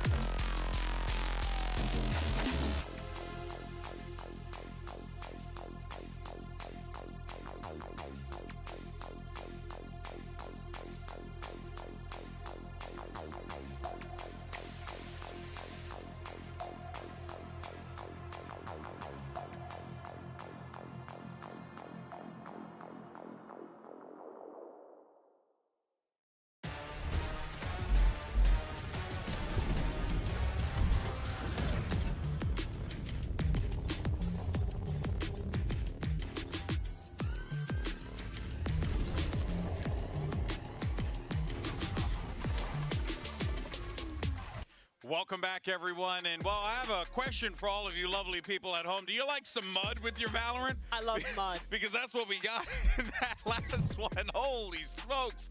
Absolute shenanigans across the board. I mean, still, we're seeing just... I mean, honestly, I don't even know. Like, there were moments where, like, you know, you think, okay, there's a setup here. Oh, wait, never mind. There is no setup. Oh, well, there's going to be never mind. They're just circling around one another, flanking, reflanking. What a wild game that was. It was a head scratcher. I was looking at it, the first 2 rounds especially, I'm like, oh yeah, okay, you know what, PRX is probably going to close this out. And then EDG starts getting round after round, and then it's like going into these types of situations, this is getting onto round 9, I believe, where... Nope, this is not that one yet, but there's just like all sorts of things. Oh, this is it, actually. This is round 9. So basically, like, PRX is coming in for the retake, and, you know, they're putting pressure onto that main. They have 2 people covering and tapping the spike. But on the side of EDG, it's not really what we came to expect from them. We're having a Soba backing off to do the Hunter's Fury, and then like the Omen's in the corner by himself, and the KO's not right. You know, it's what's going on here. They're all playing so individualistic, like they didn't have their comms on, like the headset on, and I pointed this out before, but it really felt like that. There were other instances I think we'll get to as well, where it's just like, someone sees an enemy and we're just still like la la land, what is going on? And it was a very big head scratcher moment, because I thought for sure PRX was just going to steamroll through. Yeah. And then suddenly EDG is pulling it back. You're like, what's going on? It looked that way. EDG, when they were getting in their post plants, the fundamentals were off. Cheecher's lurks were so often coming once the team was already dead. It was so messy to start. But then the second half, it continued being muddy, muddy Valorant. But it was instead EDG coming out on top of so many of these moments, stepping up in the chaos. Players like Kong Kong having big impact, and PRX, the team, making a lot of those same mistakes, not clearing their corners. Look at the way they're fighting into backside in this round. One player goes it first, then they're getting slowed off by their own slow. One more player fights, and it's all individual. Like, everyone just turning around, like one person's running backwards, one person's runing forwards. They can't figure out who they want to push, and then EDG somehow narrowly comes out on top of that situation. But yeah, just piggybacking about that Chichu thing, there was a round 7 where EDG is going out aim with 3 people. You know, they're going out elbow onto this site, and it's just like Chichu just starts his B main walk, like starting to walk from T-spawn into main, right? Not even like walking onto the site, he's walking into the main choke point. Like, what is going on with those types of situations? He's got to be with the pack more. But speaking of second half, all the hits are going towards B, and that's where Chichu is, so he's involved in the game that way. It's 5v5 again. It's 5v5 and then that's all good for EDG. I mean, yeah, credit to nobody. Kong Kong having some moments in that second half to keep this team in the game. And I mean, we talked about the possibility of a mental block, of them looking out of it after getting stomped on map number 1. But this is the game. No matter how muddy it is, no matter how many mistakes are made by both teams, in an elimination match like this, all that matters is getting that map win and keeping your mental in it for the final map. And it wasn't the cleanest, but that's what EDG did. You know they stay alive. To quote Vin Diesel, whether you win by an inch or a mile, winning's winning. And that's literally what happened here.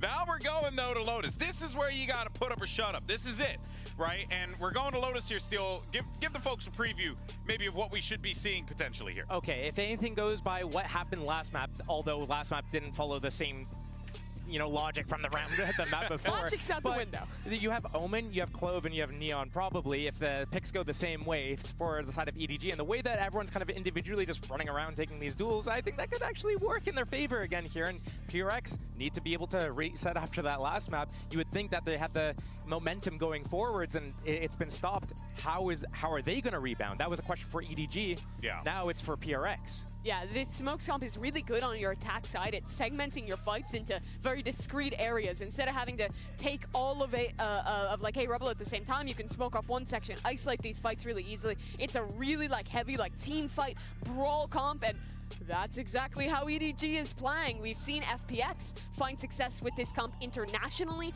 before. It'll be the first time that EDG is playing it on a global stage, though.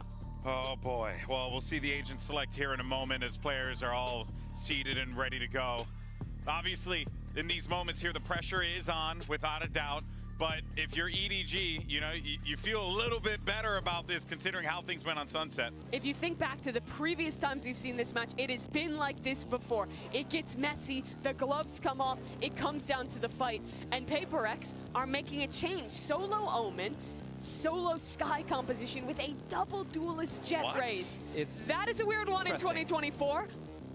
Wow. I didn't really know what to make of this. You know they what? Have the double duelist on defense and go out your own way. Do it your own way, I guess. You get shot. It's gonna be you die. It's gonna be a death match. Basically, this map is gonna be a death match. It's just like everyone just taking these fights. I just want to see Chichu getting involved a little bit more. I believe he's starting on that defense side though, so it's yeah. So yeah, deathmatch. Or on the attack to start for EDG. It's chaos here, but one of these teams here is coming to an end. And with the way they play, I feel like it couldn't go any other way. All right, well, let's see how this all shakes out. My goodness, what a roller coaster this has been. Brendan Sideshow, have fun. Oh, you know me. I mean, listen, man, listen. It's incredible these two teams agreed to the gentleman's agreement to have the final map be played as a deathmatch. But yeah, I am buzzing and looking forward to this one here because this is two teams. They ripe in the mud. That word was getting tossed around quite a bit on the desk. Certainly was. And they love to clash and fight here. Well, here's a big clash happening towards A Rubble to begin. And with both of these compositions, I'm looking at them. It looks like EDG should have a big advantage in any Rubble fights. Yeah. Already seeing it. It's a flash to try and set them up nice and early here, but a nade cuts out the rest of Kangkang's team. EDG. And PRX decide not to commit. They're looking to not even really trap, because otherwise you'd be expecting Mindfreak to be playing at that door. They're looking to just go for a 5-person re-clear. And it's being held. There's almost an expectation of it from EDG with a Paranoia crossing its way up. And the noise cut. EDG, advantages to be found and had here, especially when the shots don't land and find that mark with Kangkang. He's doing entirely all that here. Aftershock into the corner, it's beautiful! And set the stage. And our map 3 into motion for EDG. They were so damn aware. Yeah, that's such a sick read from EDG. The call there to completely hide, wait for PRX to re-clear, and notice that even when PRX are re-clearing, they don't trigger the fight. They only trigger the fight when the dog is used, when they realize that they're not just going to leave. EDG wanted the A site without any fuss. They didn't want to cause any trouble, but PRX had to decide to take the fight, so they made them pay. Now with the guns in their hands as well, once more, same beginning. Doors opened up though. I think the reason that PRX have changed their composition, by the way, to one that they used to run in the past, is because they're facing the Neon, Double Initiator, Clove. EDG's comp should want to go fast. It pushes a lot on the defense side as well. And so having those trips up, I guess PRX are just thinking is more valuable than running the double duelist, double initiator comp that they were previously testing out. Yeah, it can be incredibly good. It's an old comp though. Heavy committal. This is Kangkang. He's trying to lock it down, but only 20 bullets into the clip. Luckily, he's got teammates and backup in spades. Nobody shuts down the eco round. It gets fairly close to Nightfall. Probably won't have it online for round 3. So, looking like a bit of a dry bonus, but we'll have that for one of these potential swing rounds. At the end of the day, though, with all of our conversation around the compositions, I got to think back. The smartest man I know once said, "You get shot, you die," and he was quoting you. Oh, so, well, how about that? Yeah. Even some smart people will repeat what you say. Exactly. Some signs of intelligent life coming from me.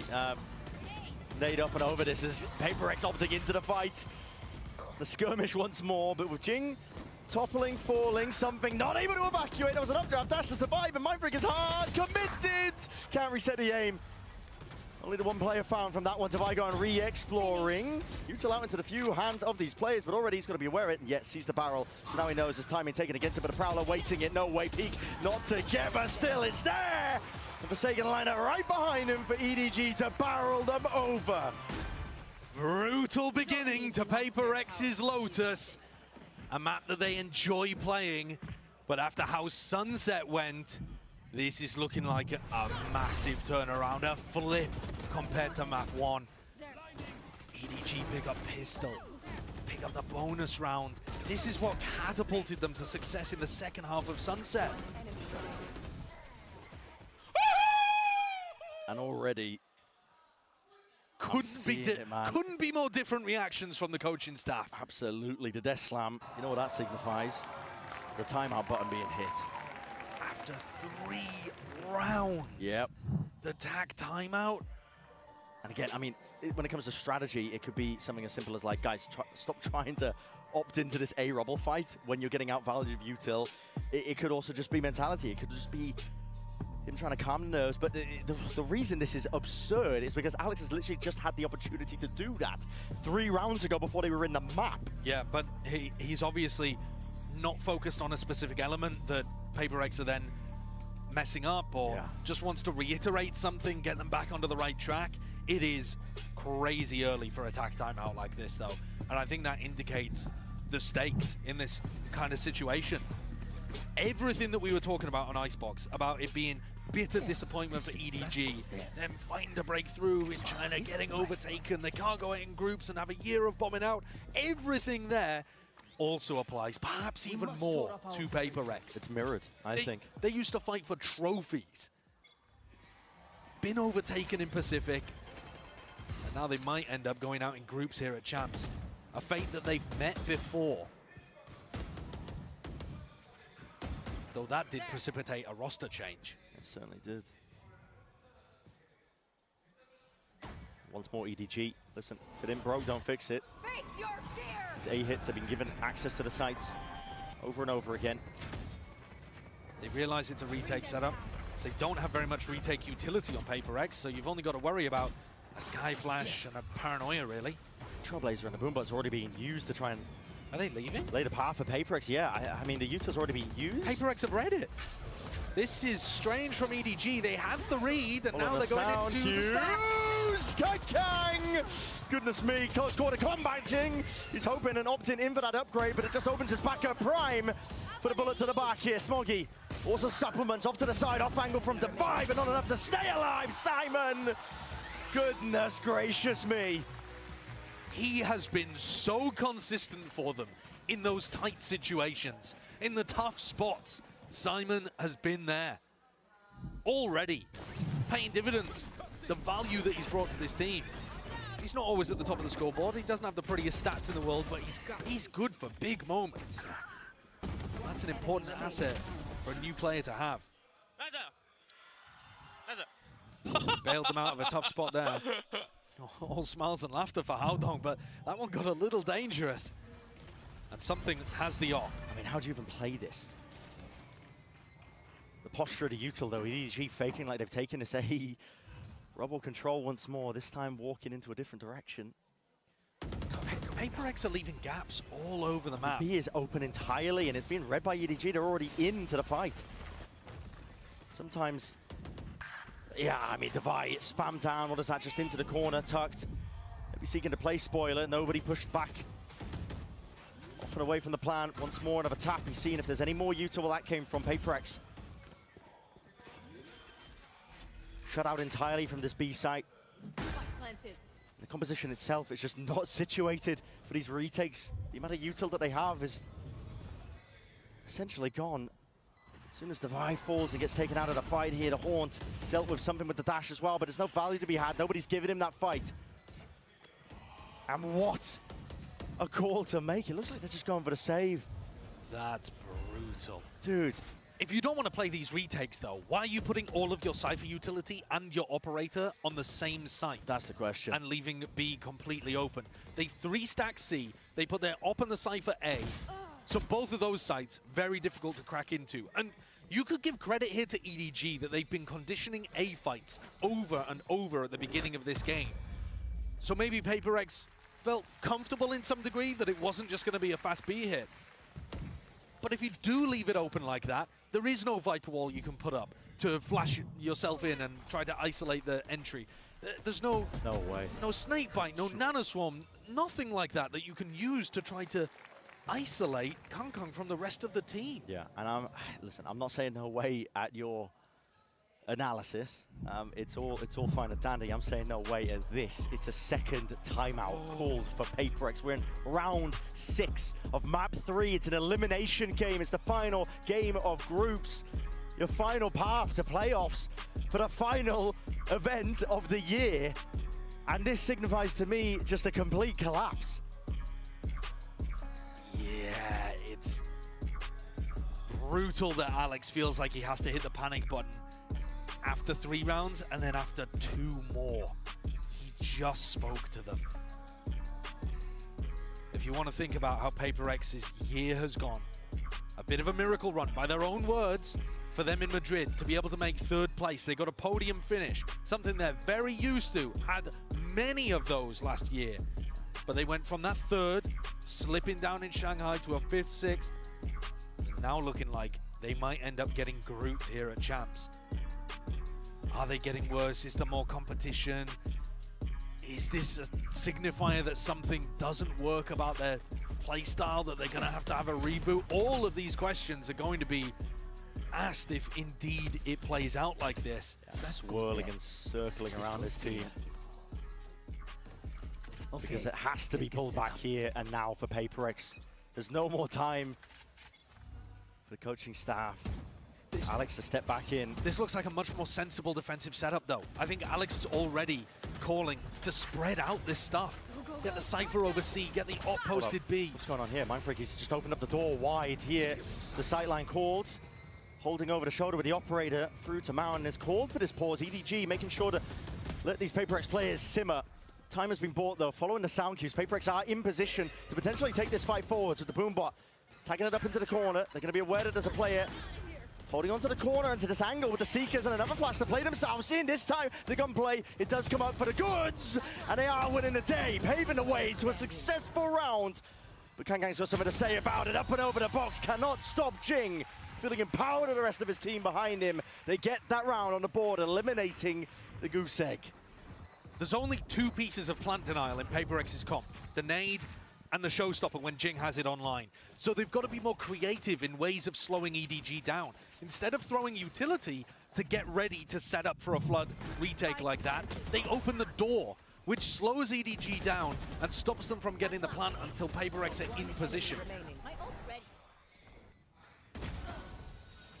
Beautiful end. There was still some anti-synergy even then, though, because they opened the door and popped the cage at the same time. So they cut off their own op sight line. Another rubble fight. You gotta be kidding me. EDG are gonna be loving this. Yeah, mass pings all about here. Showstopper, no worries or concerns because of the Rolling Thunder still. Adjustment, Showstopper to kills, and the Bullets at least lay claim to the life of Chi-Chu, and now the Rolling Thunder to get EDG back in there. A bullet to the back of the head of Devi, could not evacuate in time. Something trying to get aggressive on the flank. And he's going to be finding it, Smokey. Standing his ground. Looking to plug in the gaps potentially there, in case the flanks were online. Brought to that 3 versus 3. EDG now with that tempo increase. They want to speed this one up into the ace. Jing, there's no way you're taking this, man. You have no teammates to back you up. You want to take the fight straight up. You could have waited. Still, Forsaken has been played in and does get that trade in play. Anticipation is there, but a shoulder peeking out is all something needs to claim and collect the kill with the dash now active once more. Putting a squeeze down, nobody surviving for a rainy day, but a wrap around, up and away. Heaven player expected, missing the timing is Forsaken, who grasps it. A close one to get PRX's second onto the board. Forsaken saves the operator, and that push out from something made all the difference. He had to get that timing and punish EDG for not running a Sentinel in their composition. Otherwise, they had so many options to maneuver around the map. He forced EDG to speed up as soon as Smoggy went down. And then, you're right, Jing, it looked a little adventurous the first time, but eventually got that synergy working with Forsaken. Can EDG still be playing aggressive whilst covering the flanks? I was critical the last time they stacked their operator on the same side of the Cypher, but this time, at least they have that trip B, and they've made the right read. Yeah. Flash was haunted over as well, so something can't take that early. Line of sight angle, but now does the dash. The Prowler spotted! His head just poking clean out. It's taken off of his shoulders. Kangkang straight up in there, Jing. Wants to try and even this one out with the bullets flying forwards again. He has not been cleaned up, but he's trying to play his team back in, and Forsaken, he's dropped as a result of it. It's crumbled again here for PRX. Just trying to play fast and loose into the site. Flood anchoring the defense. Broken and crumbled. Divide with a Trailblazer, spotting these players out with the paranoia. It's good to play themselves in, but Jing is caught, blinded up by it, and as the smokes fade away, there's no chance, no hope. It's Chicho with 3. Wraps up the round nice and pretty, and puts that 6-1 down on the board here for EDG. Kung Kung is not going to get caught by an op play like that. He read it so well, got aggressive into the site, making space for the rest of the team. And PRX just didn't have that setup they needed to go for the retake. Nice! I am loving the Haodong. Wow! We've heard it a couple times now, and it's getting better and better. PRX have 4 players over towards A. They want to control Rubble. They need that comfort that A is locked off. Their comp doesn't thrive with it though, and EDG have taken B instantly. Full recognition of the gaps that the composition leaves open. A B plan, a slight tap from nobody, but now to commit! Oh! Something! He's so ahead of his team, they just can't quite play off of this one. There's a flash into the places again to push them back and away with the door open. Forsaken, not anticipating it. Fully blinded though to buy. Not willing to give up the sights, but smoked off, cut out of the picture. It's him against 3. No more money to buy for the next tier. A bitter pill to swallow, that you just have to save it away. Keep the rifle into the next, give up another round for EDG, because at this point, EDG, they are running away with it. It might look like unorthodox compositions on both sides, but there could not be a bigger gap in terms of value from the picks at the moment. PRX's defense, honestly, it's not been their stronger side on Lotus historically, so maybe you could throw some cope out there and say, oh, well, you know, if they get up to 4 or something and grab the pistol. But the trade came through so late, like even the small details. I love the movement from Something. It's fantastic. That next player needs to be through the door immediately. You can't be waiting for the paranoia to come through or sync it up at the same time. It feels rusty from PRX, like they've pulled an old comp out of the wardrobe and it's full of moth holes. With those gaps as well. Holes, as you put it. It's EDG. Here, ready to try and capitalize. Simon, shredded with bullets. Calling for the reclear and backup. There. Kung Kung spots one. Expecting some kind of bait and switch.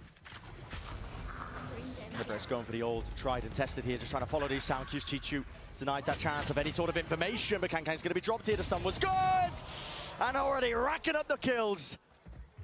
His team happy to play off the back of it. An open sight once more. Rifle in the hands of Mind Freak. Forsaken is very much isolated though, in through the sight as well. Shoulder spotted, nobody gets that information. Calls for the rest of his team here. Weapons are going to be picked up, but again, in inevitability, EDG. Fault line. Just roots Forsaken out of spot. There's no safety to be held at the back of that site there. 8-2 EDG. And they can feel it. What a recovery. What a turnaround. Losing map 1 13-3, and then kind of pasting PRX on their own map pick, halting a 12-map win streak on Sunset, and now demolishing them on Lotus. The momentum could not be more one-sided. The scales have tipped thoroughly in EDG's favor. They go fake a rubble fight, hoping that they bait out a push over towards Mound. Jing doesn't bite. Not this time. Making the rotate himself over through Waterfall. Leaving C weak, leaving B weak, going to reinforce a site that EDG have no interest in. And they're stacking over towards A. I mean, PRX are doing this play when they already have a deep cam that's committed. That's what I'm talking about. It's in no way refined, what we're watching from PRX's defense. I think they've pulled this comp out because they thought it would be a good counter to EDG, and they're just not practiced enough with it. Not anymore. Maybe tides will turn on the attack side. Something, possibly, could have made me believe with that peak. Just daring them to fight. Follow-up past it, the camera's finally broken. A Delta Divine, that's a peek off of his own flash. And he's just never going to be favored there. Too many positions to play the ante from. EDG once more, roll out the red carpet at this point. It's easy access to these sites, and the retakes just have not been there. PRX will make a good go of things once more. This time out through the back, Satchel's in play, attack from Simon. There's that uncertainty, up and through. Not dead yet, Smoggy back into the fight and the fray, but the kills, collected bodies, toppled, falling, Smoggy. Needs to be given something here to play his teammate in, but nobody's now going to be that last one left. Into a 1v2 with 12 seconds, whistled down to almost 0. And 2 bullets left in the chamber. There's no more options. Has to stick it for any chance, and Forsaken knows it. Wrapping around, a third on the board here for PRX. The question is it too little too late? These pre-takes are the only things working for PRX. They had many players heaven as the plant was going down, finally got the read that they were on the right side, and hit it with huge amounts of aggression. EDG didn't have anybody that deep that could really stop them. But like I said, that's the only thing that's been working for them. Can they find another option to do that? Can they make the showstopper turn into a round victory? An 8-4 half with a pistol. Suddenly, there may be a glimmer, a flicker of hope. Salvageable. Forsaken's just opened up the door wide. His cam's got a little bit of info. Yeah, spotted that out and not actually broken as well as a result. I'm not sure how much he saw, though. He was barely on it for a second. He's just looking for question marks on the mini-map. Don't know whether he saw any. Yeah. The round has been slowed down to a crawl, though. But again, PRX have got their defensive players in the right site, unless this is a pivot. Ball's broken. Fault line as well to try and play Kang into this spot with a trip broken down. Something might want to make a go of things here. To hear the ult popped off as well. Kang! That's a return of the fire. Something dropped. Now a B-side could be that potential option, and a paranoia already wasted out. PRX no longer having that tool to play with. Smokes up in their face. Aftershock as well. Mindfreak does peek up the flash and plays himself in, but EDG still holding strong. Not willing to be displaced from this position. PRX might have that surrounded, but again, they are fully aware, EDG, knowing all the tricks at the sleeves of the PRX players, the C's of the connection, all the acknowledgement you need. An open sight for the taking on to C. And an impossible situation for Jing to play. EDG baiting out so many of the tools that PRX wanted to play off. Absolutely broken something in that moment. He may never be the same player again after what Kang just did to him. But they baited out the showstopper. Jing found no value. Baited out all the flashes from Divide. Punish him with a shot to the head. 9-3. If there is a glimmer of hope, it is a dark, small light in a vast cavern.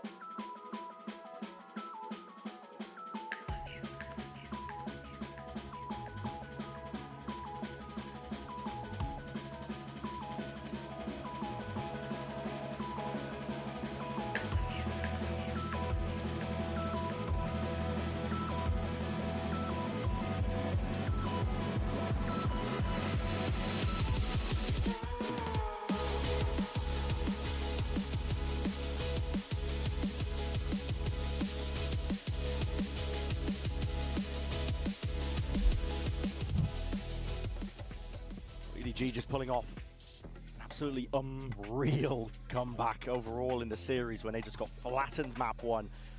The resilience is on display, and at the back of their minds, an unwillingness to go home. They need to prove that they can reach greater heights than they have done before in the past, and it starts with getting past an old rival. It starts with getting out of the groups.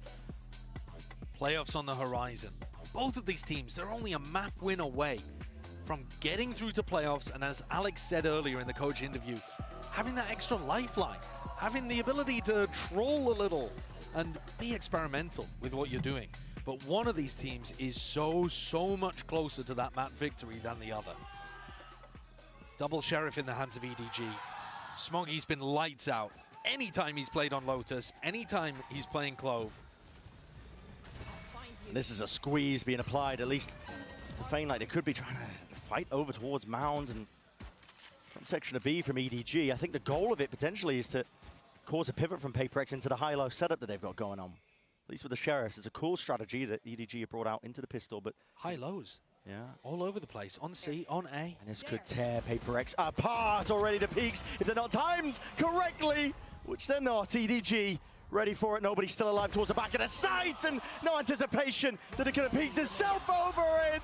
3 in a round, denied the 4, but Chichu is fully there, entirely for the cleanup. Absolutely in control, EDG.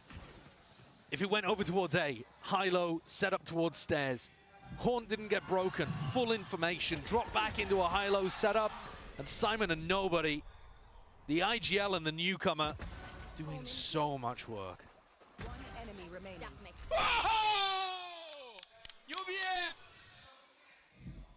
And that is elation because EDG can feel it. Primed and ready to pounce. That last spot of the playoffs. It's almost theirs for the taking. No force in sight from PRX. Not opting into this one. They need the guns, but it is just shambolic. Smoggy. Pure mechanics on display. And he will just rip them all away. 11-3. EDG with no concept of mercy. No thought in the back of their mind of taking their foot off the neck of PRX. Friends outside the server, bitter rivals inside. Enemy remaining. Smoggy is wiping them away. And it is just pure elation, isn't it? A matchup that they've just failed in so many times against this team for PRX. Guns in their hands. Now is the time to make the most of it. That a bit over aggressive. EDG making a go of things here. They're still hard committing into the fight. They make the call as well to try and at least collect themselves together, but the weaponry not favored on these long sight lines at least. PRX essentially just swat away these EDG players. This was a strat that Foot very much struggled with. They found the right reaction by pushing into C, but then couldn't play the post plans properly. This time, PRX hold on. And like you say, use that advantage of having the better long-range weaponry. EDG are not going to fight like that in every round, though. It's something they'll throw in occasionally, and maybe less so now that PRX have showcased they're willing to stand their ground and fight. Forsaken, it is good to see him pop in heads. He was notably absent on Sunset. A bit more passive, a bit more supportive on the breach, and he couldn't find the rifling. Round by round. Dude, I mean, that is like water off a duck's back with the pressure for PRX. They are just having fun with it. I mean, they've been in these positions before. They know the secret. It's just to have a short-term memory. Exactly. But at the same time, I mean, that's just so funny. Devi is right on the money, though. It has to happen round by round, one at a time. Orbs farmed up. Mass migration now over towards the A side here. Chichu is alone taking this angle, but there's less to really threaten him off this spot when there's no Viper in the play as well. He can just jiggle this one with a bit of util, and he's even got Simon to help him out. With the Trailblazer cleared its way through, I believe both rifles fired off something, with a dash to disengage and pull that one back and around. Forsaken. Cam up forwards. He spotted Kang, but doesn't want to try and take that fight towards it. Nobody with the door opened up wide will have to at least concede that space, give it up and hold the C's. Now into his hands, lets it loose. What a connection! Just absolutely running over these players. PRX steamrolled in the process. Jing, he'll have to do it all. But Aftershock his back satchel away, and the aim reset just not there in time. EDG up to 12. Match point. Nobody's utility was phenomenal last time we got to watch them on Lotus. He had seizes all over the place, connecting, and he's doing it again. The seize is amazing, Smoggy's follow-up is great, and then he just jumps in knowing that the rest of his team's got his back. And I think a bit of that this is it. stoic nature Listen, needs to be given to Alex here. and let's get back into the fight, because it could just be ending in a blink of an eye. The series, the tournament lifeline for PRX. Warded and postured. As I've said prior, they can't hold a candle to the amount of util that EDG can just pull out. So the A-Rubble control is theirs for now. One way's rejuvenated. PRX holding, biding their time, waiting to strike. The counter spam is there, updraft up and around as well. Swinging through, Paranoia is there, Showstopper needs that value. Jing, he's on a life that's unexpected. Up on the high ground, Chi-Chu, he's trying to shut them down. Nobody's by his side, but the rifles, maybe. There's a lifeline. Into the hands of PRX and still with a minute to play with.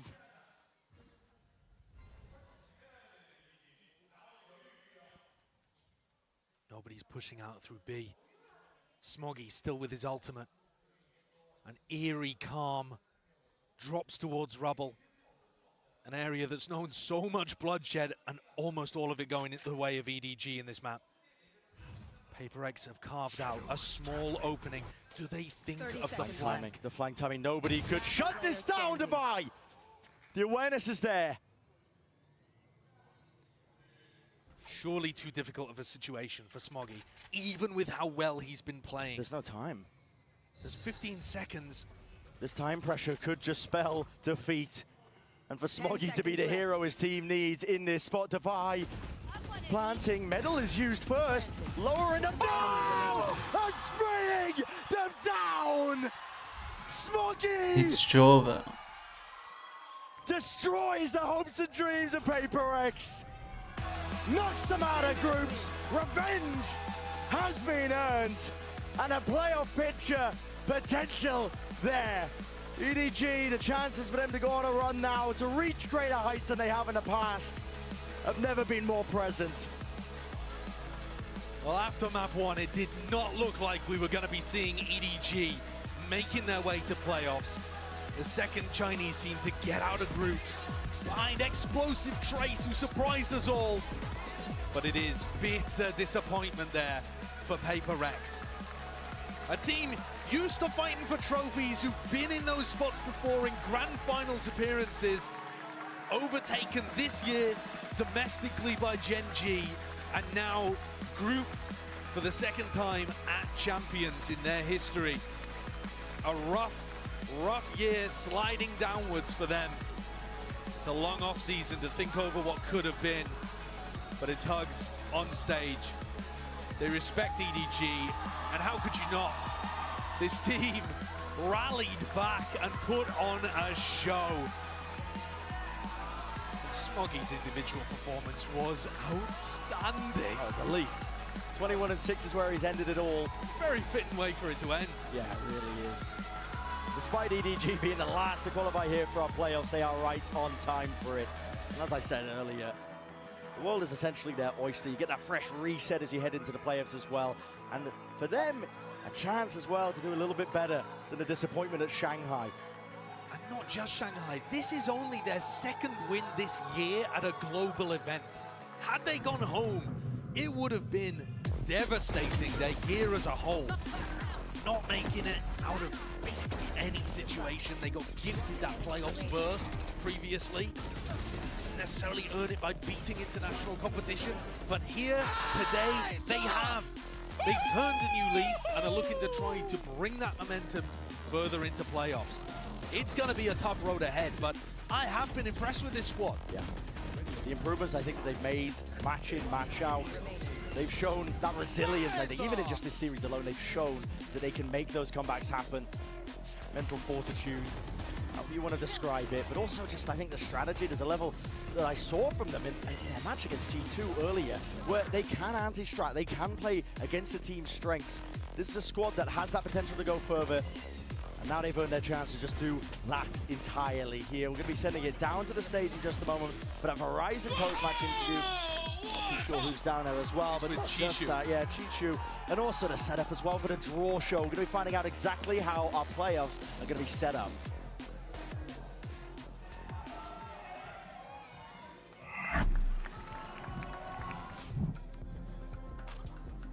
Welcome down to the stage, everyone. I have EDG's Chichu here with me and Luna to help with the translation, of course, for our post-match interview. EDG의 치추 선수 만나보겠습니다. 승리 축하드립니다. 너무나도 익숙한 페이퍼렉스를 상대로 승리를 거두면서 플레이오프에 진출하게 됐는데요. 오늘 경기 소감부터 들어보도록 하겠습니다. Congratulations, Chichu. You faced them again. You took them down. You guys are in the playoffs. So what was it like going up against PRX when the stakes were so high, and especially because you guys were really familiar with each other? 那恭喜你们，现在是进入到了淘汰赛嘛，而且你们再一次面对到 PRX 也是赢下了他们。那在如此紧张的一个赛程之下，遇到这么熟悉的对手，现在赢下来，感受是怎么样的呢？今天比赛？说实话，第一场输的时候，我想到了不好的事情，但是怎么说呢？就调整，然后准备二三场图嘛，因为我们跟他交手很多次，我们也对他比较熟悉。因为我们第一场图就是失误太多了，然后后面我们做得很好，我觉得赢得很爽，然后。 怎么说呢？也是我们调整成功了吧。 We lost the first map. I was thinking something bad, but we do the adjustment quickly on map 2 and map 3, and we face against PRX so many times. We are so familiar to each other, and we made a lot of mistakes on map 1, and we be able to like fix it on the map 2 and map 3. 사실 1세트 내주고 나서는 정말 안 좋은 기분이 점점 들면서 안 좋은 예감이 들기도 했는데 그래도 1세트 때 만들었던 실수들 그리고 있었던 문제점들을 2세트부터 잘 보완하면서 좋은 경기를 치를 수 있었고 그리고 페이퍼렉스를 하도 많이 만나보니까 또 많이 익숙했던 것들이 오늘 경기에 좀 도움이 됐던 것 같다고 얘기를 하는데요. 그리고 로터스에서 페이퍼렉스가 또 투타격대 조합으로 수비 쪽에서 먼저 시작을 했거든요. 좀 페이퍼렉스의 조합을 보고 EDG 선수들은 어떤 얘기를 나눴는지도 궁금합니다. So last map, Lotus, PRX ran the double duelist comp and they started on defense. What was your game plan heading into that map? 那其实，在刚刚的莲花古城上面，对手 PRX 他们是防守方先开，但是选了一个双决斗的阵容。那你们当时在进入到这张地图的时候，是当时想了怎么一个游戏计划呢？说实话，赛前我没有想到他们这张图会换成这样。怎么说呢？就是我们面对不常见的阵容，打得会不好一点。但是我觉得遇到这种常规的阵容，反而会打得更轻松一点。 有想到是吗？是的。We have already predicted that they're gonna try this comps. Maybe sometimes we are not good at to face against those comps that not Euro to see, but with this kind of we can see a lot. This kind of comp we're really good at it. Okay. So you were familiar. You knew they were gonna pick something like that. 所以其实还是挺熟悉的。你觉得你就知道他们会拿这种阵容是吗？是 Yes.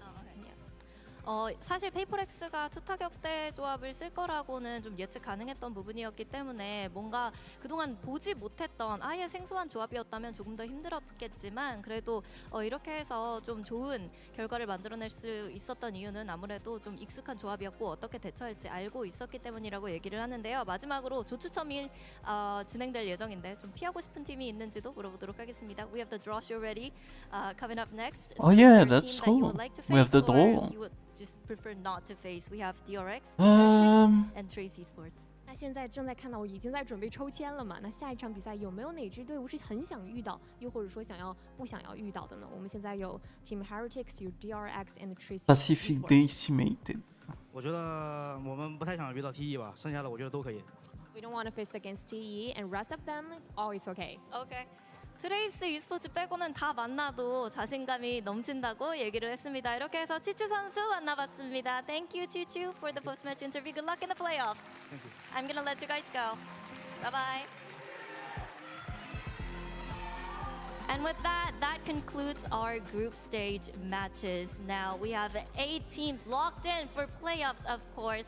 And next up, we have the draw show ready right here on stage with our lovely Victoria. 네, 이렇게 해서 플레이오프에 진출할 8팀들이 모두 결정됐고요. 이어서는 플레이오프 대진 추첨식을 I don't 진행하도록 know who that 하겠습니다. girl is. 추첨식에는 빅토리아 She's there every single fucking time. Yeah, so I'm going to explain. There are 2 basic rules for this one. I'm going to explain them really quick. 1 seeds will only play 2 seeds, and then Oh, teams she's from the the same group global cannot be on the competition same side of manager. the bracket. So they'll move forward or Nice. swap backward accordingly to make sure that doesn't happen. Other than that, that's all. 네, 먼저 추첨식의 규칙에 대해서 얘기를 해드릴 텐데요. 1번 시드 팀들은 2번 시드 팀들을 만나야 하고요.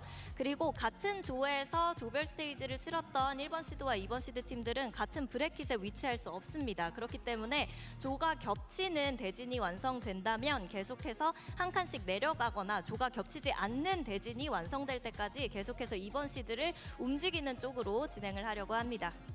Perfect. Let's get started. We'll draw our first seed. 네, 첫 번째 1번 시드 팀은요. Maybe. Here we go. All right, so that is going to be DRX. DRX입니다. It will go into that first slot. All right, next one. 다음 1번 시드 팀입니다. DRX와 같은 브라켓에 속할 팀은 누가 될지. The Trace. 트레이스 e스포츠입니다. All right, next one. 다음입니다. 반대편 브라켓에서 경기를 치를 팀. G2. G2입니다. I love the fucking reactions when you don't fucking know 네, anything. 이렇게 되면 마지막 남은 1번 시드는 We have Heretics. 팀 헤레틱스입니다.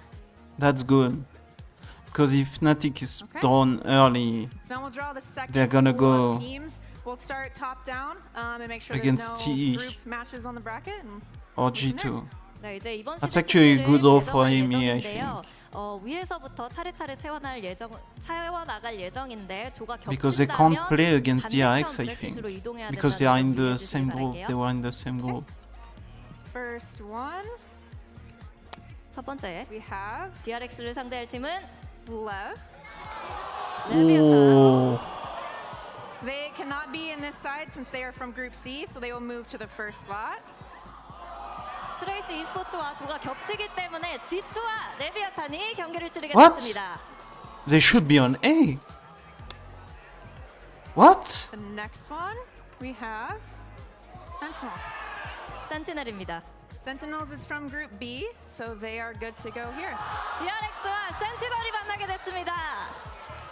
And our next team, 다음 팀 뽑겠습니다.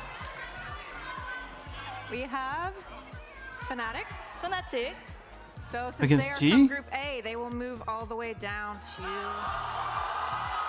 Fnatic이 What? DRX와 What the 같은 fuck is that 조였기 draw, 때문에 man? 팀 헤레틱스를 만나게 되는데요. 이렇게 되면서 EMEA 대전이 완성됐습니다. So, last one. 마지막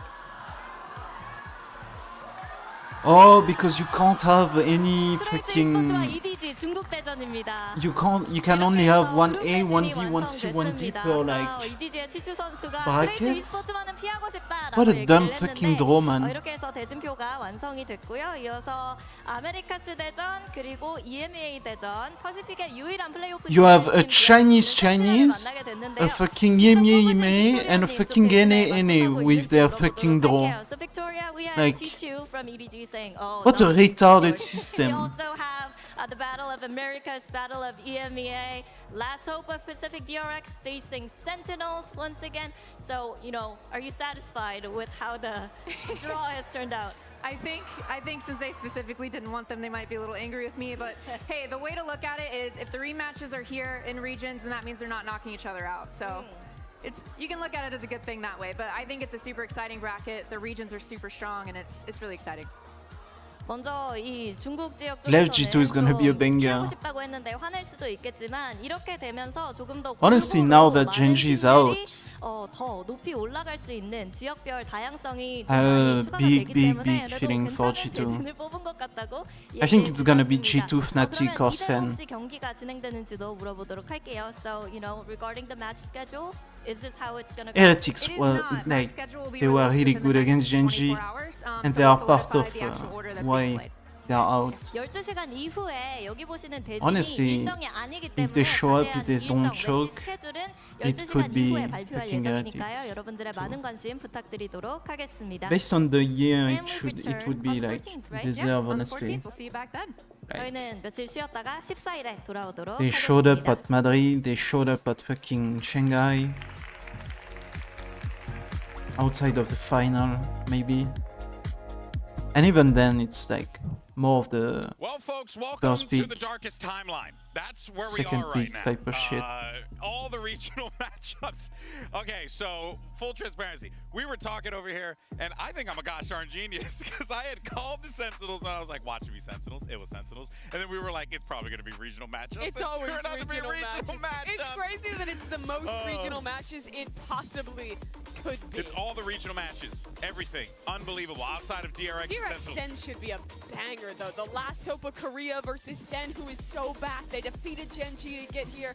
That should be a sick one. Honestly, all of these are going to be pretty good matches, to be honest, because I mean, they play each other so often that I mean, they know each other inside out. I think Sentinels DRX is like probably it's going to be the most different by far. So that's going to be very interesting because it's a different region. But I mean, the copium. So the games are on Wednesday.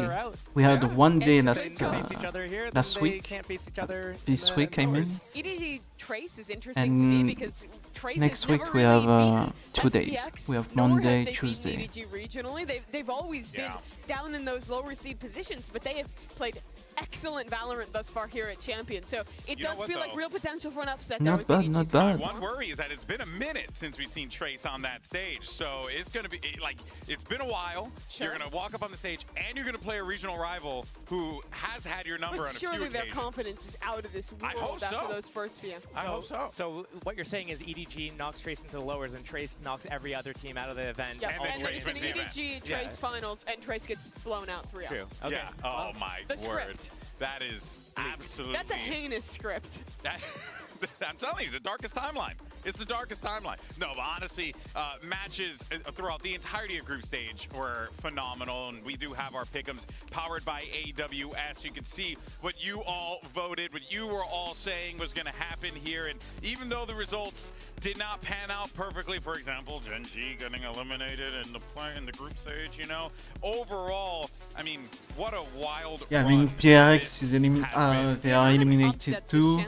Fucking Vitality is eliminated. My A and B pick'ems went great. My C and D ones, though, on the other hand, not doing too hot. I'll tell you that much. Oh man, well. Yeah, people were so close with the Group D one. Yeah. A little too much PRX cope there. EDG impressing. And now DRX with Gen.G gone and Talon gone, the last hope of Pacific, the last Korean team in this tournament heading into playoffs. It's a lot of pressure on those guys. It really is, you know, and heck, I mean, even for EDG, right, they're coming into this one having to go up against their regional rival. Can they, you know, find that, what they found on this stage today, can they do so against Trace? You also got G2 and LEV.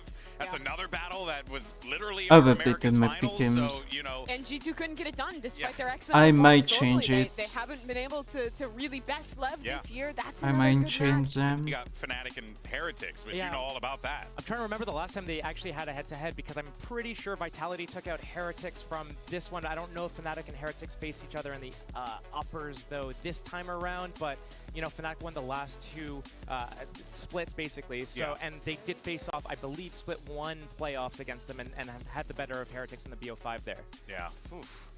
Man. Off the top of my head, so I could be wrong. Yeah. Hey, but you know what? Overall, though, not bad. I believe you. You say it with enough confidence. That's how it works. You know what I'm saying, baby?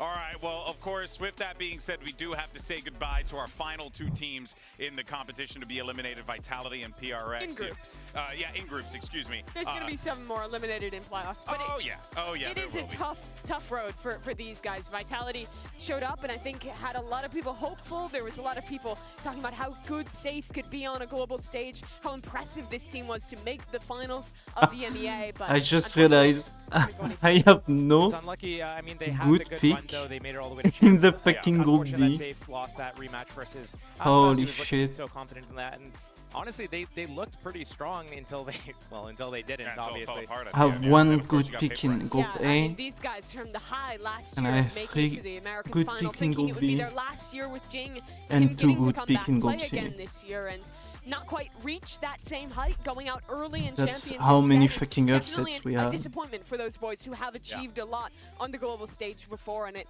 really brings questions as to what PRX looks like into the future. They really Will did W go Gaming come back another season? They went out in the most PRX way possible. Yeah, double duelist solo sky. Deathmatch. Don't get me started with that one.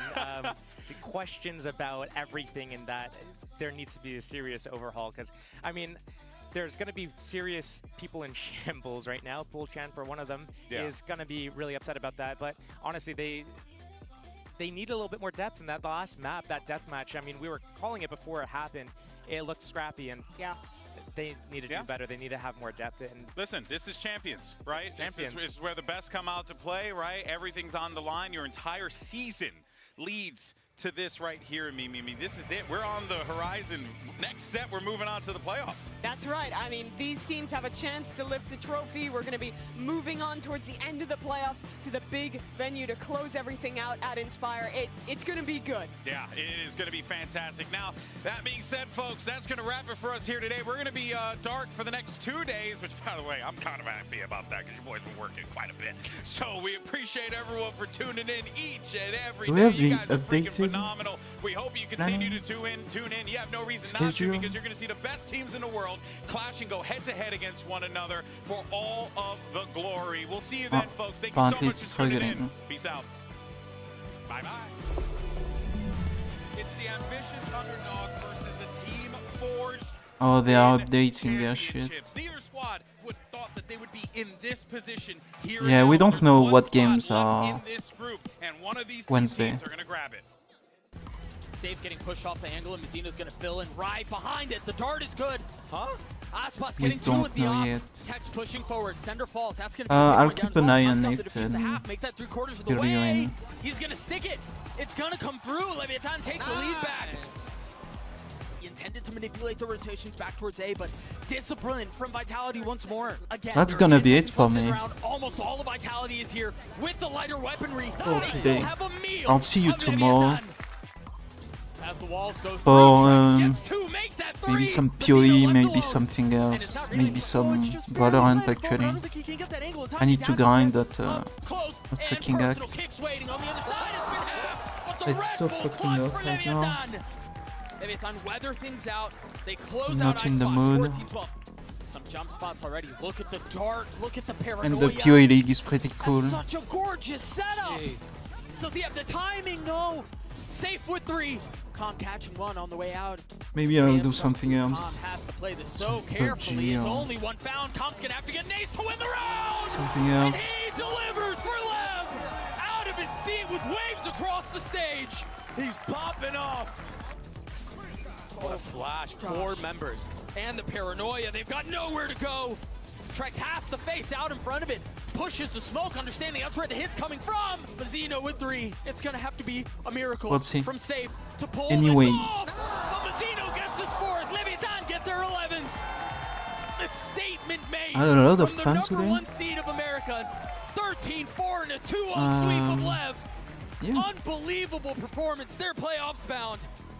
It's the final match of the group stage, and it can only end this way. 2 teams who have encountered each other time and time again. The question is, can EDG muster up the ability to defeat PRX here in their Today was Pacific fun. region? Is See it you doable? It's going to be tomorrow. critical. Dash up and over. Onto the pipes. He's found it. Perfect accuracy. At least expecting it. Something, though. He's right And, back at you. yeah. Divine catching him. The 140 cleanup from Forsaken Chichu. Left to do it all.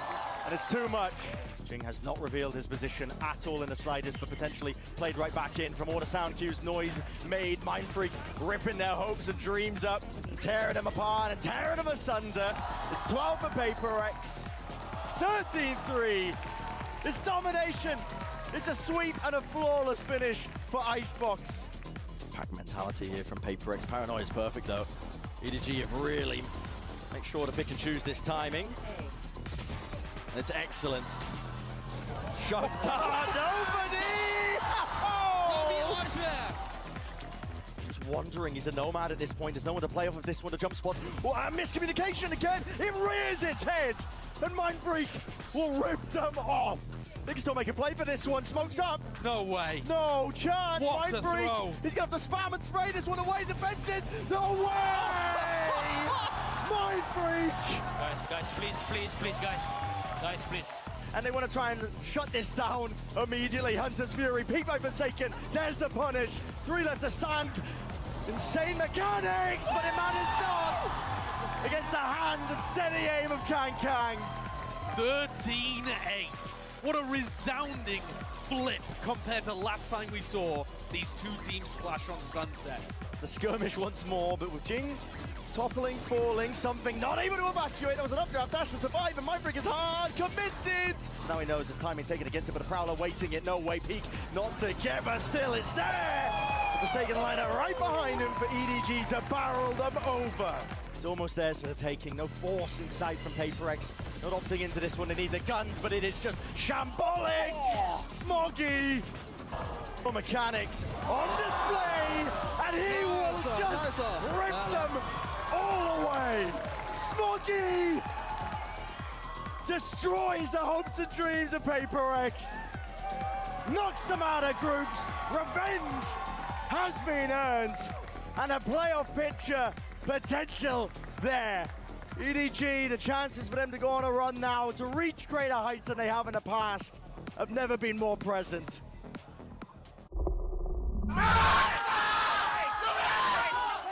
Let's go. Yes.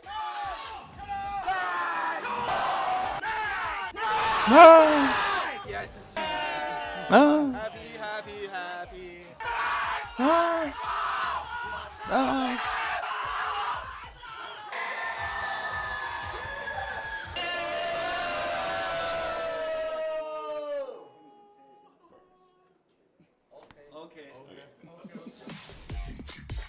Okay. Anyways.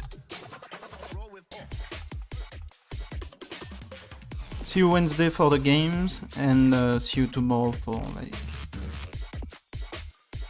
regular shit.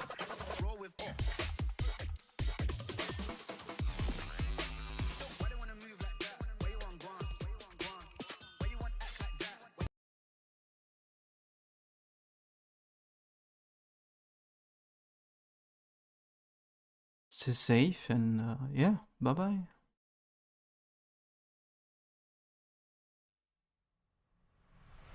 I thought I had it all together, but I was led astray the day you walked away. You were the clock that was ticking in my heart, changed my state of mind. When love's so hard to find, your feelings changed like the weather. Went from clear to gray on that time of day. How can I go on with the cup falling apart? Love's so hard to find when someone's on your mind. Listen, baby, your wish is my command. Baby, won't you understand that your wish is my command? What can I do to make my baby understand? Something tells me that I'm dreaming. I can see it there, waving unaware of problems that have a tendency to keep the truth behind, far from our minds. You need someone you can believe in. This I do declare. Trust me, I'll be there. The road that leads to heaven can be so steep. I will help you climb, change your state of mind. Listen, baby, your wish is my command. Baby, won't you understand that your wish is my command? What can I do to make my baby understand? Your wish is my command.